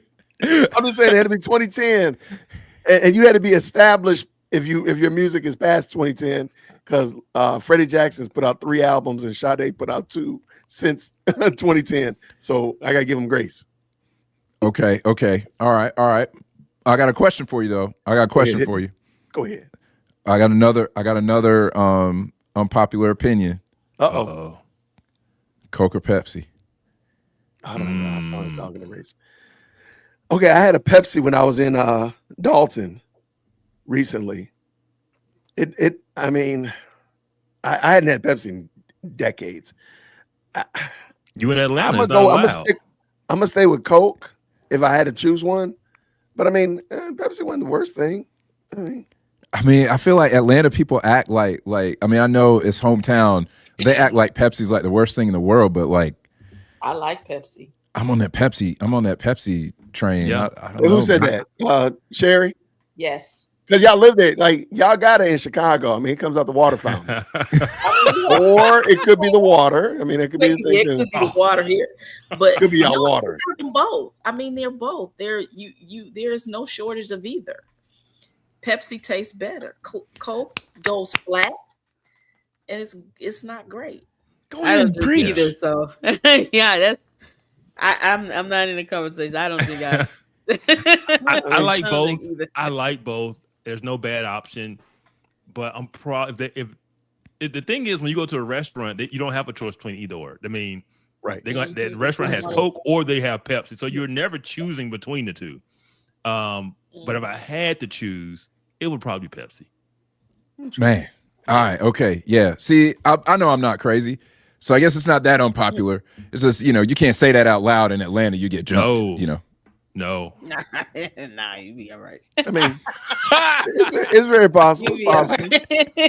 Right. No, look, it's so serious. I had a cousin that worked for Coca-Cola in Atlanta, and he just went to lunch one day, and he went to a restaurant. He just came back with his restaurant cup, and that was a restaurant that didn't carry Coke. It would carry Pepsi. It's like, you can't do that. I'm like, oh yeah. Wow. It wasn't even like a Pepsi. It was just the restaurant. It's a restaurant that isn't. But they do that with some businesses. I worked for Ford. If you didn't drive a Ford, you had to park in the back of the lot. Sure did. I heard about that. about that. Oh, Yeah. wow. Yeah.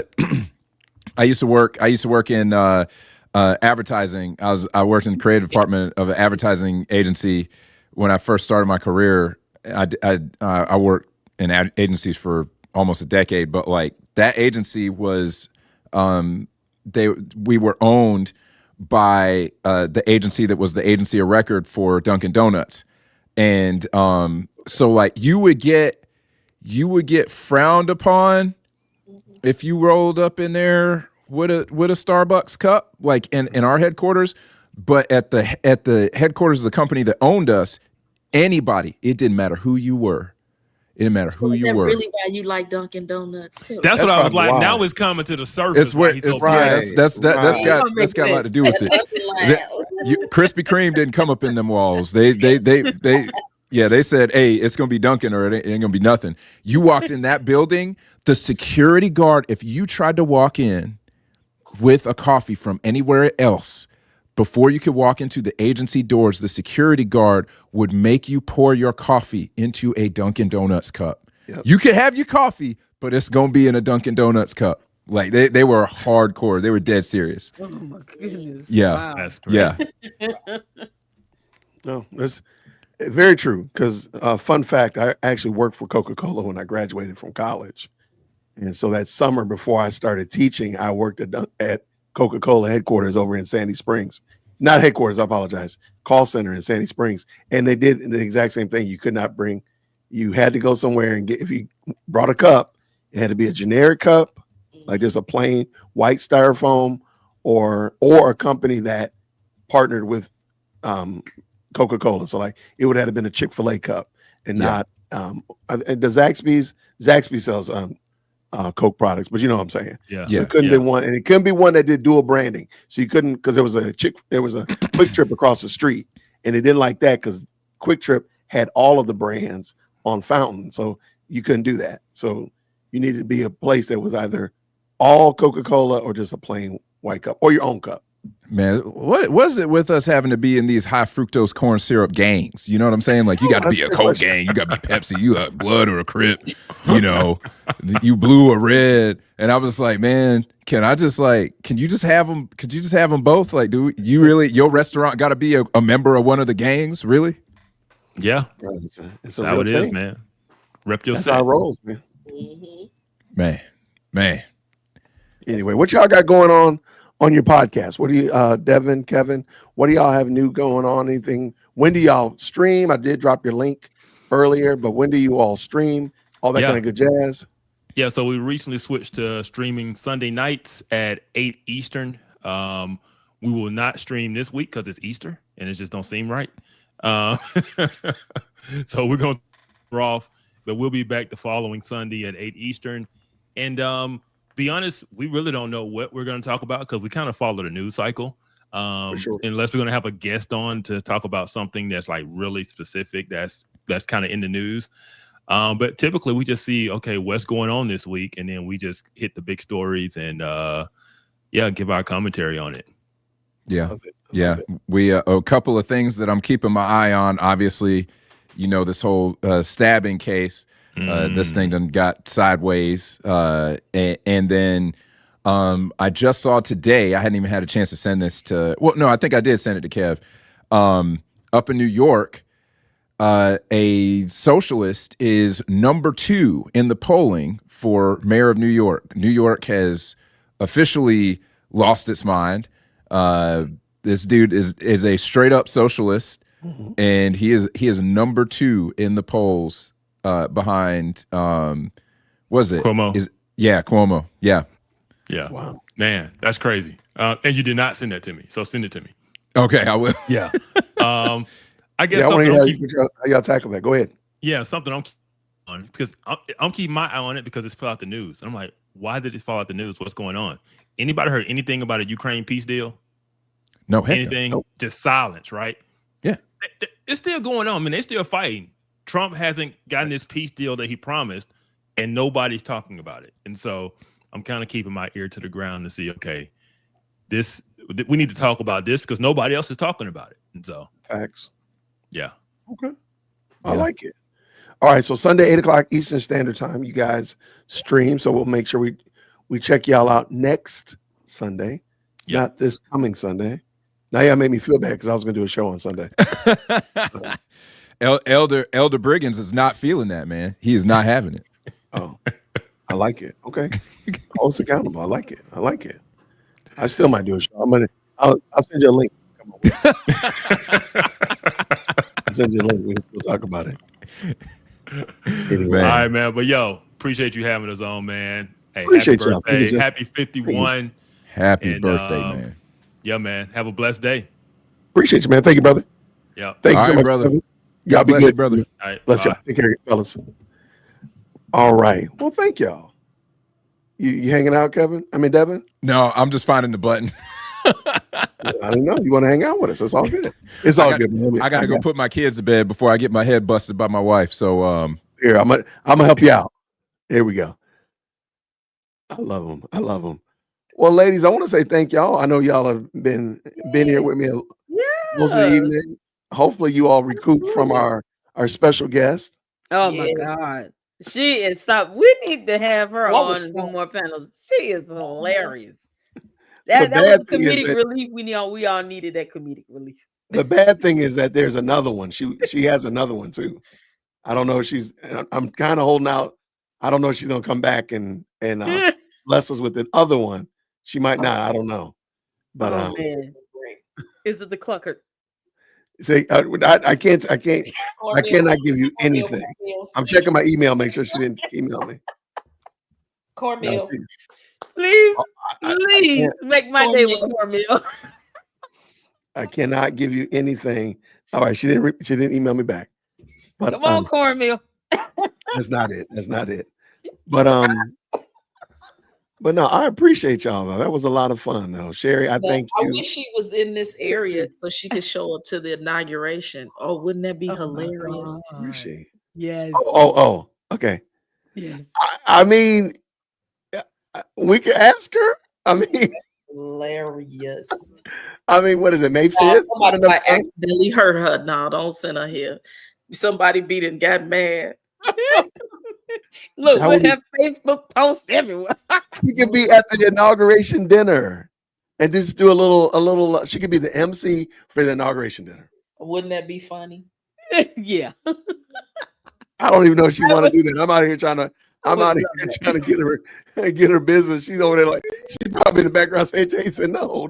We got too many stiff necks. They'll probably be mad. Wow, that's not funny. Listen, I would be rolling on the floor. That's very funny. I was almost unconscious. That was hilarious. But for real though, ladies, I want to say thank y'all for hanging out with me. Thank you for blessing me with your presence and your joy and your ideas and your conversation. That was a lot of fun. That was fun. I had a good time, and I'm always honored when Sherry hops up and anytime, knowledge to us. Anytime. Absolutely. We had to celebrate that 51. Now, by the way, so let me ask you this, Sherry. Mm-hmm. Besides the inauguration on May 5th, it is May 5th, right? Mm-hmm. Okay. Besides the inauguration on May 5th, is there anything between now and then that we should be looking out for besides the Alphabet Boys? Is there anything else coming up between now and then that we need to be mindful of? Not that I Adult know and of. important? I know that Jason is going to be planning his transition. I do know that we are going to go back to having 2 meetings a month. Okay. So Okay. I hope that does well. Maybe not in May, or I'm not sure, because in the summer months we do only have 1 meeting. Okay. But the plan is to go back to regularly scheduled meetings. That I can think of. No, I just think that it might get a little quiet. I think that everybody is waiting like this for things to happen. So we just got to be real conscious of what we put out, because a lot of this stuff is just like, wait, what? We can't believe everything. I know it's Right. getting dry. I am liking, what I'm seeing so far. It's not as bad as I thought it was going to be, because I thought they was going to, people was going to just go bananas, Right. when there was not as much to speak on. But there's still a lot. I mean, if you dig deep, it's a lot of things that can be talked about now going forward that couldn't necessarily be mentioned before. Right. So, Yeah. And I think also, go it's ahead, a lot Carl. of stuff. I mean, like, even for me, I sat here and I remember so many things, that was going on, or, some things that you may say may jar a question. Like, Lady Luck, when you talked about Lacey, and then I put in the chat that somebody was trying to change their name at the courthouse. I was told that he went to the courthouse with his attorney to try to start the process to change his name. He finally went ahead and he put in for his pension, because remember, he wasn't doing that because he said that she was going to win with a landslide and he was coming back as the chief. Okay. Well, there we So go. I guess he figured that landslide didn't happen, and that he would definitely need to go and put in for his pension. So I'm surprised it's not being put on hold when he has 9 counts of bankruptcy fraud. Well, you know what? You never know. I hope, gotta have that meeting, gotta go through the pension board. So we shall see. Yeah. The wheels are turning. he owes some judgment money. He got a judgment against him. I went over his indictment yesterday, and it premiered earlier today. And did you see the one with the young lady that sued him? Is that the one that got the judgment for $88,800? And then it was. You have that? You do have it? It was in the indictment. Oh, okay. It's part of it, because he tried to when he filed bankrupt, he was thinking that was one of the things he could get. Child, That's not how it works with the law. I got her handwritten letter. You got the handwritten letter? I don't, but I would love to see it. Yeah, because he Lady Luck Club's email is in the private chat. Yeah, email it to me, because he really thought that the bankruptcy would eliminate that judgment, but that's not how it works with the law. You can't file bankrupt because you got a judgment issued against you from a court of law. So, seeing that he was a police officer and all, you would think he would learn a law or two, but he didn't. So I had a good time roasting him in that entire video. 9 counts of bankruptcy fraud, Mr. Potato Head. Go sit down somewhere. Pay that judgment off. Maybe more to come. Maybe more to come. We definitely have to talk offline. Oh, yes. I'm anticipating a superseding with him. I'm anticipating it. Him and Freeman. I am anticipating it. A superseding. Yeah, I'm thinking that a couple of those people that you named might be getting more trouble than others. Yeah. They oh man. I tried to give Robert Hunt a heads up in my video. Not necessarily a pass, but here's to come. But But you know what, with him, I think I'm being mean. I'm not. I'm disappointed in him because I know him. He was a trustee with her in Doe. So he knows better. But they are friends and they've been friends. But still, I wouldn't put her before my family.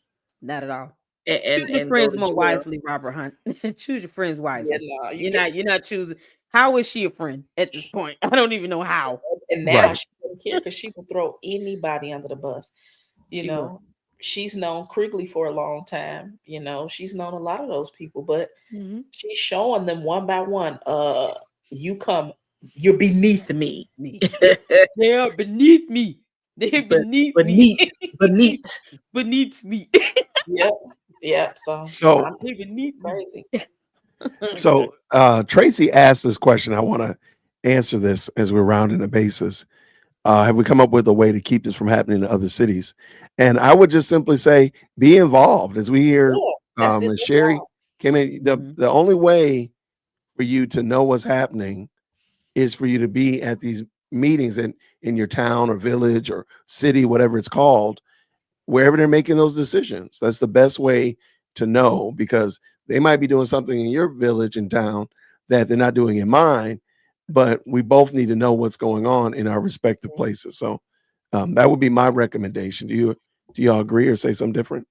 Yeah, that's it. That's all. I mean, because you only can do what you can do, and you only can, you know, if you have to stand up.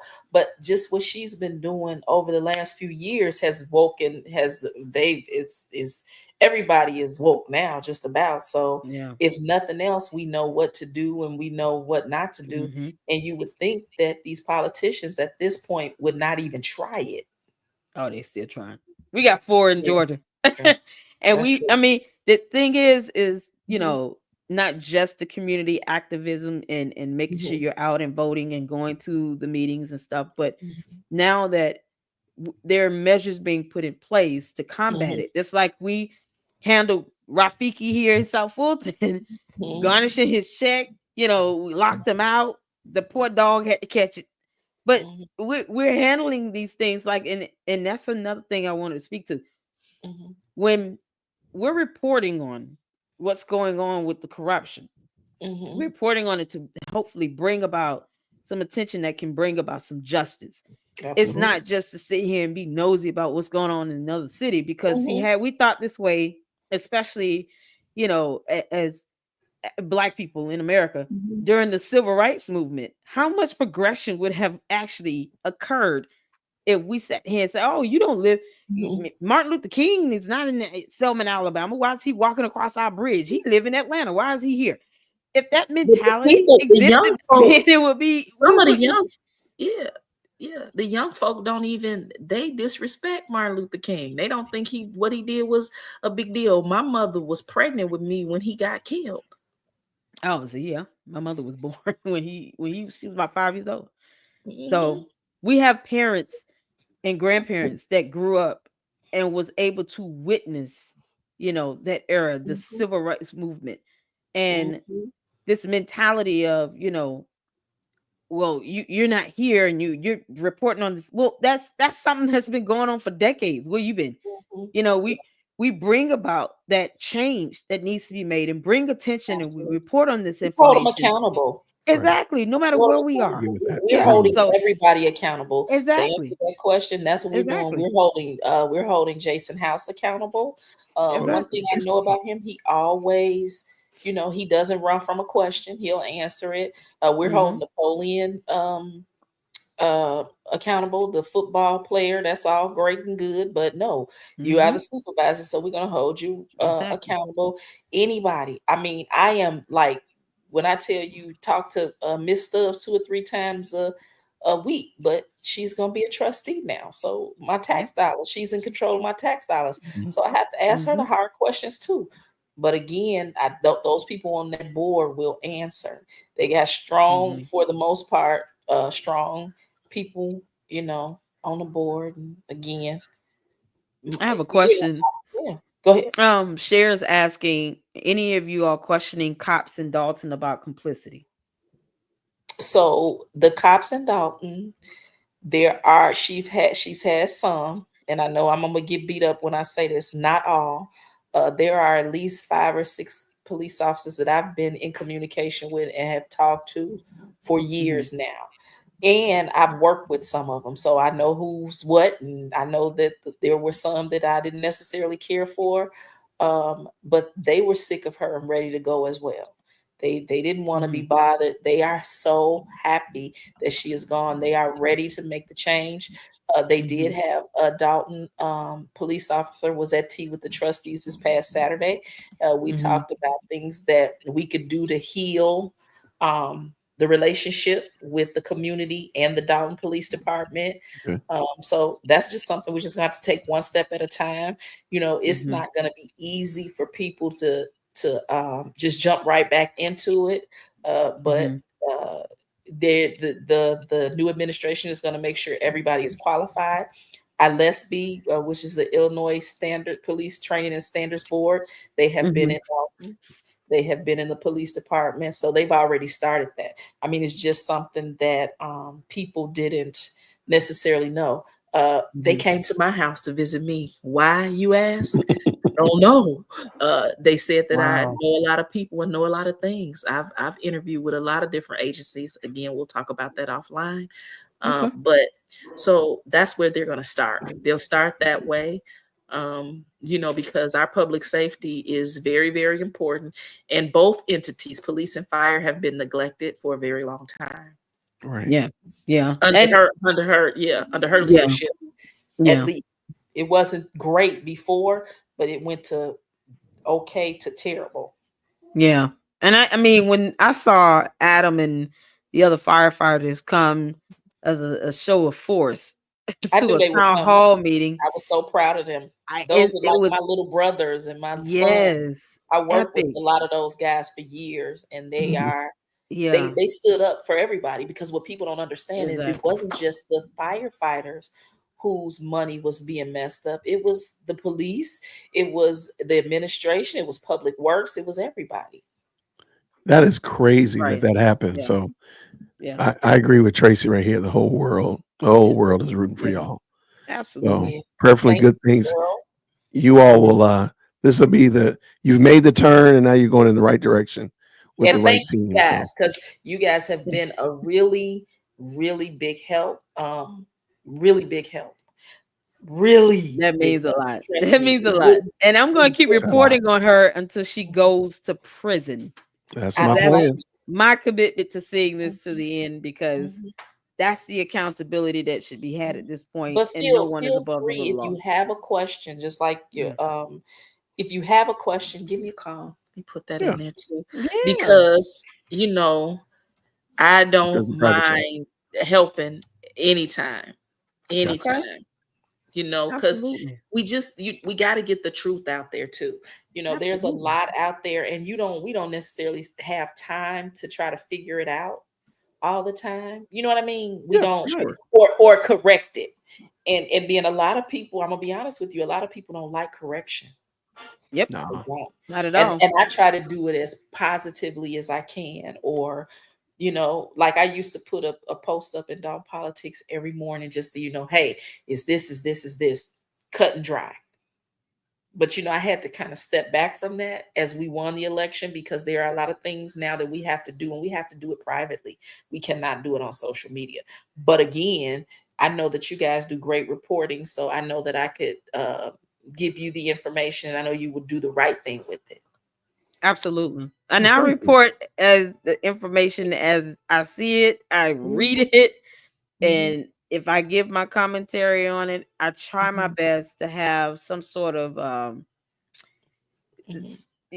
what you call a precedence, you know, some pattern of historical, you know, backing to kind of support it. Opinions are okay. Opinions are great. They're going to be different. That's not even what I'm talking about. I'm talking about dead wrong. I don't see that with you guys. There are some people who's like dead wrong. I mean, there are people, content creators that used to 100% go after residents, go after us. I've got 3 people on paper. I'll tell you who those people are in the chat. I got these people on paper and gonna keep them on paper. Yes. Because if they're going after you and it's you haven't done anything. It baffles me. It baffles me that anyone would think to do something like that, and all for what? You know, and what the main thing I always ask in my videos when it comes to these sycophants of super stupid, what is she doing for you? She's not paying your bills. She doesn't help you take care of your family, your kids. You know, she would throw you underneath the bus. What is the point? That's what I always ask. What are you getting out of She this? is such a liar. I watched her. She lied to our faces. I mean, lied. Wow. Yeah, I got those. And these are 3 on paper. Yep. I took the woke. Yeah. Confirmation, man. Yeah, I told you. Confirmation. All right, good people. I'm gonna confirm. I'm gonna get out of Happy here. birthday. Thank you, loves. I appreciate you both. My Morehouse brother, spiritual brother. Thank you all, Lady Luck Club, for tuning in. We have been at this 2 hours. They hung and I said we're gonna hang in. Yeah, we're gonna hang in today with my Morehouse brother and my spiritual brother. And I want to thank you, Jason, for being encouraging to me. No problem, friend. And saying, hey, come up out the YouTube streets into the suburbs. Come on up into these suburbs. We don't. That's been my mantra now, and I just have to say it's.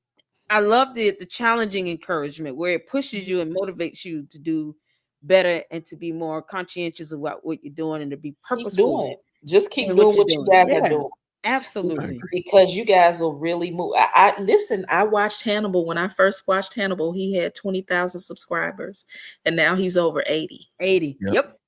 So again, it's because you do what you do and you stay in your own lane. He never crossed over when everybody was fighting and acting fools and all that. He never got involved in that. You guys have your own lane. Your shows are different, but they're both great. Just keep doing what you're doing. I'm telling you. I know a lot of people. I watch I watch from my television, so that's called code enforcement. So some people don't even know that I'm looking at their stuff. Because, and I'm not doing it on. It's just that's what my TV YouTube. I've got it, set up like that because that's my email. All that good stuff. But yeah, so I just think you guys are great. We appreciate no matter what you listen. And I can speak for the community. I feel like I've earned that right because I've got my butt kicked over the last 4 years. You've earned it. You've earned it. But I can say from the ones who have really been doing the work, we've had a team. There's a team of like 7 of us that we are in it, and we've been in it since day one, 365 days a year. They don't give us a break. They don't give us, they don't care about no holidays, nothing. Something happens, we have to be on it. So we learn to appreciate a good commentary. Praise God. So I want to thank you guys. So we'll keep giving y'all good commentary then. Thank you so much. Thank you so much. The good stuff outweighs the crazy stuff. People don't understand that. They think that the fighting and the crazy stuff and the miscommunication or misspeaking and all that works. It doesn't. It falls off. People don't want to watch that. Yeah. You're right. You're 100%. Yep. Absolutely. Thank you so much. That's just beautiful encouragement. Thank you, dear World Christian, as always. You're more than welcome, friend. Sherry, both of y'all are welcome. Thank y'all so much. Y'all are welcome whenever to hit the link, jump into the chat, jump on. We'll talk it up. Just call me if you want me. If you got questions, listen now. I told y'all once April 1st came. You said it. Say whatever I want to say. Oh, yes, you are. And I will be calling you because we love to get the tea in Lady Luck Club, but as you can tell, I'm not one where I don't just go and blabber off. I say what I say methodically. I've said a few things that Jason knows about, so he hadn't said anything. That was pretty cool. Absolutely. But I know you, Lady Luck Club, you're gonna be like this. I will. I'm already like that, and I'm like, got your number. I'm glad you gave it to me because we got it for sure. Yes. All right, ladies, y'all get out of here. I want to say thank you again. Thank you. Happy birthday. Happy birthday. Appreciate you both of y'all. Talk to y'all soon. Take care. Right. Bye. All right. Good night. All right. Woo. That was good. That was a lot of fun. Thank you to everybody who stopped through tonight. I appreciate all 5,100 of y'all that stopped through. I appreciate the fantastic live chat. And let me go ahead real quick and say thank you so much to Jay, the informant, for the $10 super Cash App that was sent directly to me. Thank you so much, friend. And I also want to say thank you to the very kind, very gracious gifts in the form of super chats. Real quick, Karen, thank you so much for the $5 super. Just saying happy birthday. Thank you so much to Captain Obvious for the $5 super as well. Thank you very much, Brilliant Disguise, for keeping it disguised with the $20. Says, thanks for the laughs and happy birthday. I was not prepared for Mayor Henyard to come. I was not ready for that. I knew she was coming. I wasn't prepared. I was not prepared, y'all. So, yeah, that was hilarious. And I've already sent her a text message and said, we have to do that again. Mike, thank you so much. Kuma Molati, man. I see how he did it, though. He spelled it latte. Kuma Latte. I might have to go get a latte with that. Thank you so much. Appreciate you, Tracy Rivers, for the super sticker. Thank you very much again. Independent Male. I was expecting Quentin to jump on, but he was saying this. Happy birthday, DWC. My black job is holding me hostage. The down market is good for vultures. I mean, venture capitalists who, anyway, I think he's trying to say, anywho, bless you all. Happy birthday, good sir. So shout out to Independent Male, fantastic content creator. I've been waiting for him, Quentin, to jump on so we can do some more collaborations. We'll get him on again soon. Thank you so much for being the stream sponsor. Independent Male, Brian, thank you so much for the $5 super. Again, no question, no comment, just supporting and loving the game. Thank you so much. June Poetry, thank you for the $20 super. She says, just popped in. Happy birthday, my brother. Thank you so much for the very kind and gracious super chat for sure. Thank you so much. Mike, thank you so much for that $2 Marvis app. It might be a great guest speaker at the conference we were talking about earlier. Shout out to AV to the Seventh Power, came through earlier. And she said, happy birthday, wishing you another amazing year. Thank you so much. And you all know, AV has been a great supporter of the channel. She and lead attorney have been excellent mentors from a distance and have helped me out significantly. So shout out to AV to the Seventh Power. I'll make sure that the mods could drop their link in the chat as well. And we got Kofi 19. Thank you so much for the reminding us about Royal Farms. I don't know where Royal Farms is. I think that's a restaurant, but I'm not certain. So I never did hear back exactly where that was. Transplanted Texan, long time no see. Thank you so much for the kind $2. He says this, it's been a while, but happy birthday, DWC. You're always welcome, Transplanted Texan. I appreciate you taking the time to stop through. Thank you. Malika, my sister with the $10, just says, hey, to the host and the best live chat on the planet. I think we've superseded the planet. I think we're the best live chat on the galaxy. I really think that. Thank you so much for the $10. And then Willie Doc, my brother, my Morehouse brother, happy birthday, big bro. You're more than welcome, sir. And thank you so much for the kind $5. And then again, Kofi came in with the $10, just saying happy birthday. I love it. You know, earlier we had no apologies, just me.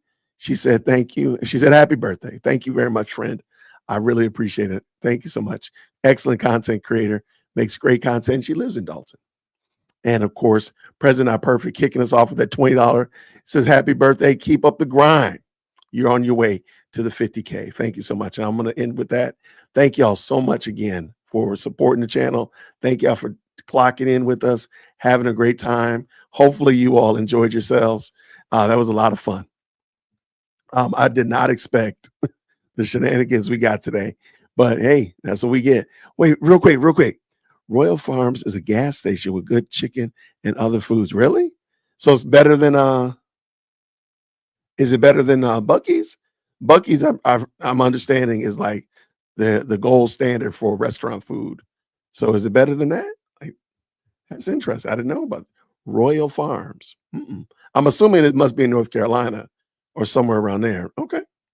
Oh, here it is right here.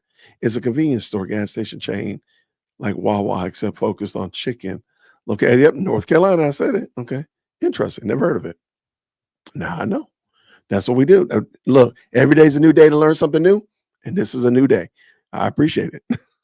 Y'all, I want to thank you so much. I'm going to go check out Chief Executive Second Born because she's coming here a couple times, see what she needs. And I thank y'all so much for rocking with me. Thank you so much for making this a great birthday. I'm looking forward to jumping back in here again with you all real soon. So everybody, until next time, grace and peace.